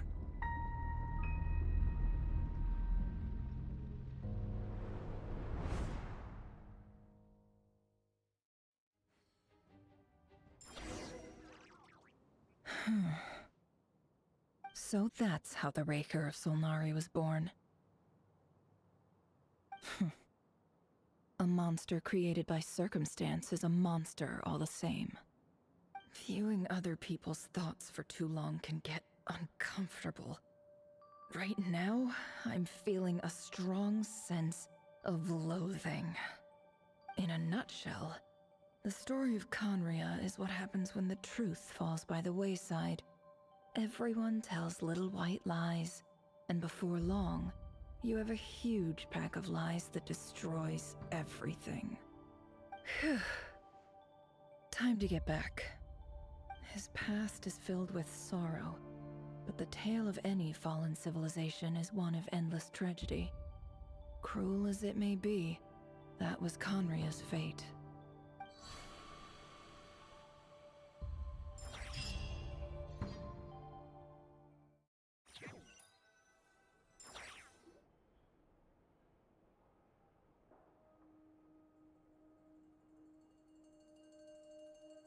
Everyone, I'm back. Can I get a standing ovation? Nefer! How are you holding up? Feeling okay? She's fine. Boss is a pro. Yes, I'm fine. You will have seen the events of Rarir's life through my thoughts. It's now clear that he is just a regular nobody, driven by personal tragedy, as he said himself. I mostly agree. There's only so much we can know about him from his memories alone, but they did give us a clear glimpse into his life in Conria. However, I would not consider Rarir to be a nobody. He was deeply involved in the events of that era. Yet, when the catastrophe of a generation strikes, nobody is safe. Sounds to me like you're speaking in riddles again. Is this you urging me not to abandon the people of Nodcry in their hour of need? That's not what I meant. Although I do hope you choose to remain a part of the plan. Without you, the mission ahead will be all but impossible. Then try to remember that I respond better to the carrot than the stick. And I don't appreciate being bossed around. Now, as for you, Missy, you were excellent. You stuck to the rules of the ceremony and kept your mouth shut the entire time. Bravo. Cool. So, can you fill me in on the deets now? Most of what I saw went right over my head. Patience. You'll hear the whole story, don't you worry. But let's meet up with the others first. It will save me narrating it twice. Yehoda? Yes, boss. Let me get that door for ya. That's more like it. For a moment there, I was worried you'd forgotten about the first clause of your employment contract. Forgive my curiosity, but what does the first clause say? It says I gotta do the annoying stuff that boss is too lazy to do for herself. Like opening the door, pouring the tea, yada yada. Is that right? If something is in the contract, it's because she willingly agreed to it. Rest assured that the Curatorium abides by the very strictest of labor policies. You don't seriously think I'm cruel enough to treat her like my slave.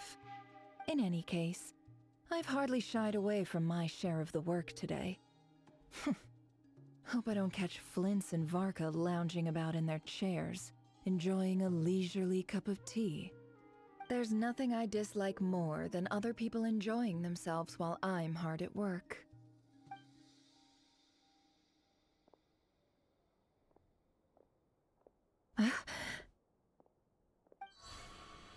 Oh no.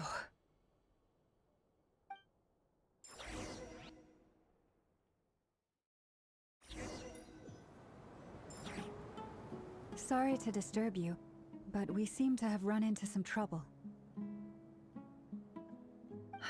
Evidently so.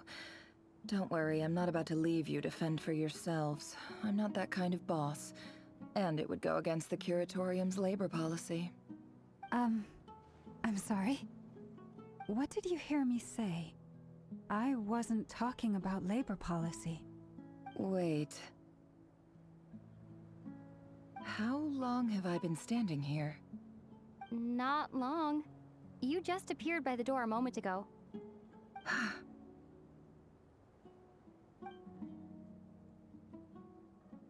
Boss, what's wrong? You look like you've seen a ghost. We've been tricked. We never left at all. Somehow I hallucinated that whole scene back inside the office. Hallucinated? But how? How indeed. This place should heed my will alone. All thoughts and actions that occur in here are just a result of pawns moving across the chessboard in a carefully calculated manner. And nobody has access to this chess set but me. So you control everything in here? More or less. But yes, it's a special technique of mine. Has anything like this ever happened before? Only once. It was the first time I used the chess set. Is there any similarity between what happened then and what's happening now? I suppose my thoughts are a little turbulent, which was also the case my first time. Is there anything I can do to help? The first clause of your contract clearly states that I only need your help with things that I'm too lazy to do myself. Meaning, you're not feeling lazy right now? Meaning, this is not something Yehuda can help with. The chess set is a personal treasure that I alone understand. I must be the one to find our way out of here. Boss, it's fine. Really. Let me do something useful. Oh, listen to you. Whatever would I do without you, Yehuda? What? Really? Yes, really. Where would I ever find another employee as obedient and servile as you? God forbid anything ever happens to you. Oh, okay. Well, anyway, I was thinking of fetching some water. There's gotta be a source around here somewhere.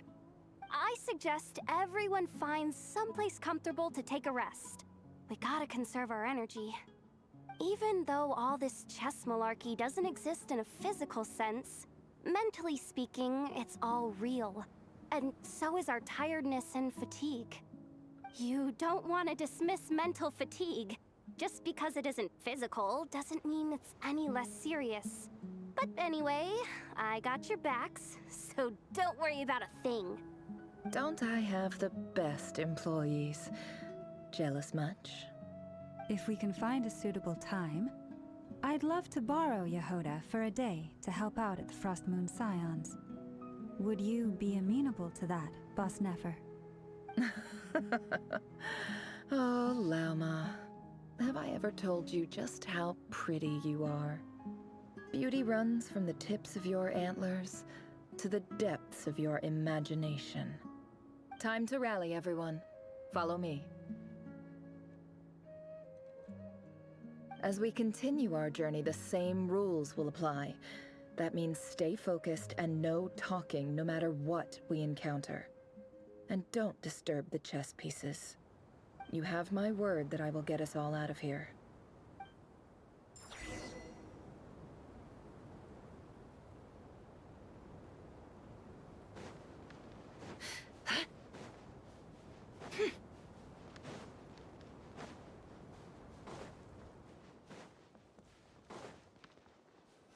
This place looks familiar. That's not a good sign. There's... I wasn't expecting visitors at this hour. Wait, is that? Oh, it's him. There you are! Sinue's been looking for you all day. I think he has some news for you. Oh yeah? What were you doing just now, Uncle Retinue? Hiding away some more loose change? I know I saw some Mora. What do you mean, loose change? Oh, come on, I'm too old for this. Just pretend you saw nothing.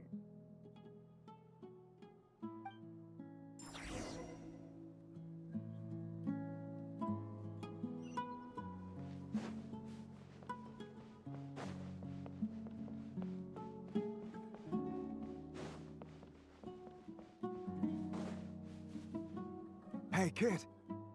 Mind telling me what Sinuhe's been up to recently? I'm trying to get in his good books and I need a way in. Get in his good books? Why? What do you want with my dad, Uncle Apepi? I've written a new song. I was hoping to showcase it at the next festival, but I'll need his approval. A new song, huh? I'd love to stay and listen, but unfortunately, Uncle Retinue says my dad's looking for me. Well, there's plenty of time and I'm not going anywhere. See that pile of stones? I'll be sitting there warming up my vocal cords. Come find me when you're done. Pile of stones. Got it.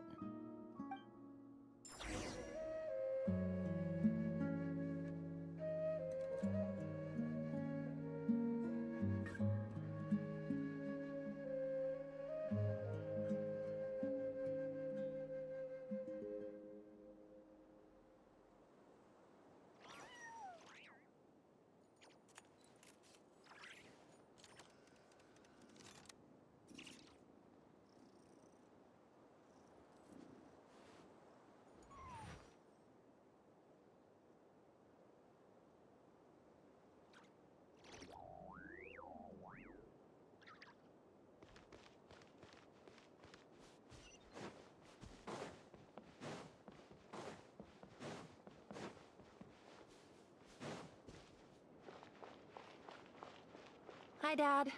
Uncle Retinue said you were looking for me. Ah, there's my little princess. If you'd gotten back just a little sooner, you could have shared the spoils of war with me. Spoils of war? Who were you fighting against, Dad? It was just a figure of speech. The aftermath of a sandstorm is no time to be waging war. I was talking about our war against thirst. I went out to fix our water supply problem, and now I'm back. Which means... We have a well again! That's right. I found a new one and brought back as much water as I could carry. It should last us for a good while. If it wasn't for these blasted sandstorms, our wells wouldn't be caving in. You wouldn't be spending all your time out searching for new water sources. As the chief of our tribe, I'm supposed to be leading us out of hardship and poverty, onto better things. You know how prosperous our ancestors were. I've told you all the stories. And look at us now, squeezed into these hovels.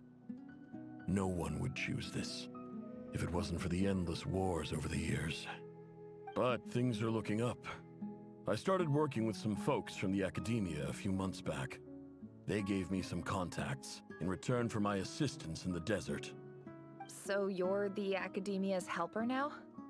Special ambassador, they call it. Think of it as a partnership. It's nothing bad, okay? We've been isolated here in the desert for too long. Seeking opportunities elsewhere is the best thing for us, and the fastest way to progress. So, do you get anything good out of being a special ambassador? Of course. My luck's improving all the time. One day, I swear I'm gonna lead us out of this place. We'll find somewhere new. Somewhere better.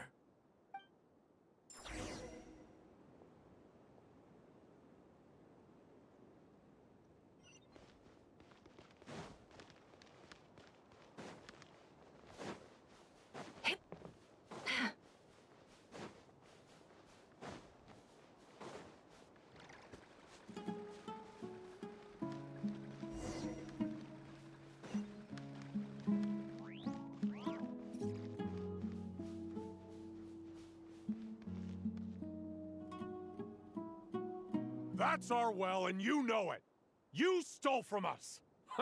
Well, you've gone from chief to thief, and now you have to face the consequences. Did you really think you could take our water without permission and get away with it? You're either brave, stupid, or both. And that special ambassador act? Yeah, nice try. We spoke to the academia. They said it was all news to them. You're a liar and a cheat!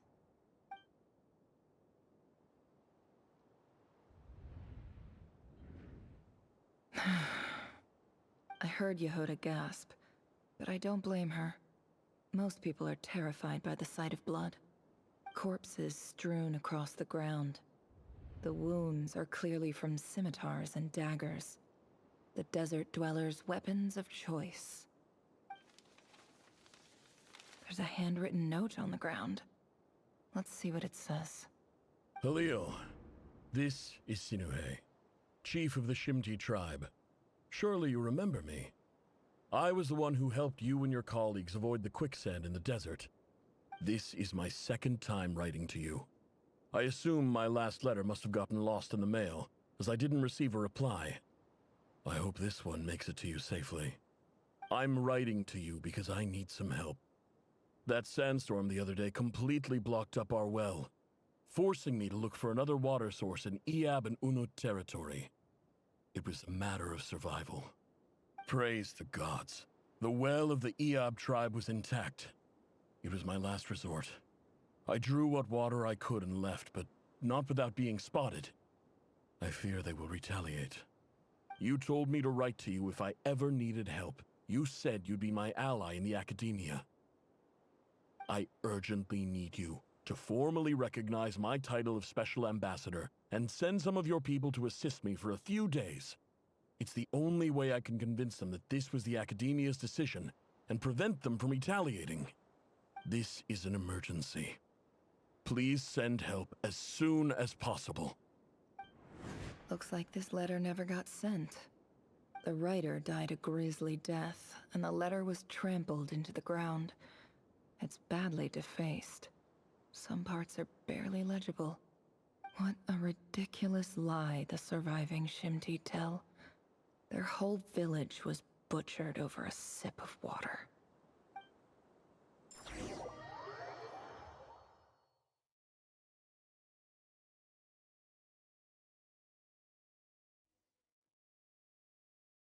Ah, officer. Welcome. Welcome to our humble village. I thought you would at least have the courtesy to provide some respectable libations. This is the finest wine Aru village has to offer. I promise.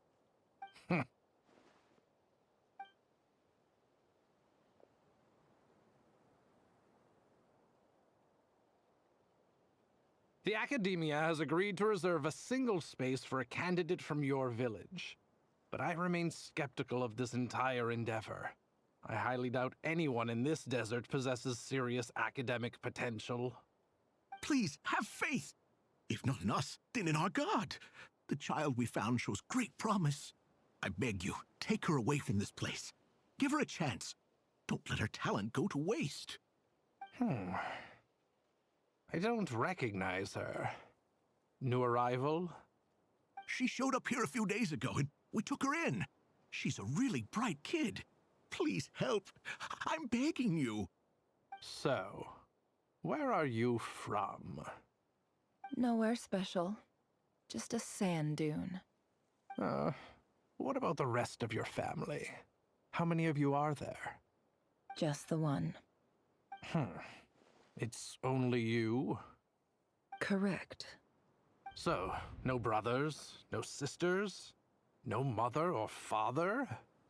Any who have slept on a bed of sand, I call my brothers and my sisters. Apart from that, I have no family. All right. Get over here. Sign your name on the form.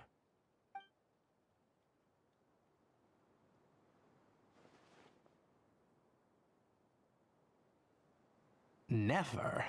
You're rather fair-skinned for a desert dweller.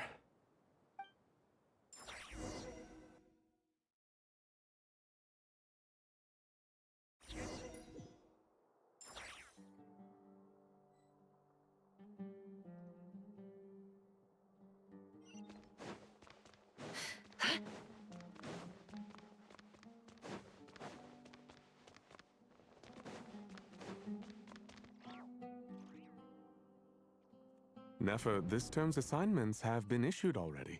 Please read through the materials thoroughly, conduct your own additional research, and then write an essay on the topic. Yes, Professor, I'm aware. I just had a couple more questions I wanted to get your perspective on. Oh? Please ask away. Well, I saw the other students' problem sheets, and I couldn't help but notice that my assignment is much easier than theirs. Do you really think I'm a weak student? A weak student? Goodness, no. Quite the opposite. You have a sharp mind. Almost too sharp. I think what you're saying is, a weak student wouldn't have noticed the discrepancy. And if they did, they certainly wouldn't complain about the lighter workload. You see, sharp as they come. You see things the way they are. And I'm sure you know why they're like that. Because of where I come from. Because I'm different. I'm sorry, Nefer. I don't like it any more than you do. It's just... Anyway, you said you had a couple of questions. What's the other one? I wanted to check... If someone sent me a letter to the academia, where do I go to collect it? Ah, your family wrote to you. Well, as long as they put your name on the envelope, someone should hand it right to you. Not exactly. It's not even a recent letter. I was just curious where the mail would end up if no one collects it. The House of Dana, I expect. I know there's a box for unclaimed mail somewhere in there, probably sitting on a shelf. Whatever you're looking for, that'd be the place to start. Okay, got it. Thank you, Professor. Oh, don't mention it. Honestly, I feel like I failed you. I'm supposed to be your teacher, but I haven't taught you anything. Hey, don't say that. You're a great teacher, and you do your best for all your students. But the rules are the rules. You're not allowed to teach students like me. It's not just the academia either. The whole world bends over backwards for the successful, and leaves the losers to suffer and die. Oh, my dear child. Don't tell me you've given up on life already. I haven't. I just think that if you want to make it in this world, you have to find a way to become successful.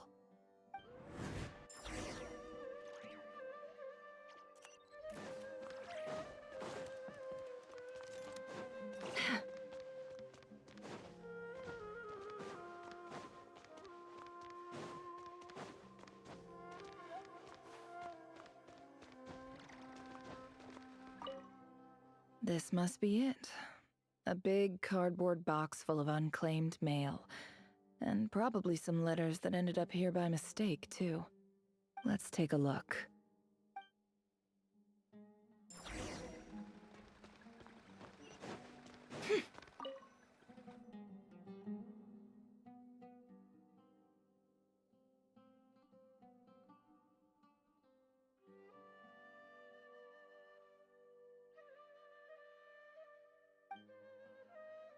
A dilapidation survey from Port Ormos. Looks like it's from a Core of 30 representative. What a strange thought. A bunch of mercs losing sleep over rundown buildings. This one was never even opened. I guess the recipient didn't care what the Core of 30 had to say about anything. Who was it addressed to?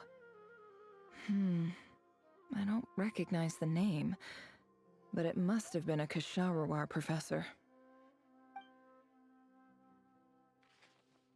This one is addressed to the Immorta Sage. The title is Changes Observed in Satyavada Life Symptoms. Why do all these letters read like full-blown dissertations?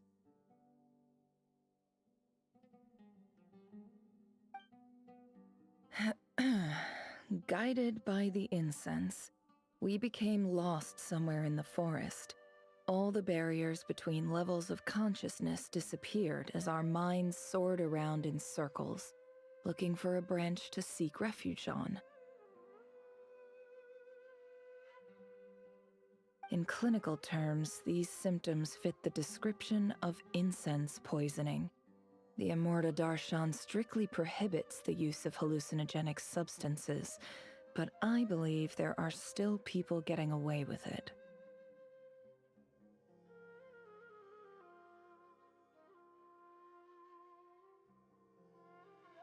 For example, my neighbor who always breaks out into song and dance after using incense. This seems like something the academia would want to know about. Why wasn't it collected? Wait, what's this written on the back? It's so small. The note says, "The sender authored this letter while under the influence of mushrooms. I would send it back, but no return address was provided. Stamped by the Grand Conservator of the House of Dana."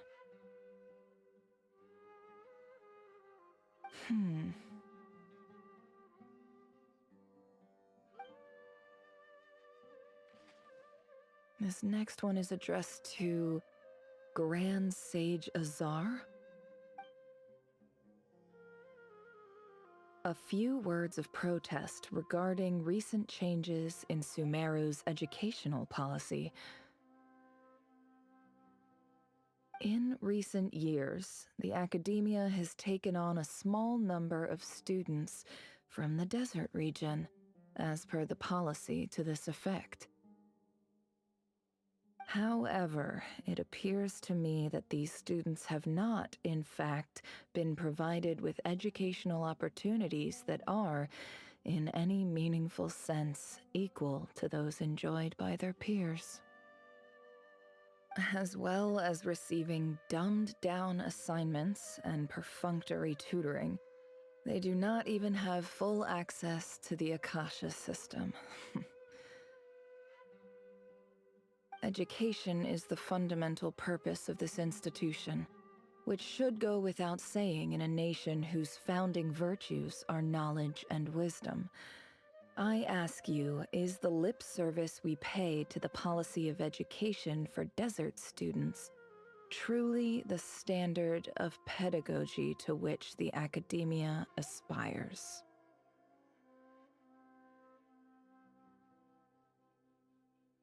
As Grand Sage, policy decisions are your prerogative, but do not forget your roots. You and I were once students too, as was everyone else in this institute. I do hope you will give some serious attention to this matter.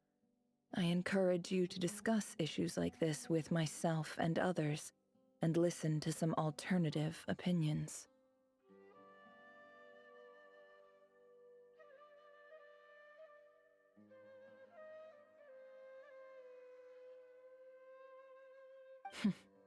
Great letter. Shame it didn't get to where it needed to go. And the sender is... Huh? Sage Cyrus of Spontamod. I didn't realize anyone else even knew how bad students like me have it in this place. So this is where letters from the Sage of Spontamod end up? Nice one, Grand Sage. Really enlightened leadership. Whatever. This isn't what I came here for. Moving on.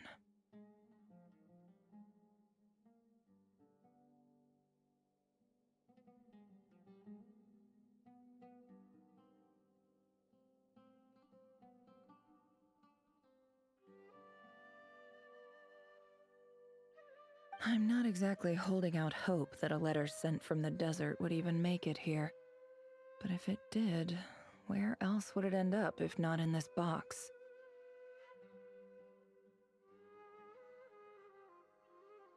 I can't believe how much discarded mail there is. Must have been years since someone last went through it all. And this is just one box. The whole House of Dana is boxes on shelves.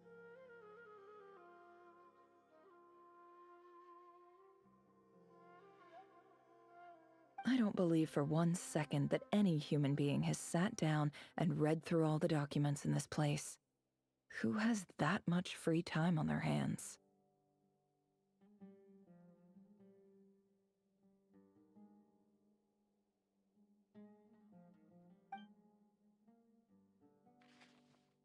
Wait, could this be it?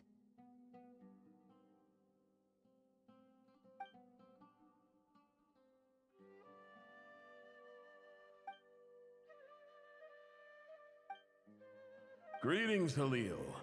My name is Sinuhe, chief of the Shimti tribe. I was the one who came to you and your colleague Zaid when you ran into trouble in the Great Red Sand.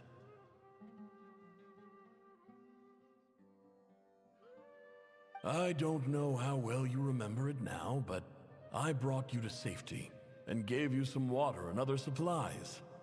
You seemed very pleased and told me your name.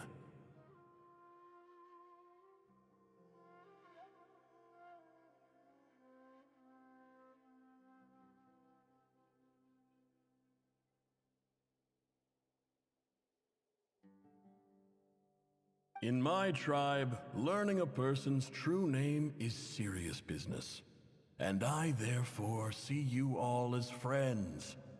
You were kind enough to leave your contact details, so we could stay in touch.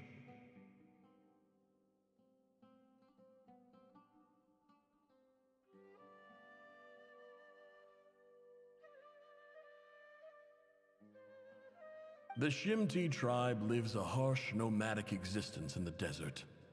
You were sympathetic towards my plight, promising to make me a special ambassador of the Academia and help us find a way to make a better living.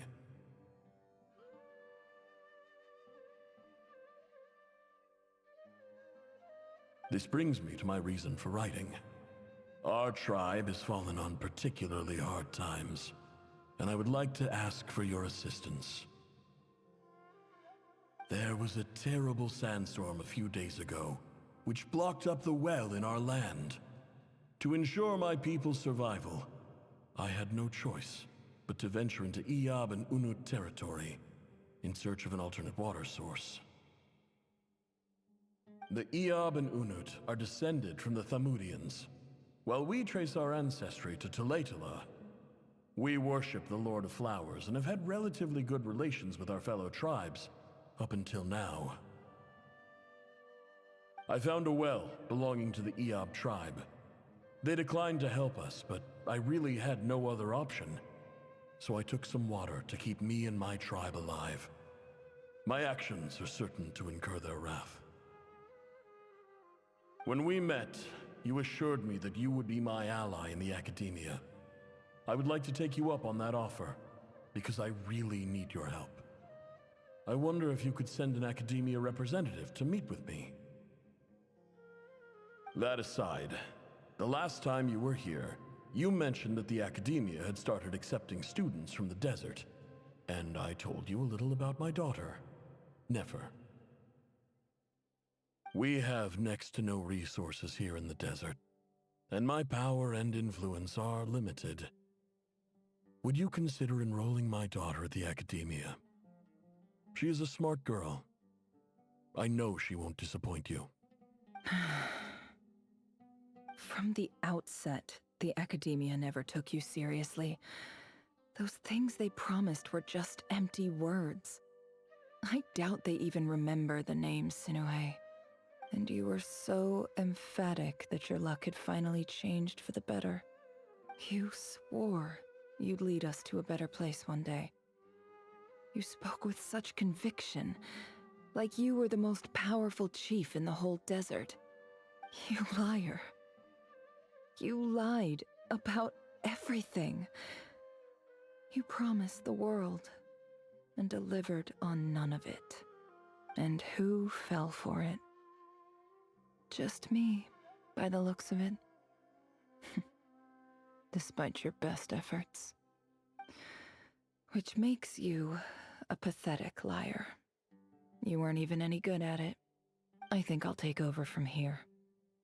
Let me show you how it's done.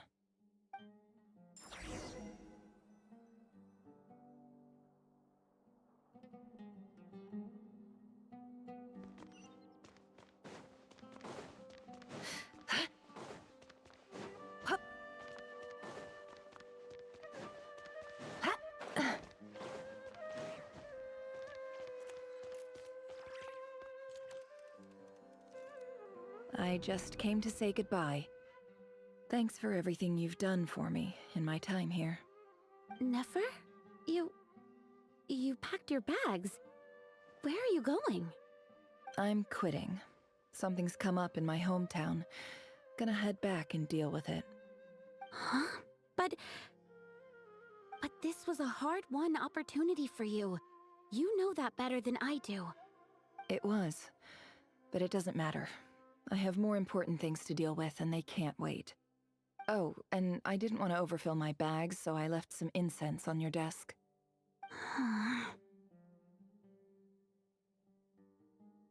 What's wrong? I thought you liked incense. Although, I did read somewhere in the House of Dana that it has hallucinogenic effects. Don't use it all at once, all right? Isn't this the stuff you brought from your hometown? You're just letting me have it? But you said it's a rare and valuable commodity. Yeah, about that. I lied. It's not rare at all. There's this bunch of ruins near my hometown that are practically overgrown with this plant. It's not worth much. Keep it, it's fine.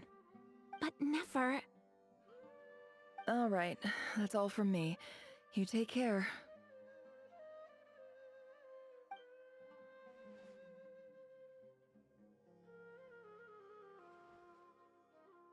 Don't forget me, okay? I mean, we're more than just classmates, right? We're friends. Yeah, I'll remember you. I lied again. That incense is worth a fortune, and it's a rare find even in those ruins. And as for remembering her, I have far too much to do when I get back. No time to reminisce. I'll be lucky if I even make it through this alive. But either way, I expect I'll forget you pretty quickly.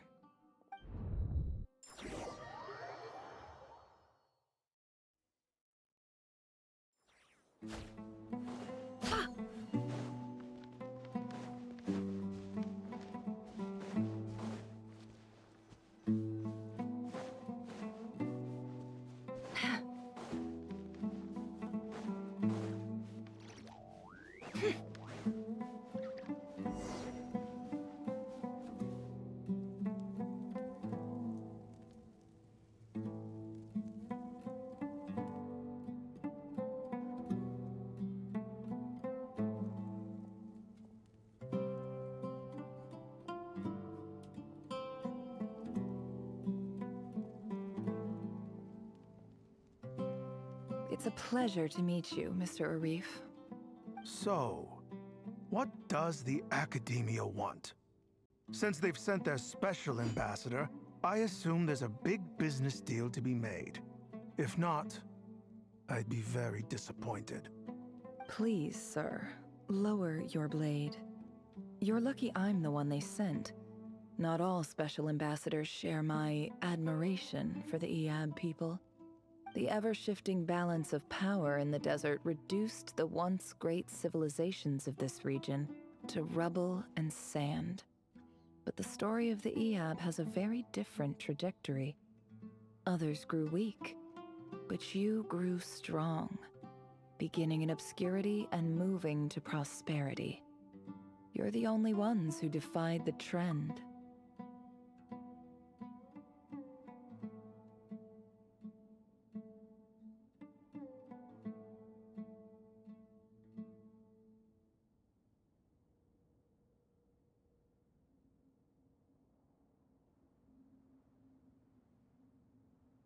Huh. So, you do know who you're dealing with? This well is the perfect symbol of your strength, is it not? It used to belong to the Unut, but it looks like you have control over it now. You're not wrong. But I'm sure you didn't come all this way just to flatter us. Of course not. I came to bring you some very good news. Some information that recently came to light, which might just be your ticket to freedom. Records uncovered by the Vahumana Darshan show that a certain well currently under Iab control is built on top of some ancient ruins. These ruins are of great archaeological interest to the Academia. I checked the map carefully on my way over here, and I'm confident that this is the well in question. The Academia is offering 50 million mora in return for excavation rights. 50 million? No, wait. If these ruins are as important as you say, 50 million's a little low, don't you think? Don't get greedy, Iab. We know far more than you think. We know that you seized this well by force. Wasn't that the first step in your rise to power? To drive away the Unut and steal their water supply? So what if it was?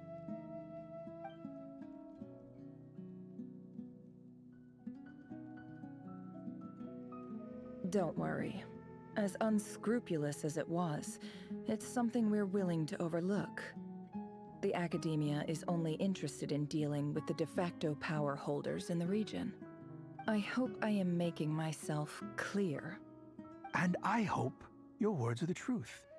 If I find out the Academia is trying to play me, I'll hunt down every one of your people and make you watch as I cut their heads off one by one. I assure you, Chief, that would not be in your long-term interests. You don't want to make an enemy of the Academia. You see how I'm dressed, don't you? I appreciate that you've never been to the rainforest, but surely even you recognize an ambassador's attire when you see it. And what does a barbarian like you have to lose anyway? You really think the Sumeru Academia would bother to come all this way just to lie to you? We have more important things to worry about. All right, I take your point. The Academia is the highest authority in the land. I'm sure you're trustworthy people. In that case, we have a deal. We will sell you the excavation rights. I'd like to thank you, Ambassador. This is good news indeed. Excellent news. In fact, it calls for a celebration. Would you do us the honor of staying a while and enjoying some Iab hospitality? Gladly. I am partial to wine myself, and I trust you are as well. So let's indulge in a few drinks together, in celebration of this momentous occasion.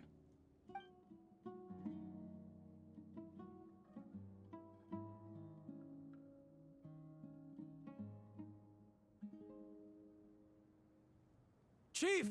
Chief, it's an emergency! It's the Unut. They've taken the well. What? Well, don't just stand there. Take it back. Yes, Chief. I have every confidence in the Iab's military superiority, and yet... Well, what is it? The Unut's response was alarmingly fast. The day after we reach a deal, they seize the well. This can't be a coincidence. Perhaps there is a traitor in your midst. I don't think so. I am obliged to remind you, Chief, that the Academia will only deal with the de facto power holders. If you cannot regain control over the well, I'm afraid you won't see a single mora of that 50 million. No! Please, Ambassador, just give me some time. I swear the Unut will not get away with this. That well is ours, and so is the mora. Glad to hear it. I will wait here for an update. If there is a traitor, I will find them. In the meantime, make yourself at home. I'll report back as soon as I have an update. Much obliged. Wow. All it took was a few words and I've got him wrapped around my finger. What an amazing feeling. So, in summary, Ambassador, the Academia would rather negotiate with our tribe instead of the Iab, yes? The Iab are ruthless murderers who don't listen to reason. And now they have the gall to interfere in our research projects in the desert region. So let me ask you, Chief, if you were the Academia, what would you do? Kill them all, of course. Precisely. The Academia does not tolerate those who stand in our way. The EAB have held back our academic pursuits for too long, and our patience is wearing thin. At the same time, there is simply no way that the Academia can be seen to be intervening in desert affairs. I'm sure you understand where I'm coming from. We have our own rules out here. If the rainforest dwellers raised arms against a desert tribe, it'd start a bloody war. Right. We can't confront them ourselves, but we can support their enemies. The Unut have always had strained relations with the EAB, which makes you our natural allies. Natural allies? Weren't the EAB your allies once? You were quick to send them after us to protect your interests back when we stole that water. And now look at you. You're at each other's throats. Let me be clear. The Academia wishes to collaborate with the legally recognized rulers of the desert in this matter. We are asking for excavation rights to that well, and our offer is 50 million mora. Say no more. I believe we have an understanding. Good. Then I suggest you get to work. Get us access to that well, and the mora's yours. You see, Dad? Lying is easy when you know how. People will believe anything.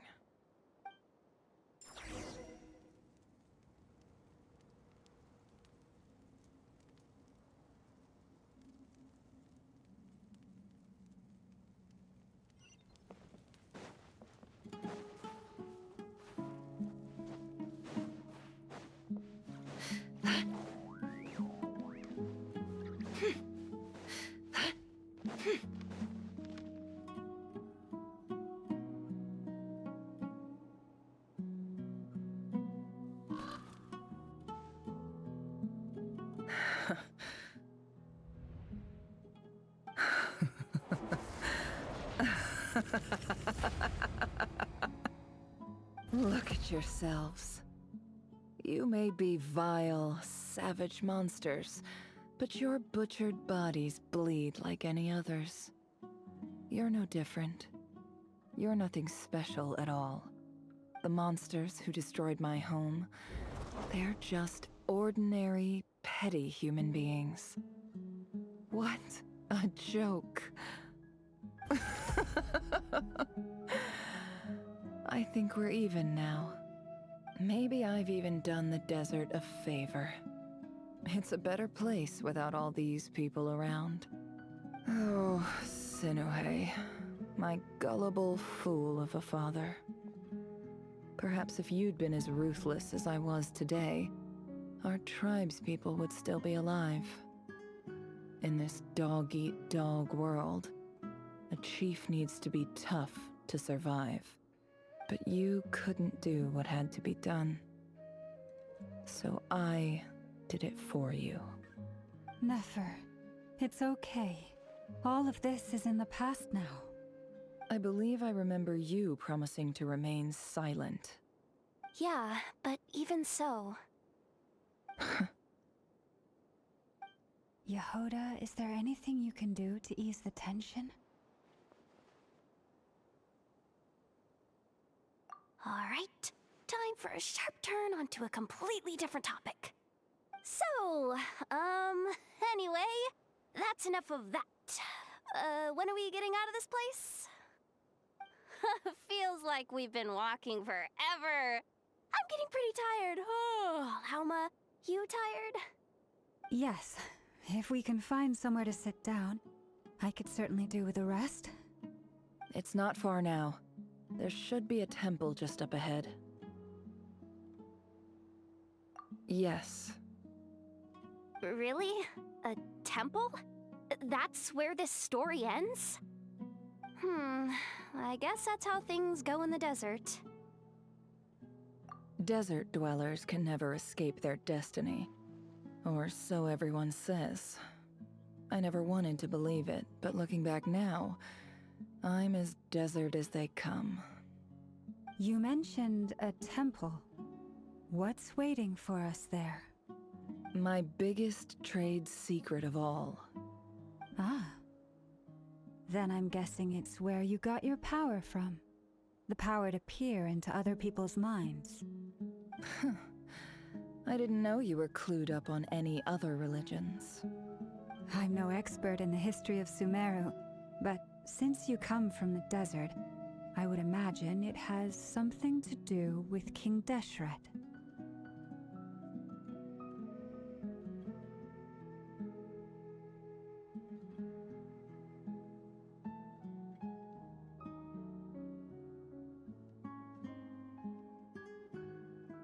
Sounds impressive.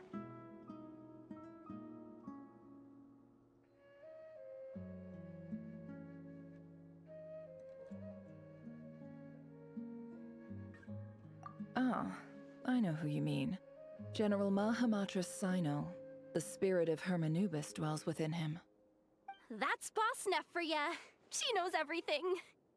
Sino's hardly a figure of obscurity, but I know about Sethos too. What about him? Is he a big deal or something? Well, he's not a small deal, let's put it that way.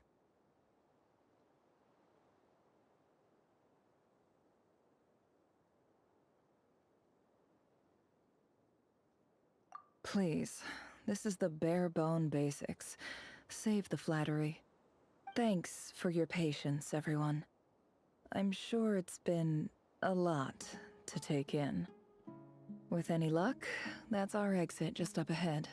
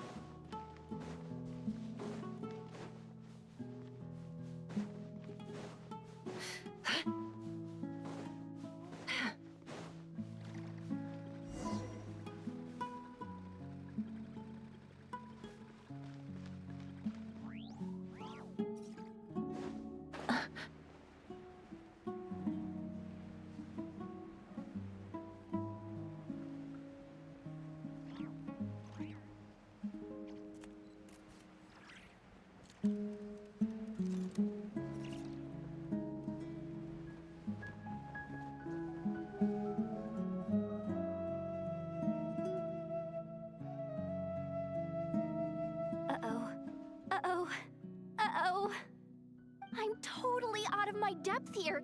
I don't have anything to add about any of this stuff. Like, look at that statue, for instance.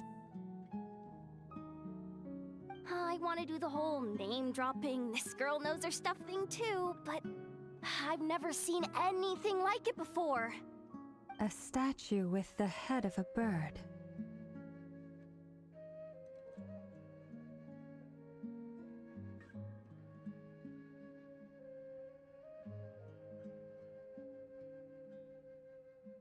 That's Thoth, the Ibis King, one of the 7 pillars of King Deshret. The legends say that he, the Crocodile King, and the Goat King were the 3 retainers of King Deshret. Let's take a look.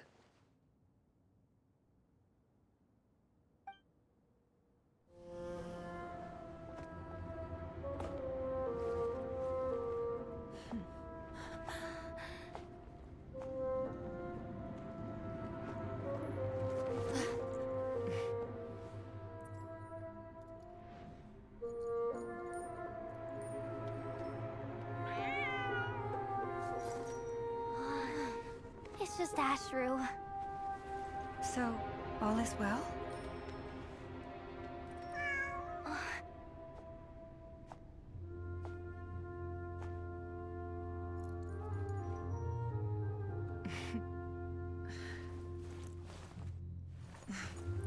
Typically speaking, at this point, the world disintegrates. Then we find ourselves back in the outside world. Besides, these are my memories. There's nothing to fear. You're sure? Of course. It's almost over.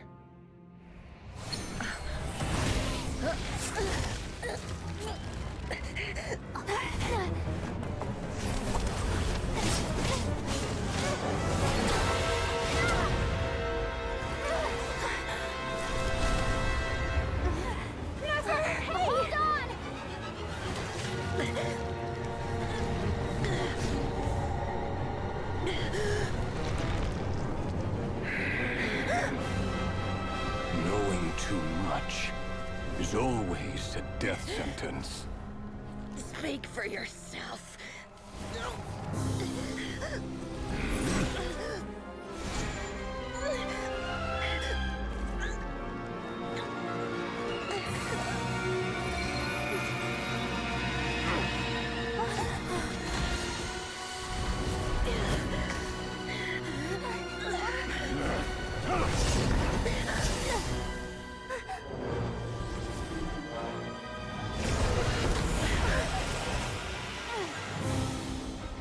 How repulsive.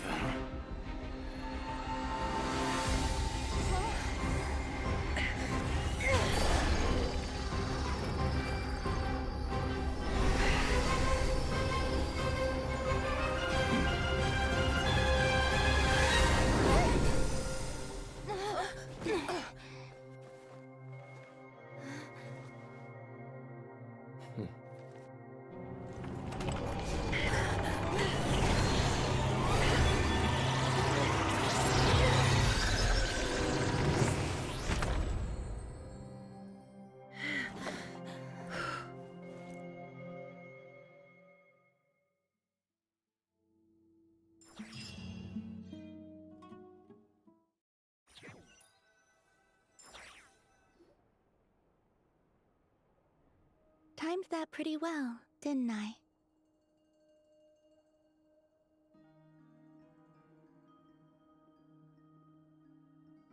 It's okay. I'm just glad no one was hurt. Paimon noticed you doing something too, Dainsleif. Were you helping get them out? Of course. When I asked Nefer to conduct this investigation, I was not naive to the dangers involved. I had a duty to ensure your safety. Good to know your sense of justice is still intact after all these years. I take that to mean that you saw the truth. That comes as a great relief. I certainly did. And thanks to your help, I also managed to trap Rerir inside the chess set. Whoa, really? How'd you manage that? Well, to be honest, I sensed that something was wrong long before we made it to the temple. By using this fragment to probe into Rerir's past, well, the monster formerly known as Rerir, it seems I alerted him. I was tracking him, then he caught on and started tracking me too. Can't say I'm surprised. But how did he track you through your thoughts alone? That shouldn't be possible. Rerir was a secret agent who reported directly to the Vinster King. He is an expert at finding a trail and hunting down his pursuers.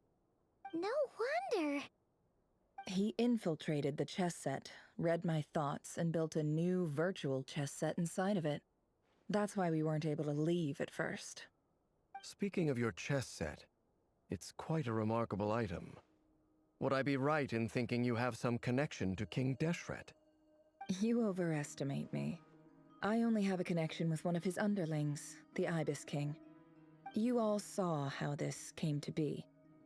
A long time ago, the Iab massacred my tribe, the Shimti, in our home village. A few years later, I enrolled in the academia, where some new information came to light.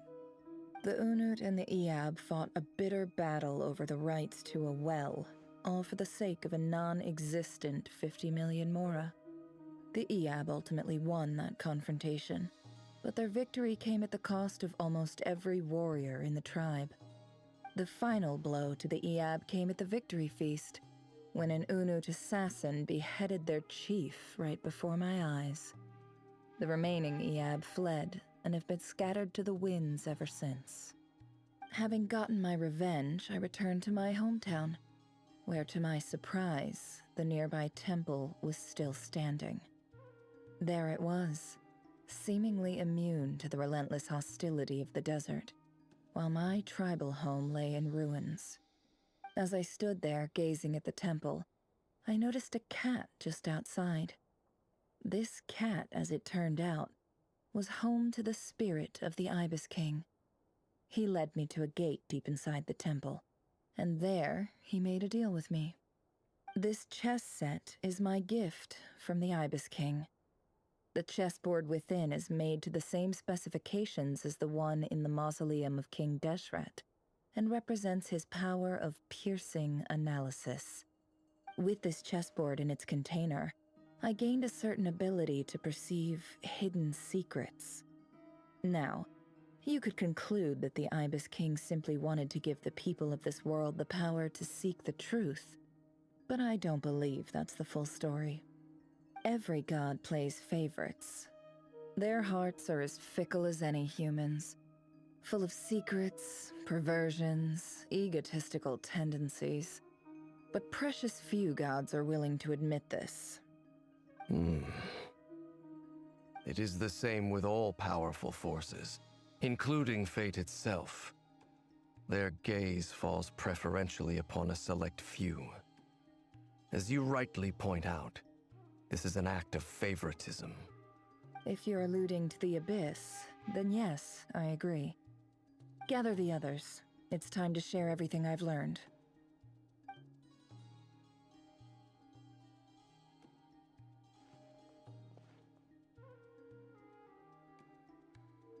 Thank you all for being here. As promised, I did some further investigating into the Raker of Solnari's background. I am pleased to report that the investigation has been most fruitful indeed. The Raker of Solnari, real name Rerir, was once a Conrian subject who served the Vinster King. I will now share the important details of his story. Please save any questions or comments for the end.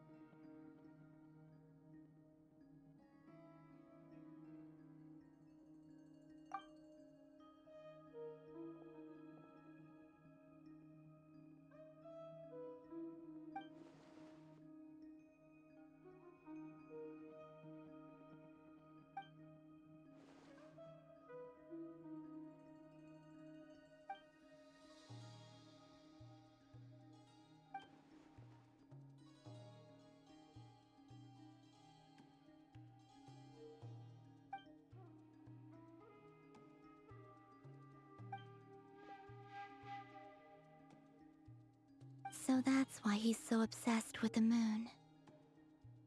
A tragic tale, to be sure.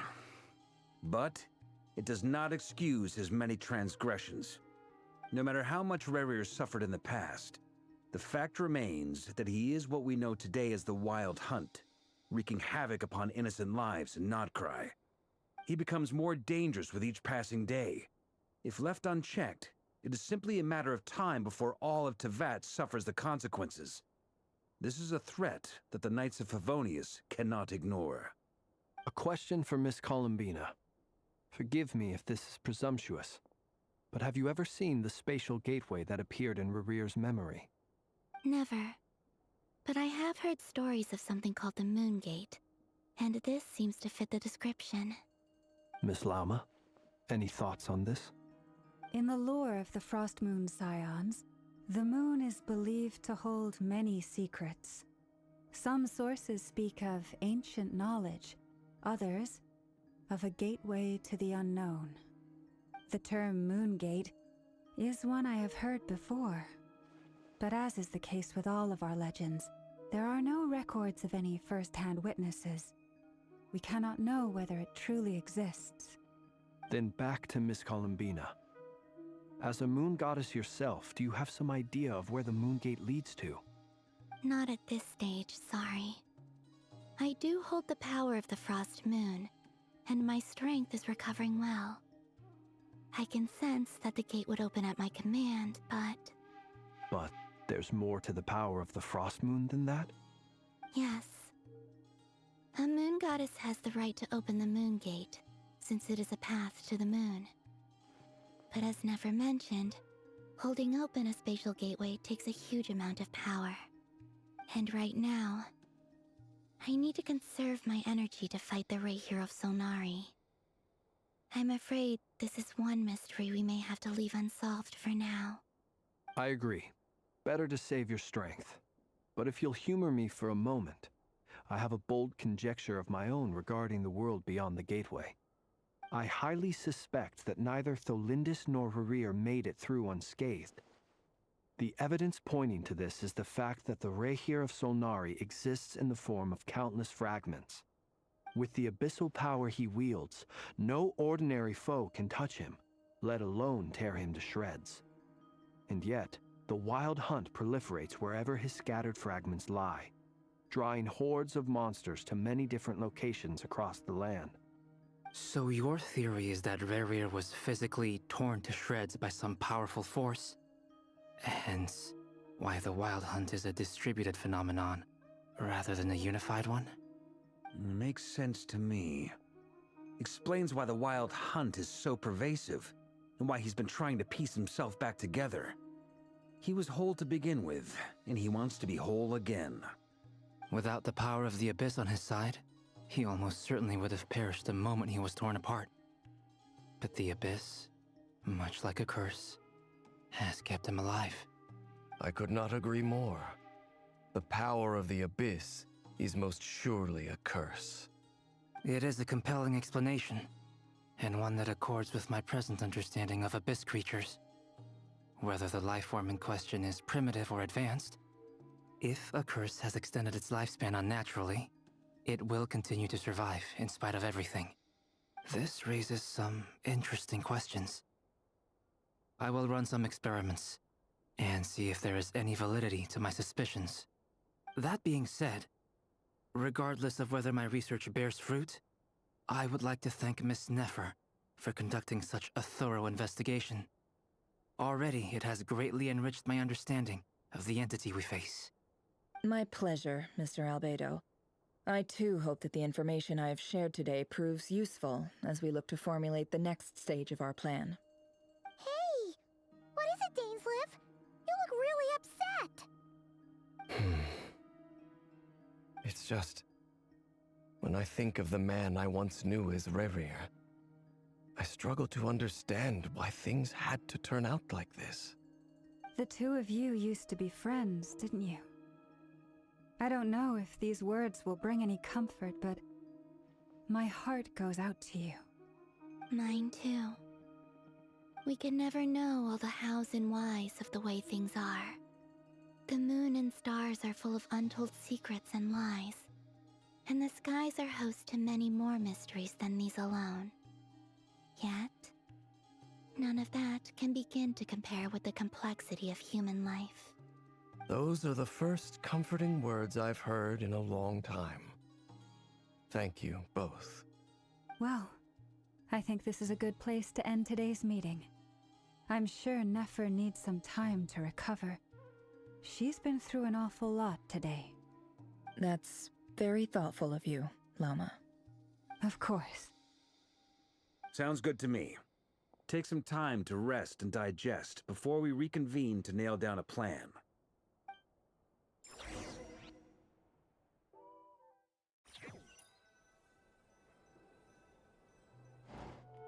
Hey, is this a bad time?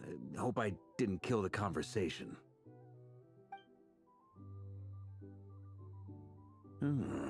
Nice room. Oh, I'm not coming in, though. Why not? It's just a hotel room. If it's all the same, I'll just stay out here. I might not look the part, but I'm technically a knight. Barging into people's private quarters isn't the kind of thing we do.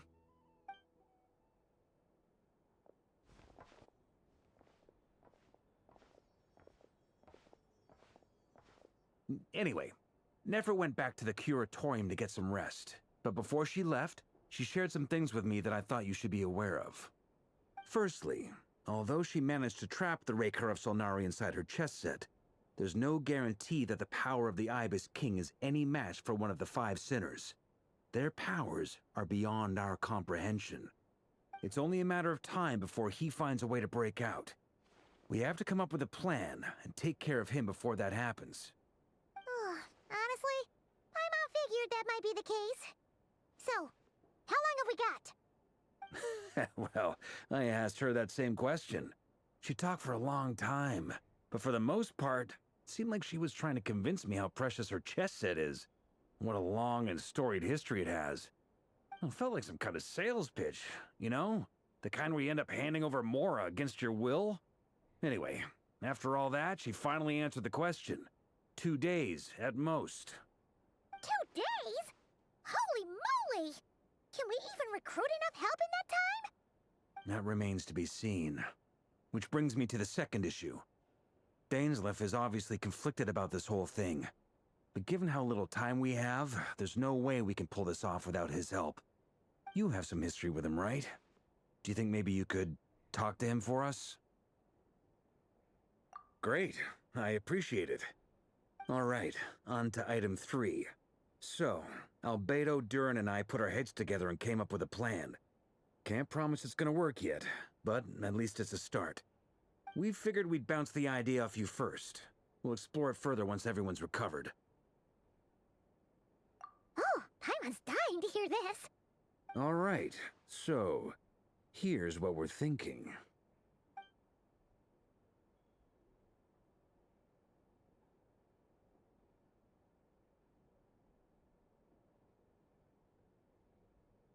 We felt a little uneasy about roping you into this. I mean, firstly, you're not locals, and secondly, none of us are your boss.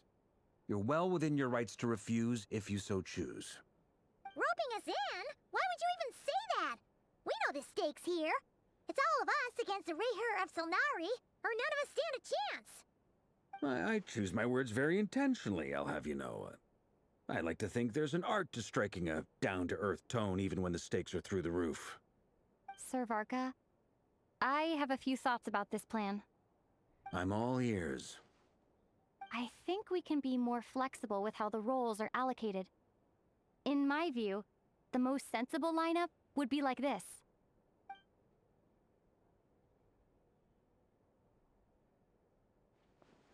I see your point, yeah. But if that's how we're going to approach this, you'd better make sure you're ready. To be clear, I don't doubt your abilities. Far from it. I just want to make sure. Are you really willing to take all this on? I want to do everything within my power. The Raher of Solnari is a truly fearsome opponent, and if I do my part, it'll greatly reduce the risk for everyone else involved. Well, that tracks with what I've heard.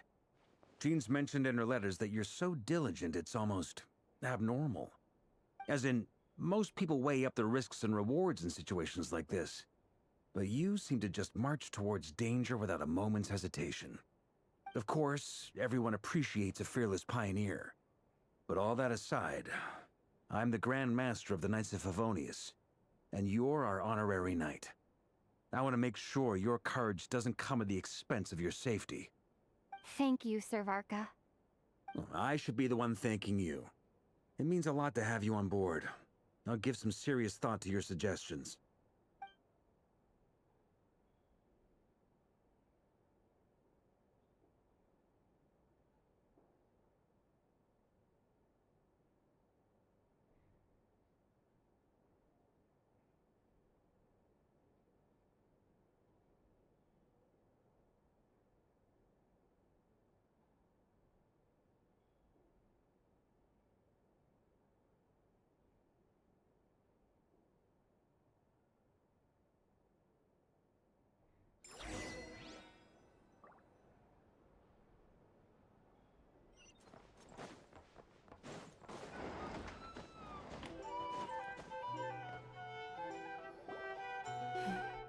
This is a thorough plan, but I do have one last question before we take action.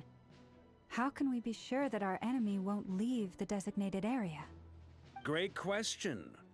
Albedo's been hard at work analyzing Rerir and the Wild Hunt's behavioral patterns. His conclusions are as follows. Firstly, from the earliest known confrontation until now, Rerir has never displayed any ability to manipulate the dimension of space. So it's unlikely he has any power in that domain. Secondly, he seems to have a particularly strong vendetta against our group. If we put him in a fight-or-flight situation, he'll choose to fight every time. Thirdly, finally, and most importantly, he is consumed by hatred, both for the moon and for his enemies. Turns out, we tick both of those boxes. We have a reincarnated moon in our ranks, and a spy who accessed his private memories without permission. He'll be baying for blood, not looking to escape. As someone who's had their fair share of interactions with the Wild Hunt, those all seem like valid observations to me. Understood. Then I will defer to the verdict of the group. Well, everyone, that's the plan in full detail. Albedo and Durin are carrying out their part as we speak. Plan approved. Scheduling. Okay, any firepower you need, I got you covered. Let's light this baby up. The Frost Moon Scions are behind you as well. And the rest of you?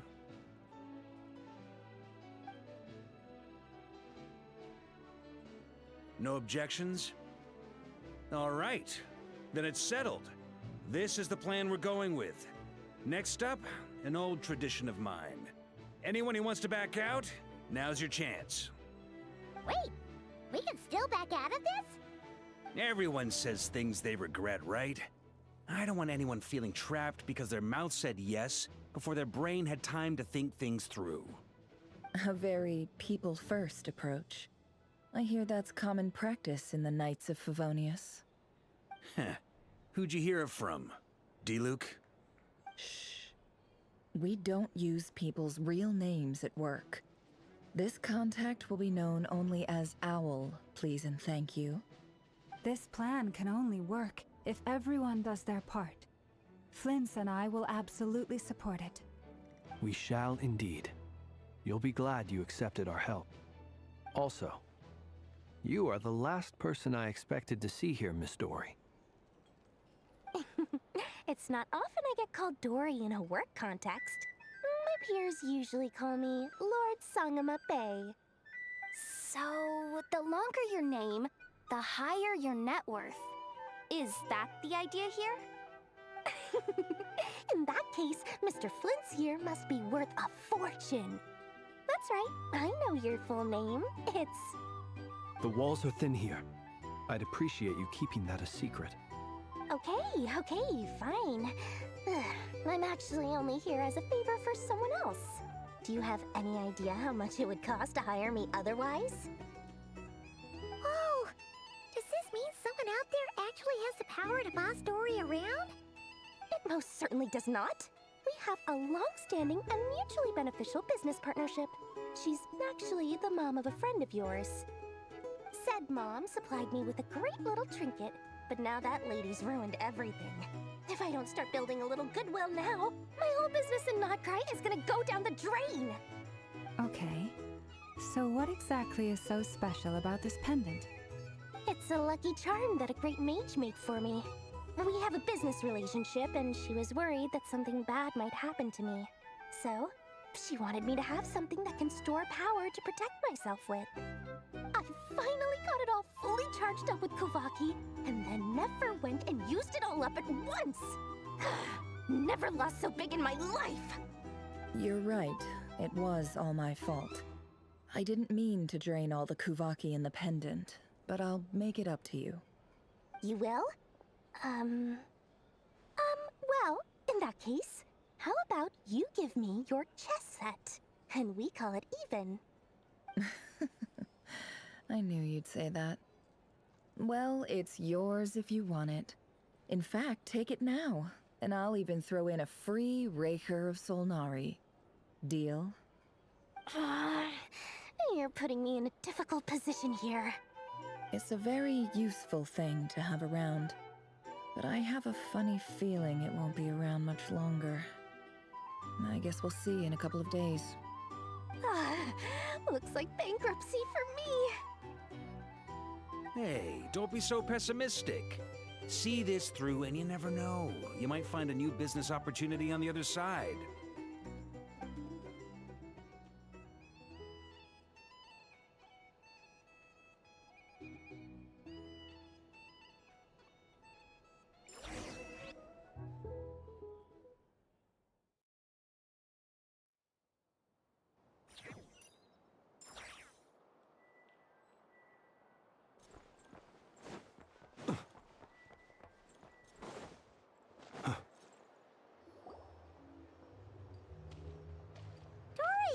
How are things going? Feeling ready? Oh, I was born ready.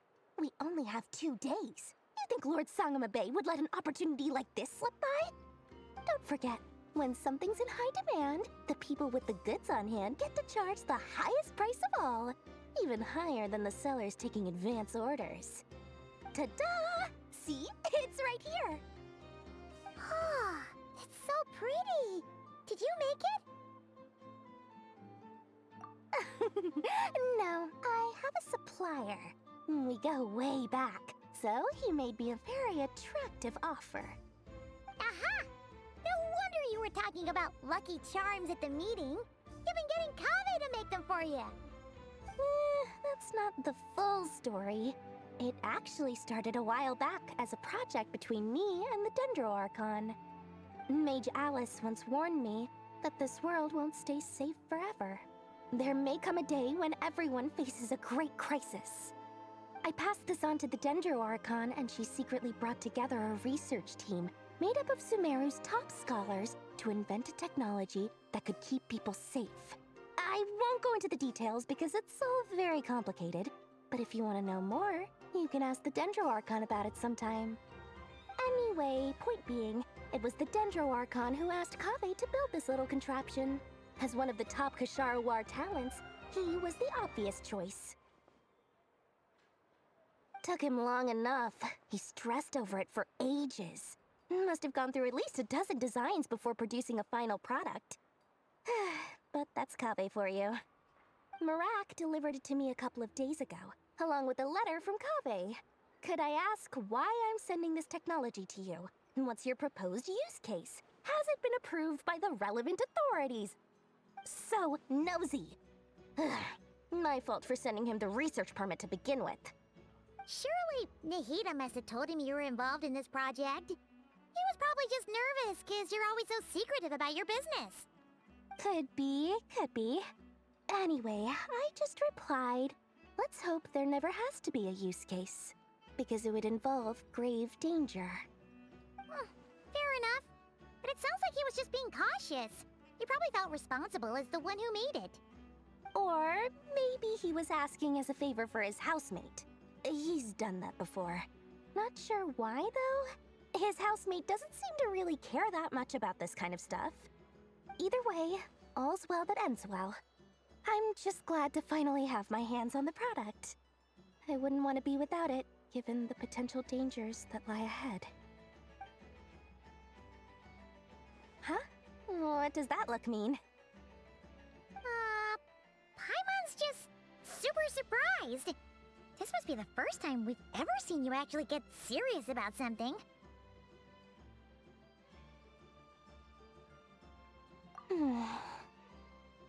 Well, a long time ago, I made a promise to myself. I promised that I was gonna live every day of my life with a big beaming smile.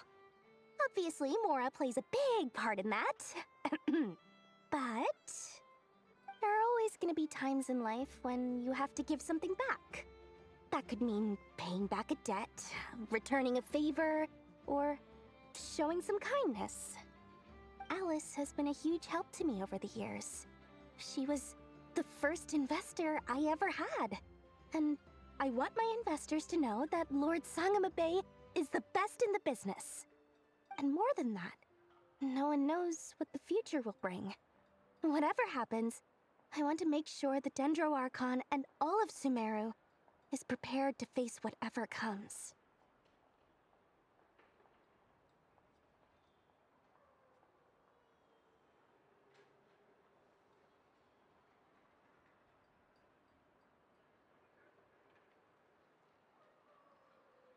Oh, that?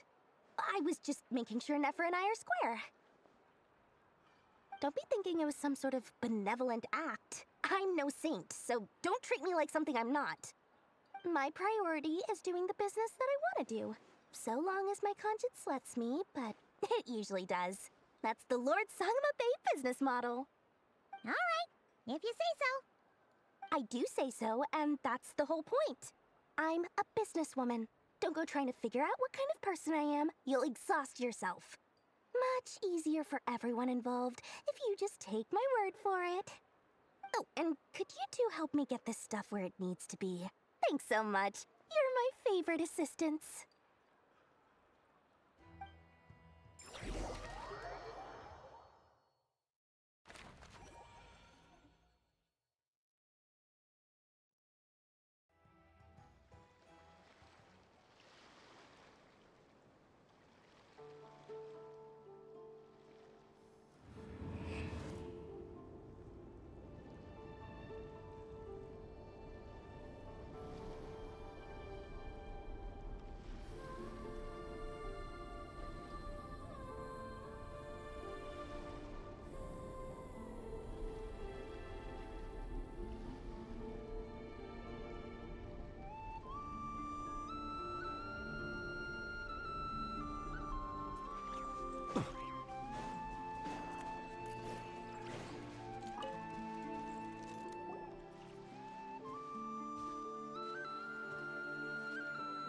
Traveler, Paimon, it's good to see you.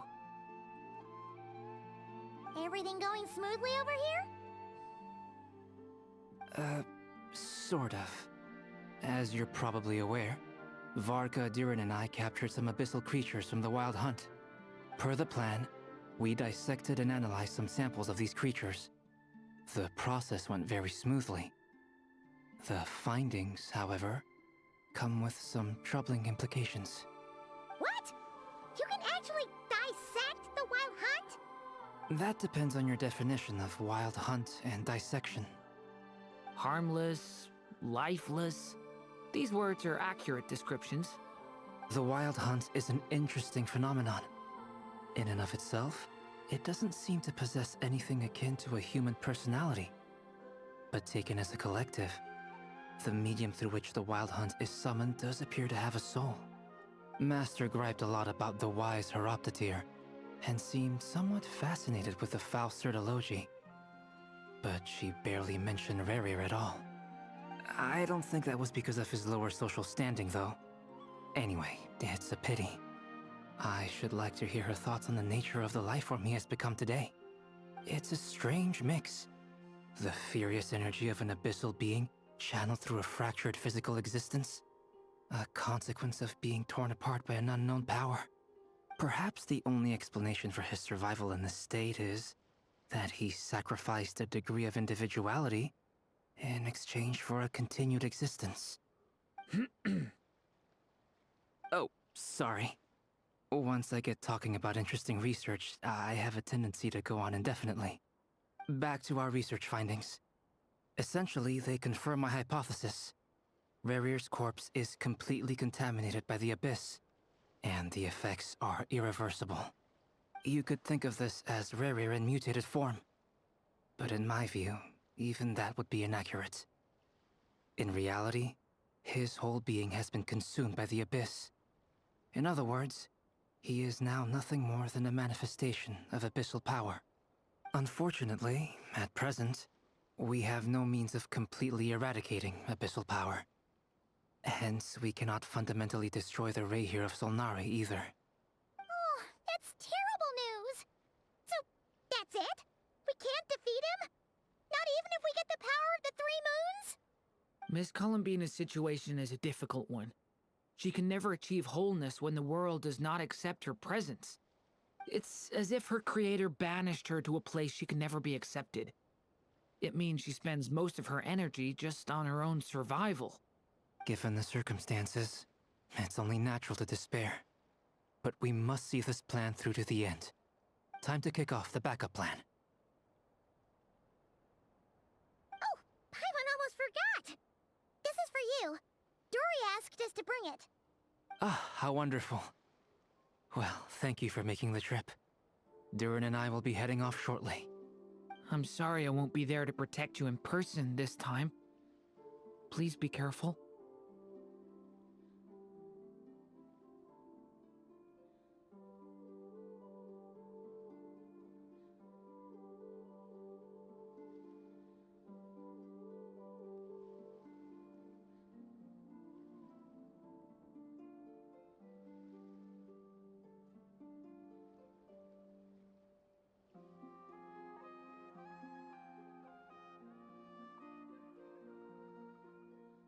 All right then. Stay safe.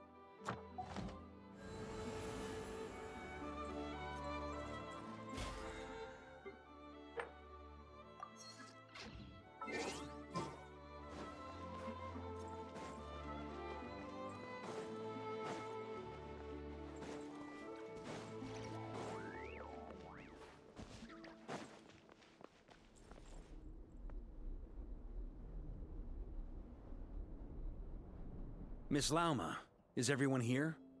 Yes. The fate of my flock is in your hands, Grandmaster Varka. Please keep them safe. My lady, what are you saying? Within the next 24 hours, we will face the biggest crisis the world has ever seen. This is not a burden that we deserve to bear, but I believe that we reap what we sow in this life. So I intend to act. I must do what I think is right. For me, that means fighting for the future of Nodcry. This gentleman is the Grand Master of the Knights of Favonius, Varka, Knight of Boreas. In my absence, please follow his lead. Hey, everyone. Guess I should introduce myself. Well, to start with, I know my way around a battlefield. Biggest strengths are honesty and hard-workingness. Anyway, point is, I don't intend to let Lauma down.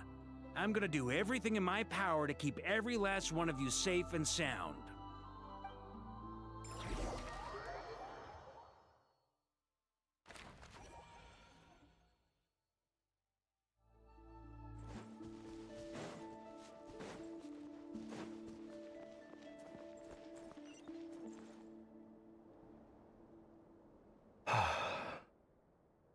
something on your mind?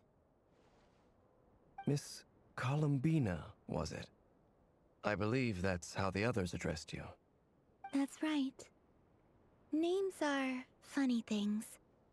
Have you always been called Dainsleif? Yes. I take it your own name has a more complicated history. I have a different relationship with names than other people.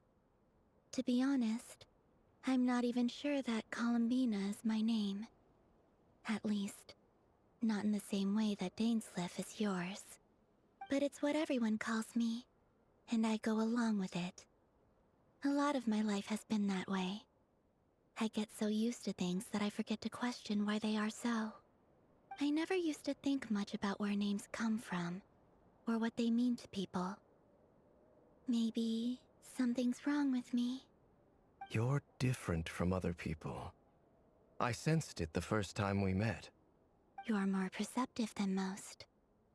I'm sure your long life and rich range of experience explains that. Do you ever find yourself missing Conria, Mr. Dainsleif?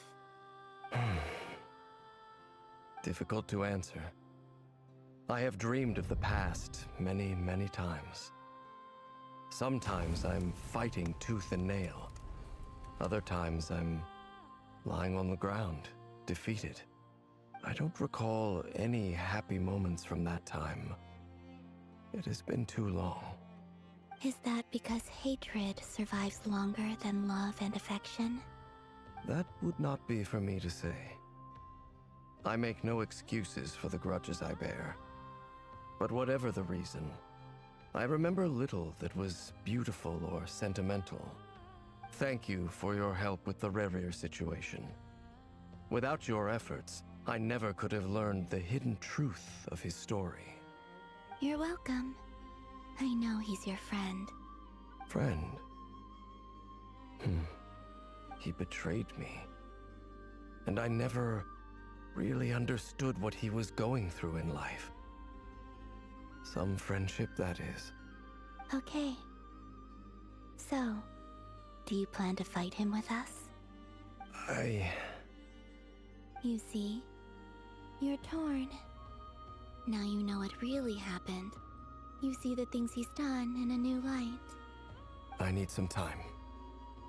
Of course. I completely understand. Anyone else in your position would feel conflicted too. Actually, I went through something similar myself recently. Something happened that changed my perspective on a situation. A situation I took for granted at the time, but now I feel very grateful for it. You mean the Harbingers who still support you, even though you've left the Fatui? Yes. I always thought they were only helping me because Harbingers are forced to work together. But then I abandoned them. A warrant was even put out for my arrest. And even now, they still support me. Which means I was wrong about them all along. Clearly, they view you as a friend. I feel a little guilty now. I regret not seeing her help for what it was, and not treasuring it. I see the guilt that you're feeling now, because I feel it too. Hopefully, talking about it will do us both some good. Have you noticed that the Traveler and Paimon are over there? I think they've been listening.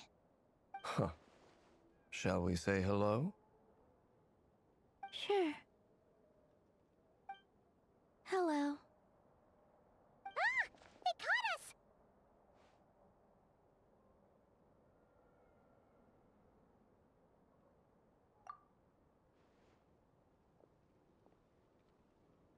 I apologize for making you worry. No doubt you wish to know where I stand on the plan to take down the Recher of Solnari. I'm afraid I need a little time, but I will seriously consider joining you. You will? Oh, thank you so much! Everyone will be so grateful to hear that! They needn't be. This was something that I was going to have to face up to eventually. That doesn't matter to them. They're grateful to you regardless. You can't control their gratitude, so just accept it. And then, have a think about whether you're willing to join us.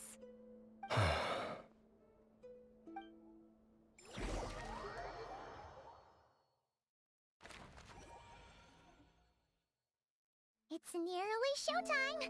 Let's go rendezvous with the others. You know the place.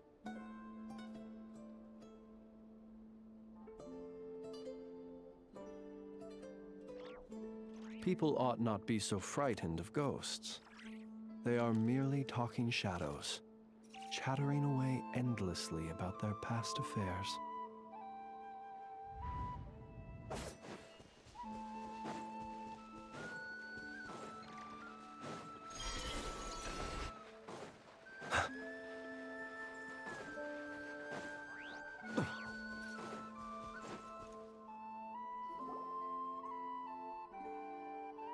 Ah, you're earlier than I expected. Hey, Flint's! Been waiting here long?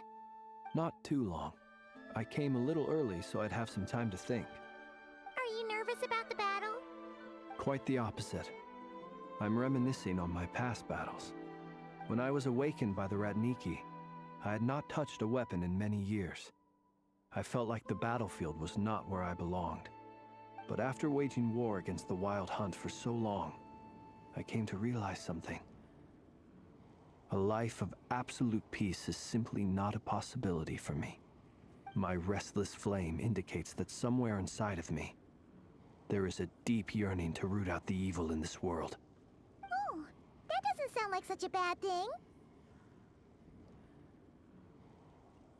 Well, in the past, when I was a Fae whose primary concern was hibernation, it was hardly ideal. But it certainly serves me well here in the present. And I am delighted to be able to join forces with you in this endeavor. Looks like I'm not the first to arrive. Ah, Miss Lauma. Did you sleep okay last night? I struggled to settle down at first, because of the nerves. But don't worry. I got enough sleep in the end. I'll be just fine.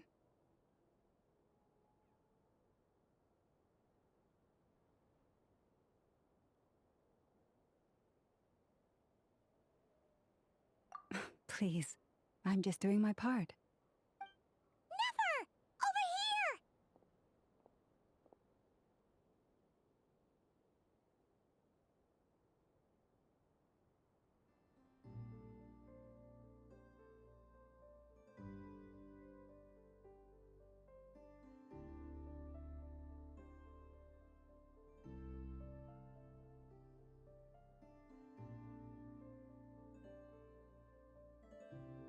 Aino asked me to relay a message. She said Nefer will be on high alert and keep a close watch over all secondary districts where defense is required, providing support as necessary. Meanwhile, Aino herself will provide range support to us directly, using her latest invention. Excellent. My thanks to all involved. The chess set's looking a little unstable. It won't hold him much longer. We should be prepared to engage at a moment's notice. No sense sitting around waiting. Let's make the first move while we still have the option. I agree. Paimon, find a safe hiding place. Got it! Be careful, Traveler! I will.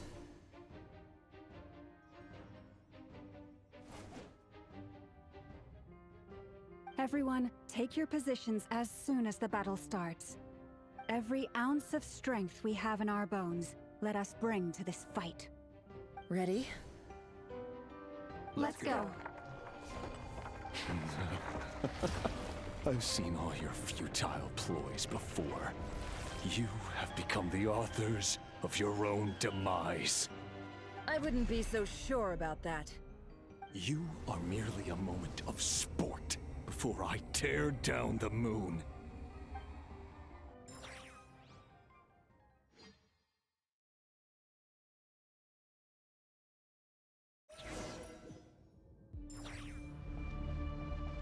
Stay on your toes. Yep, you too.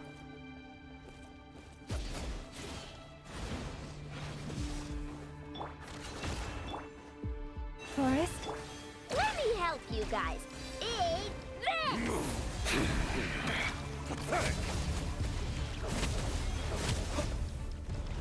Close your eyes. Hunt him down!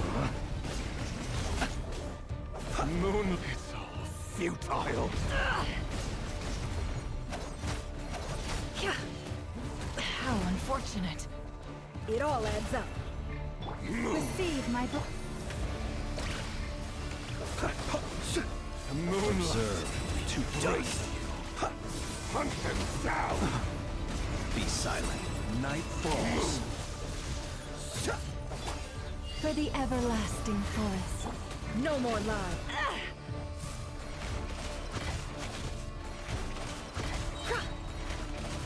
It all adds up. The deception ends here. Leave. Observe. Close your eyes. The moonlight betrays you. Observe. Do you fear the dark? No more lies. Forest? Be silent. Steady now. The moonlight betrays you. Close your eyes. Keep your distance. Night falls. Can't hide the truth. Branch into song by the frost manifold. Hunt them down!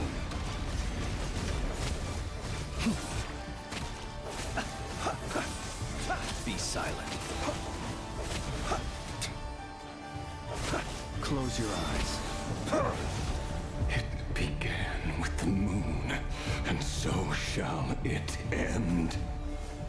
The moon will protect you.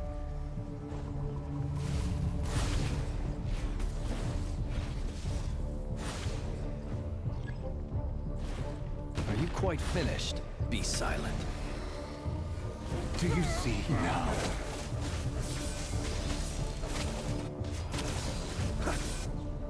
Fedifalnir, when will it be as you foretold?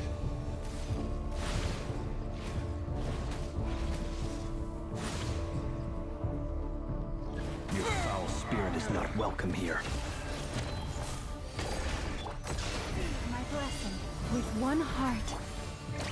The night cometh. Observe. Close your eyes. Steady now. To dust.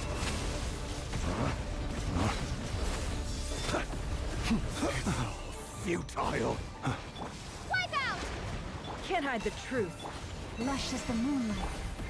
Are you quite finished? Be Hunt silent. him down! Observe. To dust.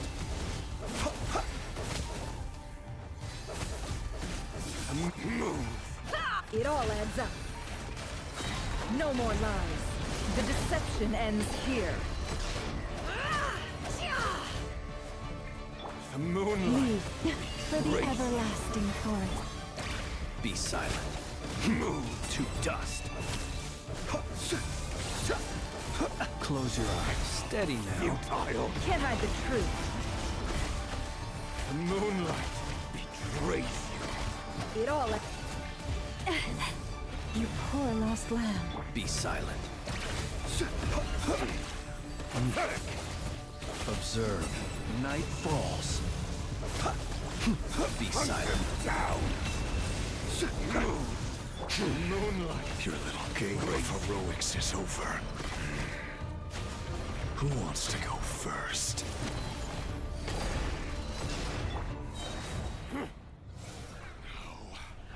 Get out of my sight! No! We've been separated. Take. You okay? Nefer, where are the others? Stuck outside the barrier. I guess he really doesn't like us. I told you before. Knowing too much is always a death sentence. Be careful what you wish for.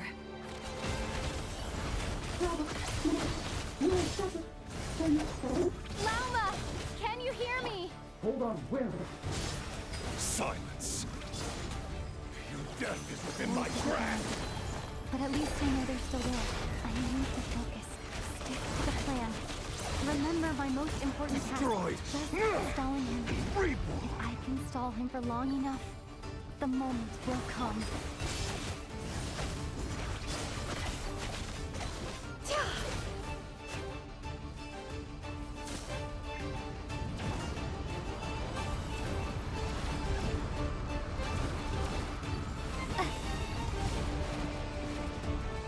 I've got this.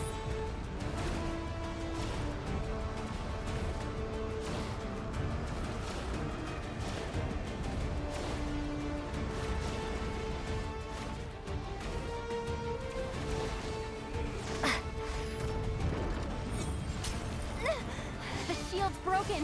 I can't keep this up. Don't push your luck. Hide! How much will it take? Go! It all adds up. Time to come clean. Seek within.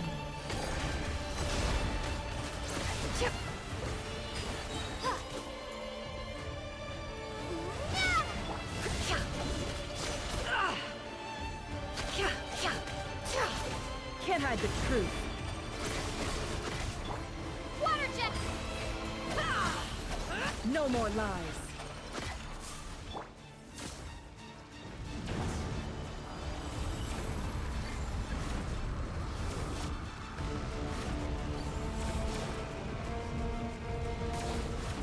Curses. There's no other way.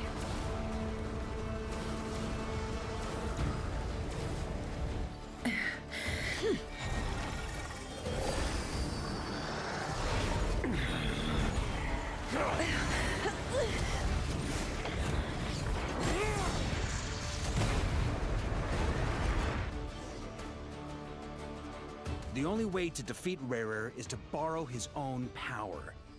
That means Columbina will have to disappear while you two bear the brunt of his attacks. You have to hold on. Find a way to keep him focused on killing the two of you.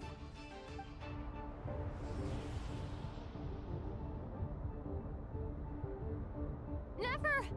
Your eyes are bleeding. Soon you will be powerless to resist.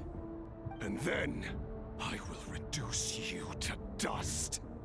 But that dust will plague your memories. Come on, keep holding on. Any other tricks up your sleeve? Let's see them. As entertaining as they are. You've backed yourself into a corner. You don't fool me. I see your fear clear as day. I have to stoke his rage. Make him unleash everything. You fear what you could never defeat. You fear the thought of never being able to save your beloved. You cannot win the fight against fate, Rarir. Is that what you think? Well, now it's your turn to feel afraid!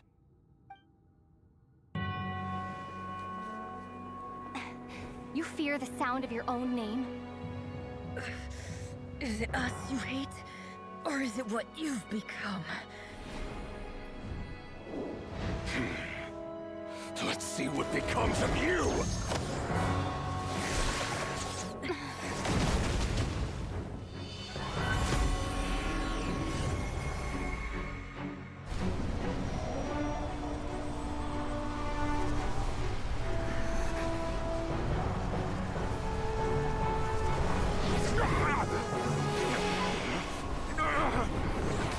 What's happening?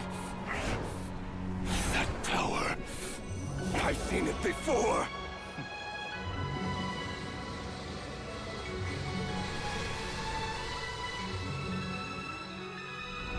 His power is on another level. We'll need to use an alchemical array to convert his power into a usable form. Then quickly channel it into Columbina, rendering her powerful enough to compete with him. I'll join you. I can help. If I release enough abyssal energy into a confined space, it'll create a potential difference, allowing us to extract a huge amount of elemental energy.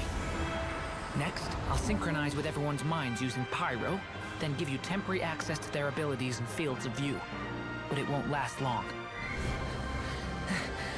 Can you see? Well enough.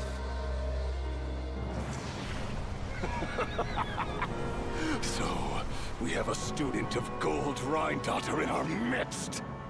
How about that?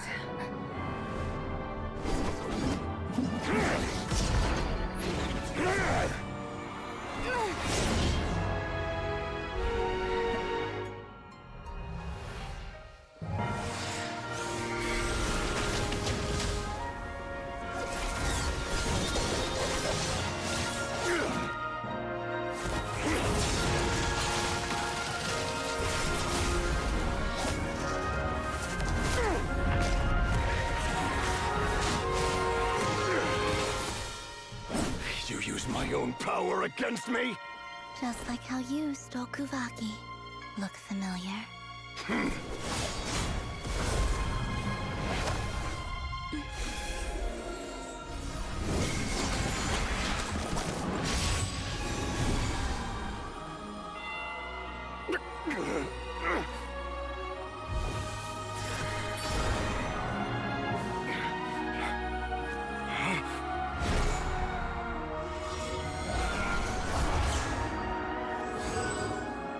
Don't you realize? You don't have the power to hold that gate open. I don't, but someone else does.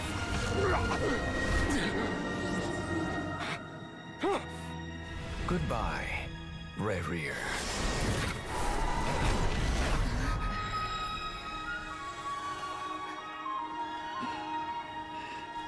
We won.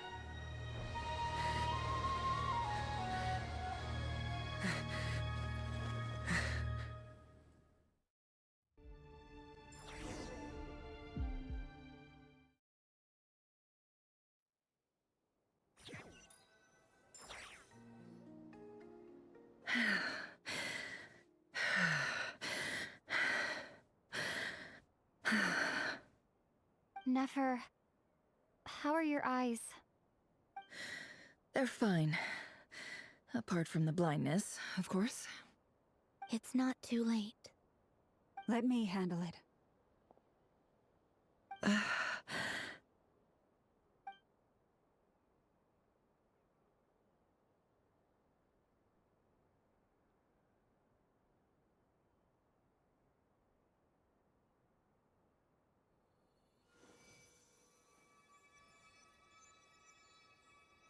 Miss Nefer, it's not like you to lose your composure. That was the most reckless thing I've ever seen you do. Reckless how? The situation was critical. Our lives were at stake. We had to do something. Even so. Okay. I guess you're right. Under the circumstances, it was a wise decision. You traded your eyes for an incredible victory. In business terms, I suppose that's a huge return on investment. I'd be hard-pressed to argue otherwise. Still, I don't like this outcome, and I don't want you to lose your sight for good. People suffer when they make sacrifices they shouldn't have to make, whether that means faith, strength, or in this case, your ability to even see. I had hoped you could win without sacrificing so much as a single hair on your head. Thank you. Really. All done. Don't try and open your eyes just yet.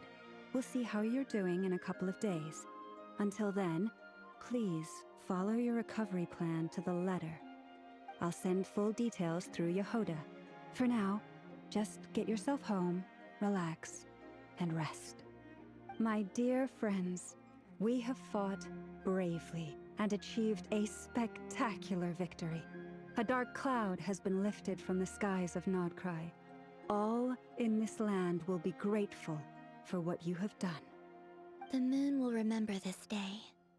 Thank you both.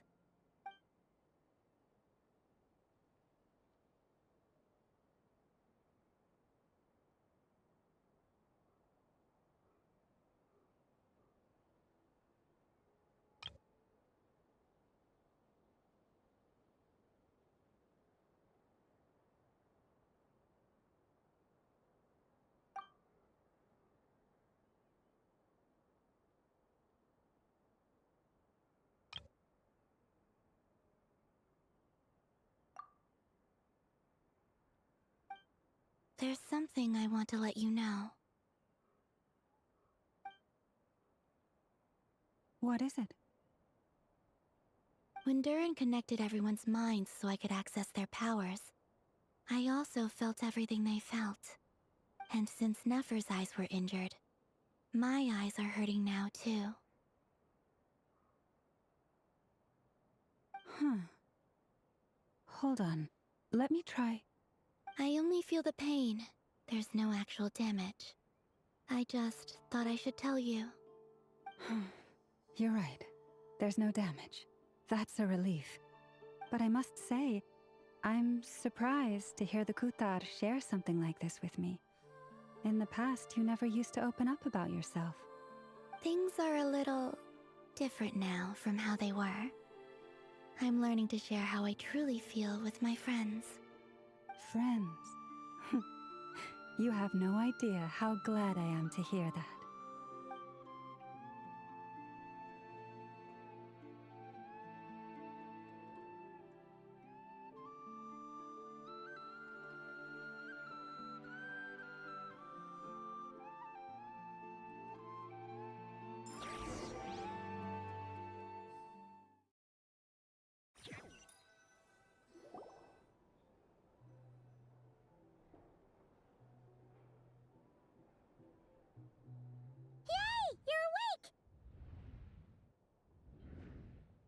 How are you feeling? Any aches and pains? Did you sleep well? I'm doing all right, Paimon.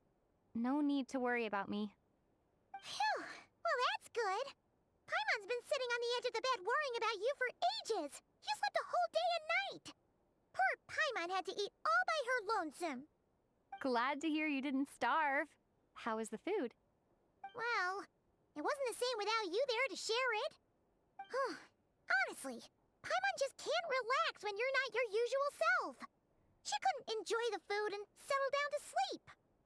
Well, I'm back to normal now. Oh yeah, and Albedo swung by earlier. He said to tell you to head to the tavern when you woke up. Varker and the others are organizing a victory feast and they want to celebrate with you.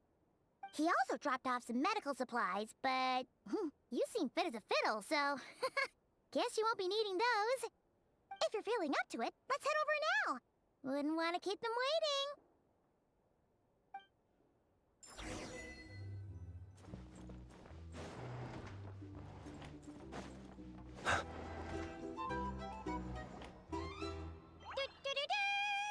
We're here! Traveler and Paimon! Perfect timing! We were literally just saying how there's no way we're holding this victory feast without you any longer, and we would have postponed it till tomorrow. How are you feeling today? Much better, thanks. Don't worry about me. Relieved to hear it. If that changes, just let me know.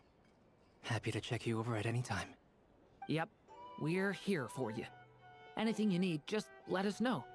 Oh wait, where's Nefer? How are her eyes doing? Nefer's right over there. I'm sure she'd love to catch up with you.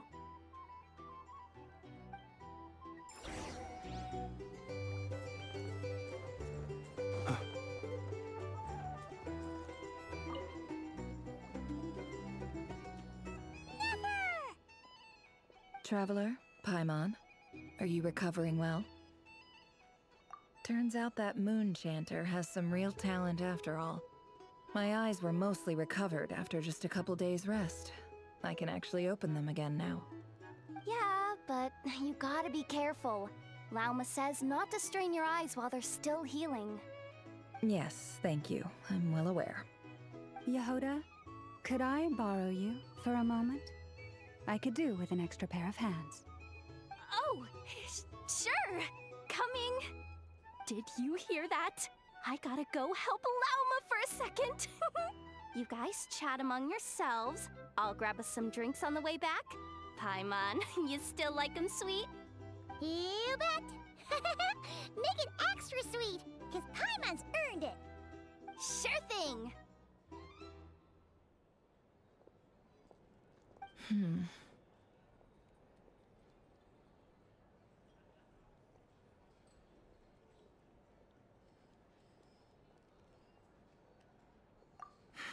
The Raker of Solnari.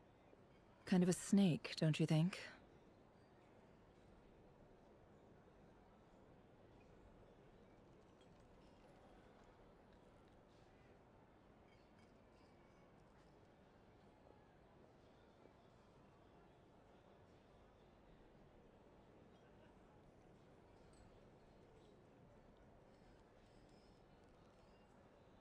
No, definitely a snake. A poisonous one who spewed his venomous hatred everywhere. Anyone who seeks revenge out of hatred for other people has become a snake. That's something my dad used to say.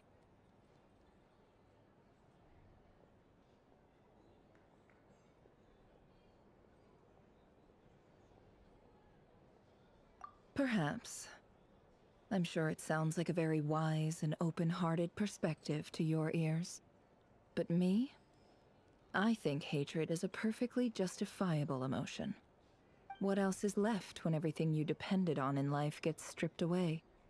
Something's gotta fuel that drive to keep on living.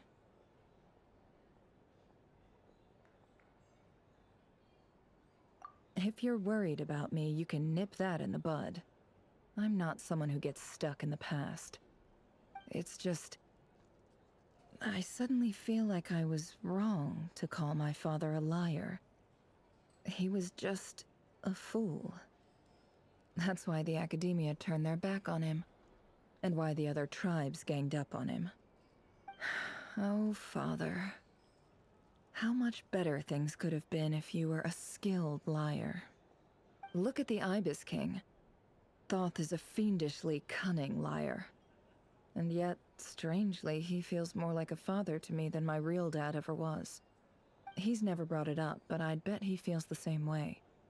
Why else would he give me the power to perceive the truth, while at the same time training me in the art of deception?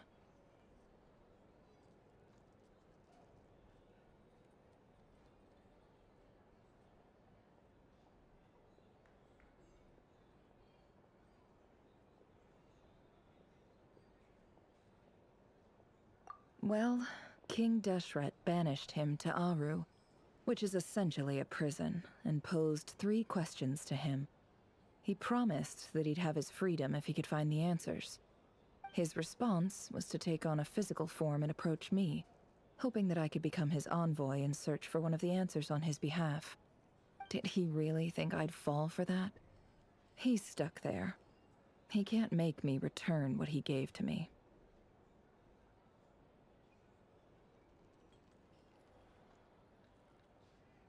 So that's enough for you to decide he's nice, is it? He's a prisoner, and he was scared. So he decided to perform some good deeds to win people's approval. He lives in fear because he's a deceiver. How is Rerir any different? You can't work as a spy your whole life and expect a happy ending.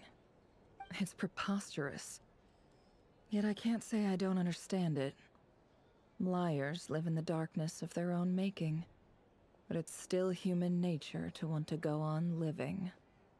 They say that a liar's soul is the most worthless thing in the world. What do you think?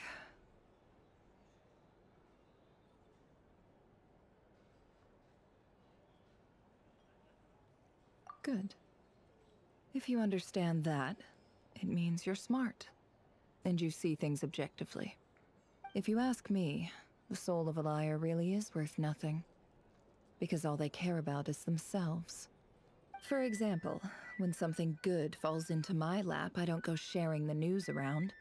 Stops other people trying to steal it from me.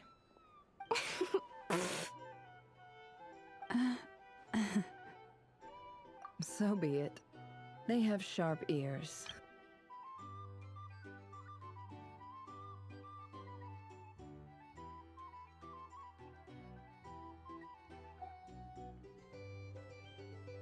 Oh, is that what it looks like?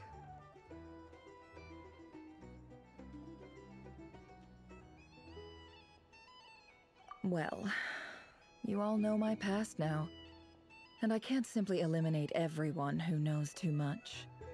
So I guess I just have to put up with you, for the foreseeable future at least. When you find yourself in a situation you can't control, the safest play is to keep calm and start monitoring everyone involved like a hawk. In the intelligence world, you need to have a sense of perspective and play your hand accordingly. If you understand what's at stake, please ensure my secret is safe with you.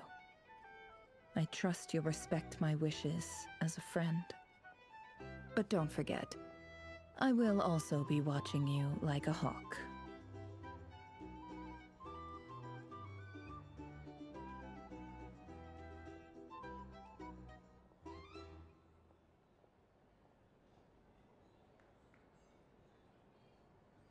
Very good. Oh, wait! Now that the panic's over and we've all calmed down, Paimon suddenly remembered something. After all that build-up, our mystery ally never showed up even once.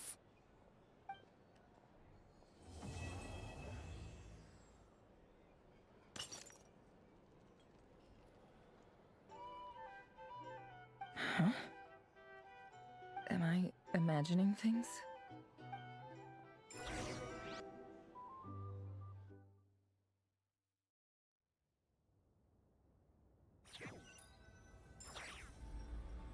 So, that close colleague who stayed behind with you? What's he been up to recently? Don't know, don't care. I get more normal human interaction from hanging out with Bosco 2 than him. Although, now you mention it, he hasn't bothered me in a while. I wonder if... If he's disappeared without a trace, it's the biggest gift he ever gave to the world. But I somehow doubt that's what's going on. He won't lie low forever. So we'd better stay on guard.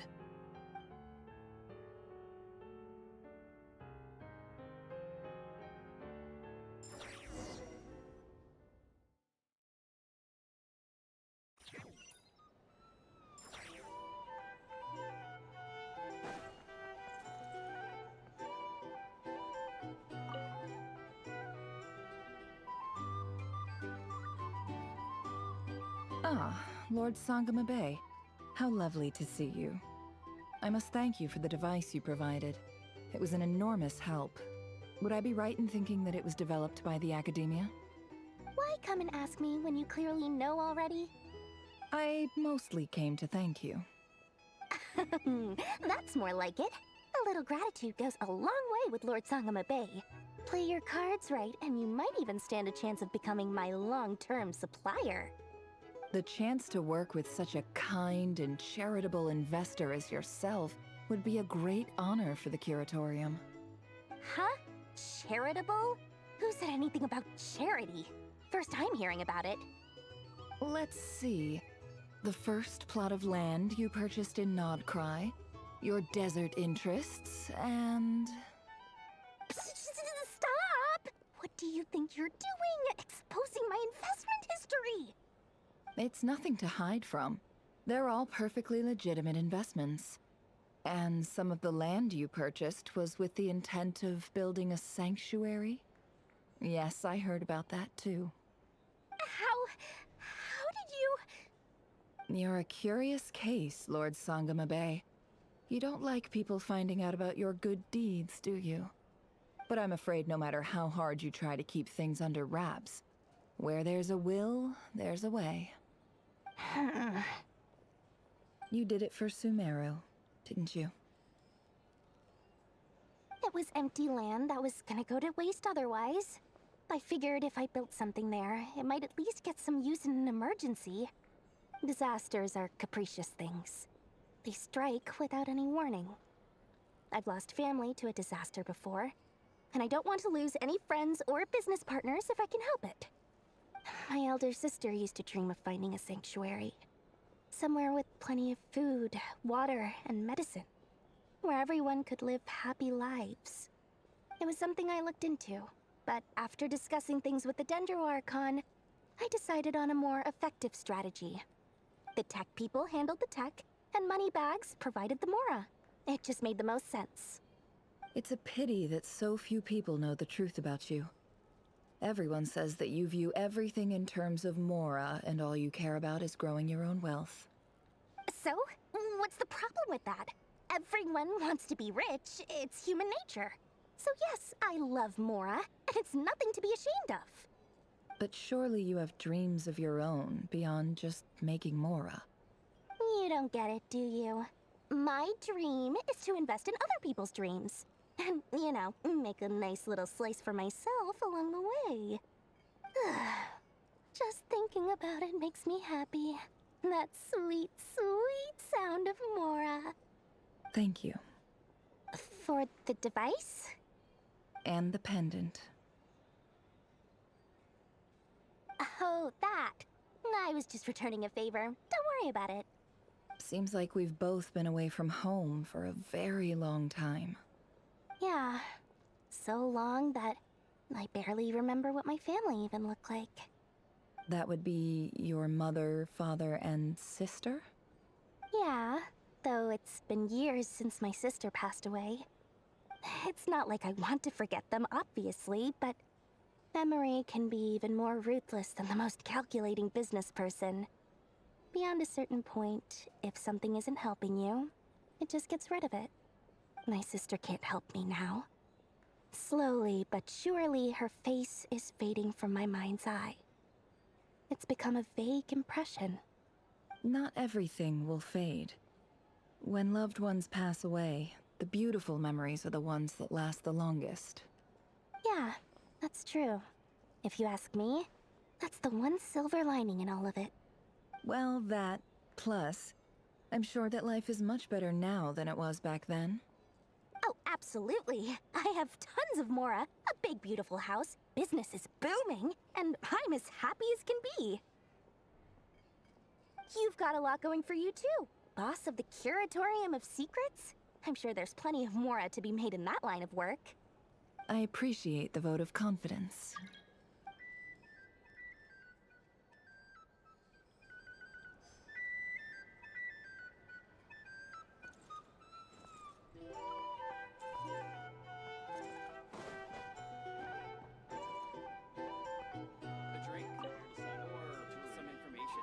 How have you been holding up? Any adverse reactions? If you start to take a turn for the worse, make sure you tell me right away. You don't need to worry about me, Grandmaster. I'm fine. I mean, I barely did anything, so... What? You're too humble, young man. You played an indispensable role in the battle for Nodcry. We can't thank you enough for your support. Sometimes, when people praise you, it's because you deserve it. The best thing is to accept it calmly and with grace. It's important to learn how to respond to words of admiration. Let's do a quick demonstration.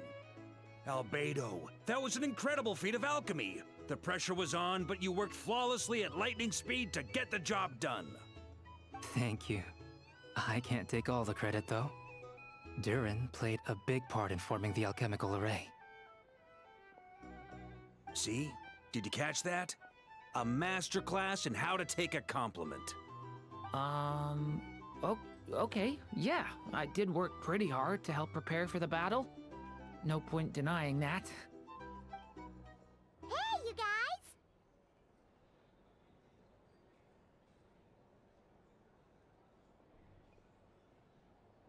Hey, look who's bounced back. Looking good, Traveler.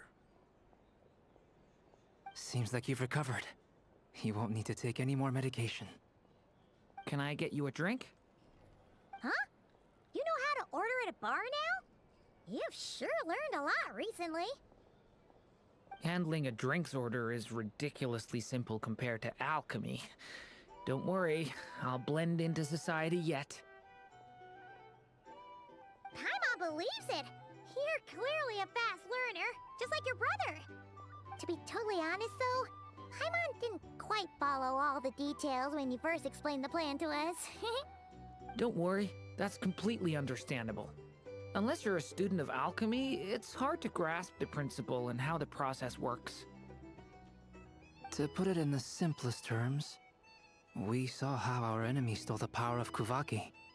And that gave us the idea of stealing his power to turn it against him. When facing an enemy you have no hope of defeating, it's best not to engage them in battle. So, instead of looking for a way to overpower him, we decided to help Columbina get strong enough to at least stand up to him in a fight. For this to work, we had to analyze his modes of attack, confirm who his main target was, and make sure that he wouldn't go beyond the range of the alchemical array. For added security, we prepared a total of 4 arrays. But to mitigate the impact of the battle, we identified one location in particular as the ideal spot, which is where the confrontation took place.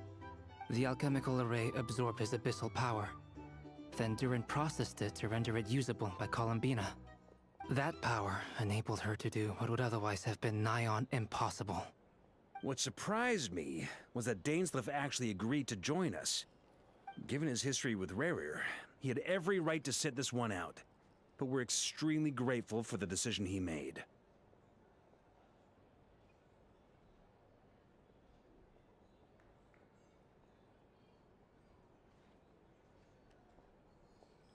It must have been a painful choice to make.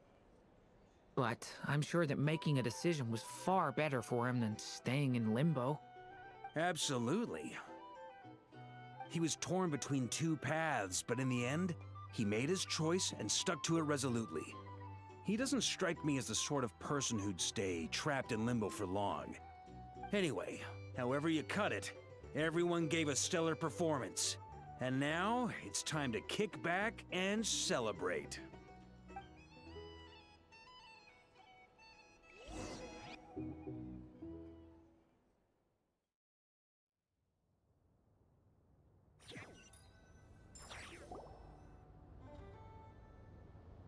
That's the only reason you're here. Yes. I've thought a lot about it. And I've realized that you, me, and Arlecchino should be friends. I think this is very important. So I felt I had to come and tell you. Well, this is a new one. I'm so moved. I can't even hold my teacup. If that's all, you can leave now. Do you not want to be friends with me? Or is it that you prefer being co-workers? What is this, Columbina? Are you deliberately testing my patience threshold? Right now, my politeness module is active. But if you say another word, I swear I'll shut it down. If your politeness module was active, wouldn't you say the word please at some point? Paulownia, please see Lady Columbina to the door. Will you still invite me to your next tea party? What? Yes, I think you will. Bye-bye, dear Sandrone.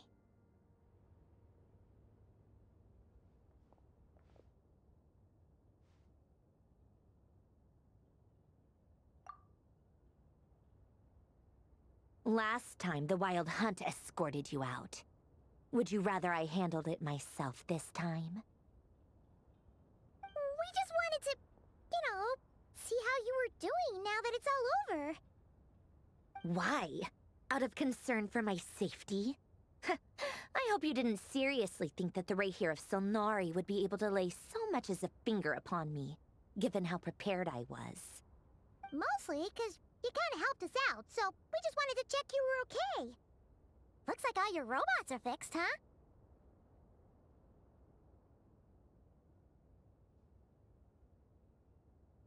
Oh, don't you worry about that. Tea time is already a write-off. The visitor before you managed to kill my appetite. If you're in the mood for tea, go ahead and help yourself. Otherwise, it's going to waste. My coasters are still missing in action, though. Use this notebook instead. Whoa! Pretty hefty notebook. Look at all those calculations. You can ignore those. They're just dumb scribblings. I doodle and write in my free time. Sometimes I remember the distant, dreamlike past. Sometimes I imagine the far-flung future. And other times, I grit my teeth and note down all the crazy nonsense going on in the present. Some people do the crosswords in the newspaper. This is my equivalent of that. Trying to predict the future is like daydreaming.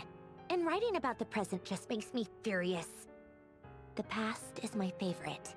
If nothing else, it's already set in stone, so I don't have to rack my brains trying to figure it all out. Huh. Although, having said that, the only vaguely interesting memory in my past is probably that guy they call Lord Artificer. Who else? Pretty much all the mecha in Fontaine are his personal handiwork. Wait, are you saying you know him? Like, personally? As a friend? I mean, I guess we were friendly enough. Yep. In fact, I'm probably the only normal person left who knew him at all. We used to chat occasionally back when he was still around. Before he passed away, he asked me to destroy all his manuscripts. I honored his request, but I did read through everything first before destroying them. I mean, I couldn't let the genius of Lord Artificer Alain Guillotin disappear like that. Would have been such a waste. So, that's where the formulas in your notebook are from? I just told you. Those are my equivalent of crossword puzzles. They're just dumb formulas that I solve for fun when I'm bored. Alain's work was like epic poetry. The formulas in my notebook are just silly little riddles in comparison. Not that there's anything bad about them. I mean, at least, solving those riddles isn't going to hurt anyone. Except me, 'cause I lose a few brain cells in the process. Anyway, while we're on the topic, I might as well tell you about what happened to him and his friends. Alain Guillotin had two close buddies, Renee and Jacob. They spent their childhood years together in the Narzissenkreuz Institute. They were all quite competitive, so there was some rivalry between them, but it was a friendly rivalry. But beneath the friendship and the rivalry ran something deeper, a sense of nostalgia for the past. Unfortunately, childhood would end. The prophecy would come true, the apocalypse would arrive, and the future would never be. A mad dream that would normally only capture the minds of lunatics began to take root in their hearts. A dream of saving the world. And if Renee and Alain had been people of lesser wits, that dream would probably have ended up as something for them to joke about in their older years. But alas, they were some of the sharpest minds around. They nurtured that dream with the full power of their intellect, and it grew into something that ate away at their souls. The first of them to fall under its spell was Renee. Against Alain's wishes, he persisted in experimenting on a mutual friend of theirs to try and save their life. Alain did not approve and parted ways with Renee. It's complicated. Alain wanted to believe that Renee only did what he did for the sake of their friendship. But when he told me about what happened, I could tell he still had some suspicions about Renee's motives. Perhaps the seed that would grow into a nightmare had already sprouted in Renee's mind. Even then, the next time they met, Renee's soul had been completely engulfed by the dream of salvation. His futile attempt to change the tide of fate only resulted in a wave that swallowed up the world, even before the apocalypse came. And although that wave died down eventually, I hear that it just recently came back with a vengeance. As I understand, Renee wanted to live out his dream of salvation once more. But I'm told that the attempted resurgence finally died out for good. At long last, Renee awoke from his deluded dream. Though of course by then it was far too late. What do you think of Renee? Do you admire his transcendent genius? His view that any price was worth paying to achieve the lofty goal of saving the world? Or do you despise him? Dismiss him as an evil madman who wrought havoc on the lives of everyone around him as he pursued his delusional dream? Same difference, really. Just a matter of perspective.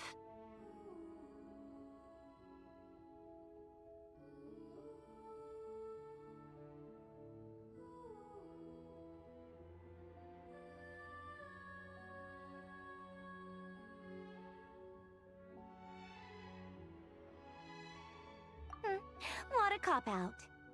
But I suspect you'd have a more incisive and insightful answer if we dug into it further. I I don't like fanatics who give up their whole lives for their ideology. Nor do I like fools who let their delusions take control. Maybe I could understand if Renee had just been an ordinary person. But he had a sage-like intellect. And still managed to get himself lost in the labyrinth of his own desires. Anyway, that's enough about Renee. Now, moving on to Alain Guillotin, the Lord Artificer. He managed to put a stop to the first storm whipped up by Renee. But after that, Alain lost his friends and family. To his credit, I suppose, the loss of his family and friends was purely a tragic accident. It's not like Alain sacrificed them for his cause or anything. After that, the only thing supporting his work was the same dream that had dragged his closest friend down to the abyss.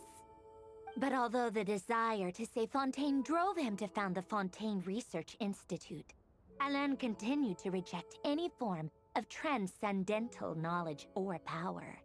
He was suspicious and fearful of it, having seen the way it had affected his closest friend. I think that formulas and machines derived solely from human intellect were the only thing that gave him a sense of spiritual comfort. Yet Alain's intellect was simply too great. It barely left him space to breathe in his lifetime. Once he realized that the end of his life was approaching, he finally accepted the truth. The Nazissenkreuz Institute needed someone, and a human being, to see its story through to the end. He quit working on his formulas, trading them in for the fairy tales that had played such a formative role in his childhood, but which he barely touched in his adult life. He told me that the director of the Nazissenkreuz Institute used to read those fairy tales to the children as bedtime stories. Apparently, they worked wonders at sending kids off to sleep. I think that all he wanted at that time in his life was to be able to sleep deeply without being plagued by depression. By that point, nothing else really mattered. At the very end, he laid down to rest in the ruins of the former Nazissenkreuz Institute orphanage, while the Fontaine Research Institute he had founded continued tirelessly with its work. Many years after that, tensions over competing dreams would once again cause a rift, this time between members of the Fontaine Research Institute. But the actions of those fools had nothing at all to do with Alain. And that is the story of two people from the Nazissenkreuz Institute who both wanted to save the world. One went all in on his fantasy of salvation without ever looking back, and ended up calmly sinking to the bottom of the deepest sea. The other sought desperately to burn bright in his life, even though he wasn't sure where he was going. I do sometimes wonder, why is it that people like them have such grand hopes of saving the world? Even the grandest tree starts as a tiny seed. So perhaps, for each of them, their mission to save the world began with a very simple desire: to save themselves. They were young children with friends and family who mattered to them, desires to explore the meaning of life, ambitions to have a successful career. They didn't want to see all of that taken away in one fell swoop. Or maybe they just wanted to find something to anchor themselves within the chaos, to stop them getting quietly swept away by the storms of life. But instead, the search for their own salvation took them down the rocky road laid out by fate. Do you think the desire to save oneself is enough of a justification to try and save the world?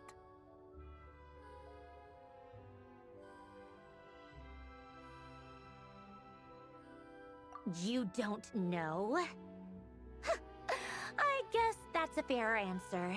At least you're not trying to hide your confusion. Alain was much more straightforward about it. I asked him the same question back when he was in his prime, putting all of his energy into his work. Yes, it's enough. That was all he said before getting right back to his work. He was always that way. All right, tea time's over. I owe Arlecchino a favor for telling me these stories. I'll I'll have to bring a whole sack of gifts the next time I visit the House of the Hearth. I'm gonna go tinker with Polonia now. You guys can do whatever you want, as long as it doesn't involve interrupting me. Polonia, exit hibernation mode. Begin diagnostics.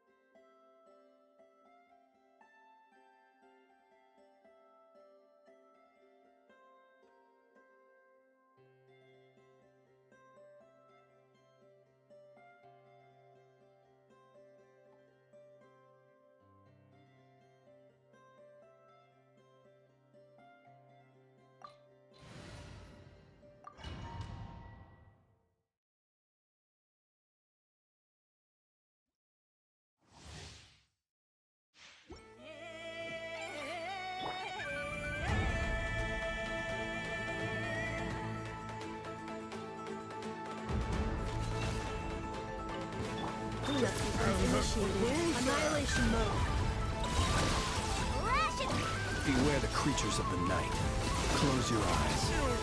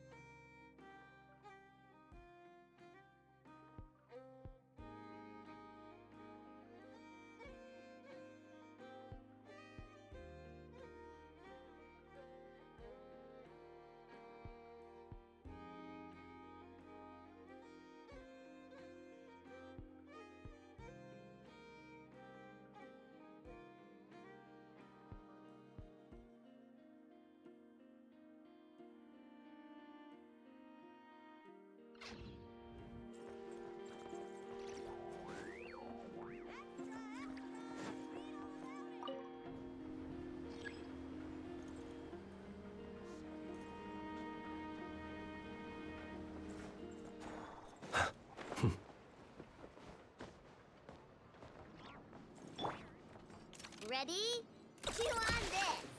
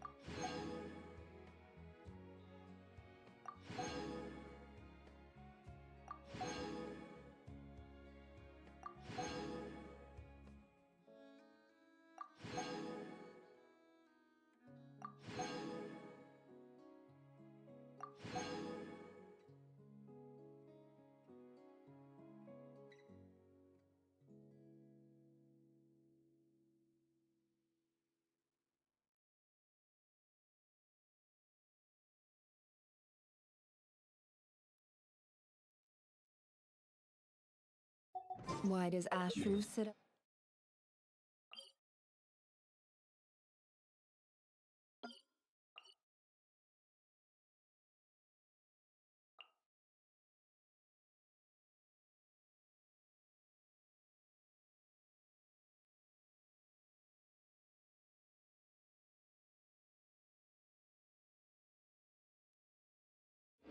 On the counter?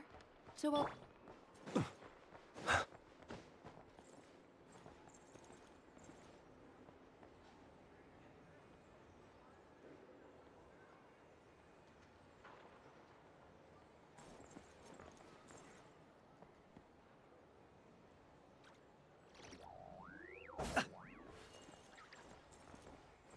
This land holds nothing but promise for adventurers from all walks of life.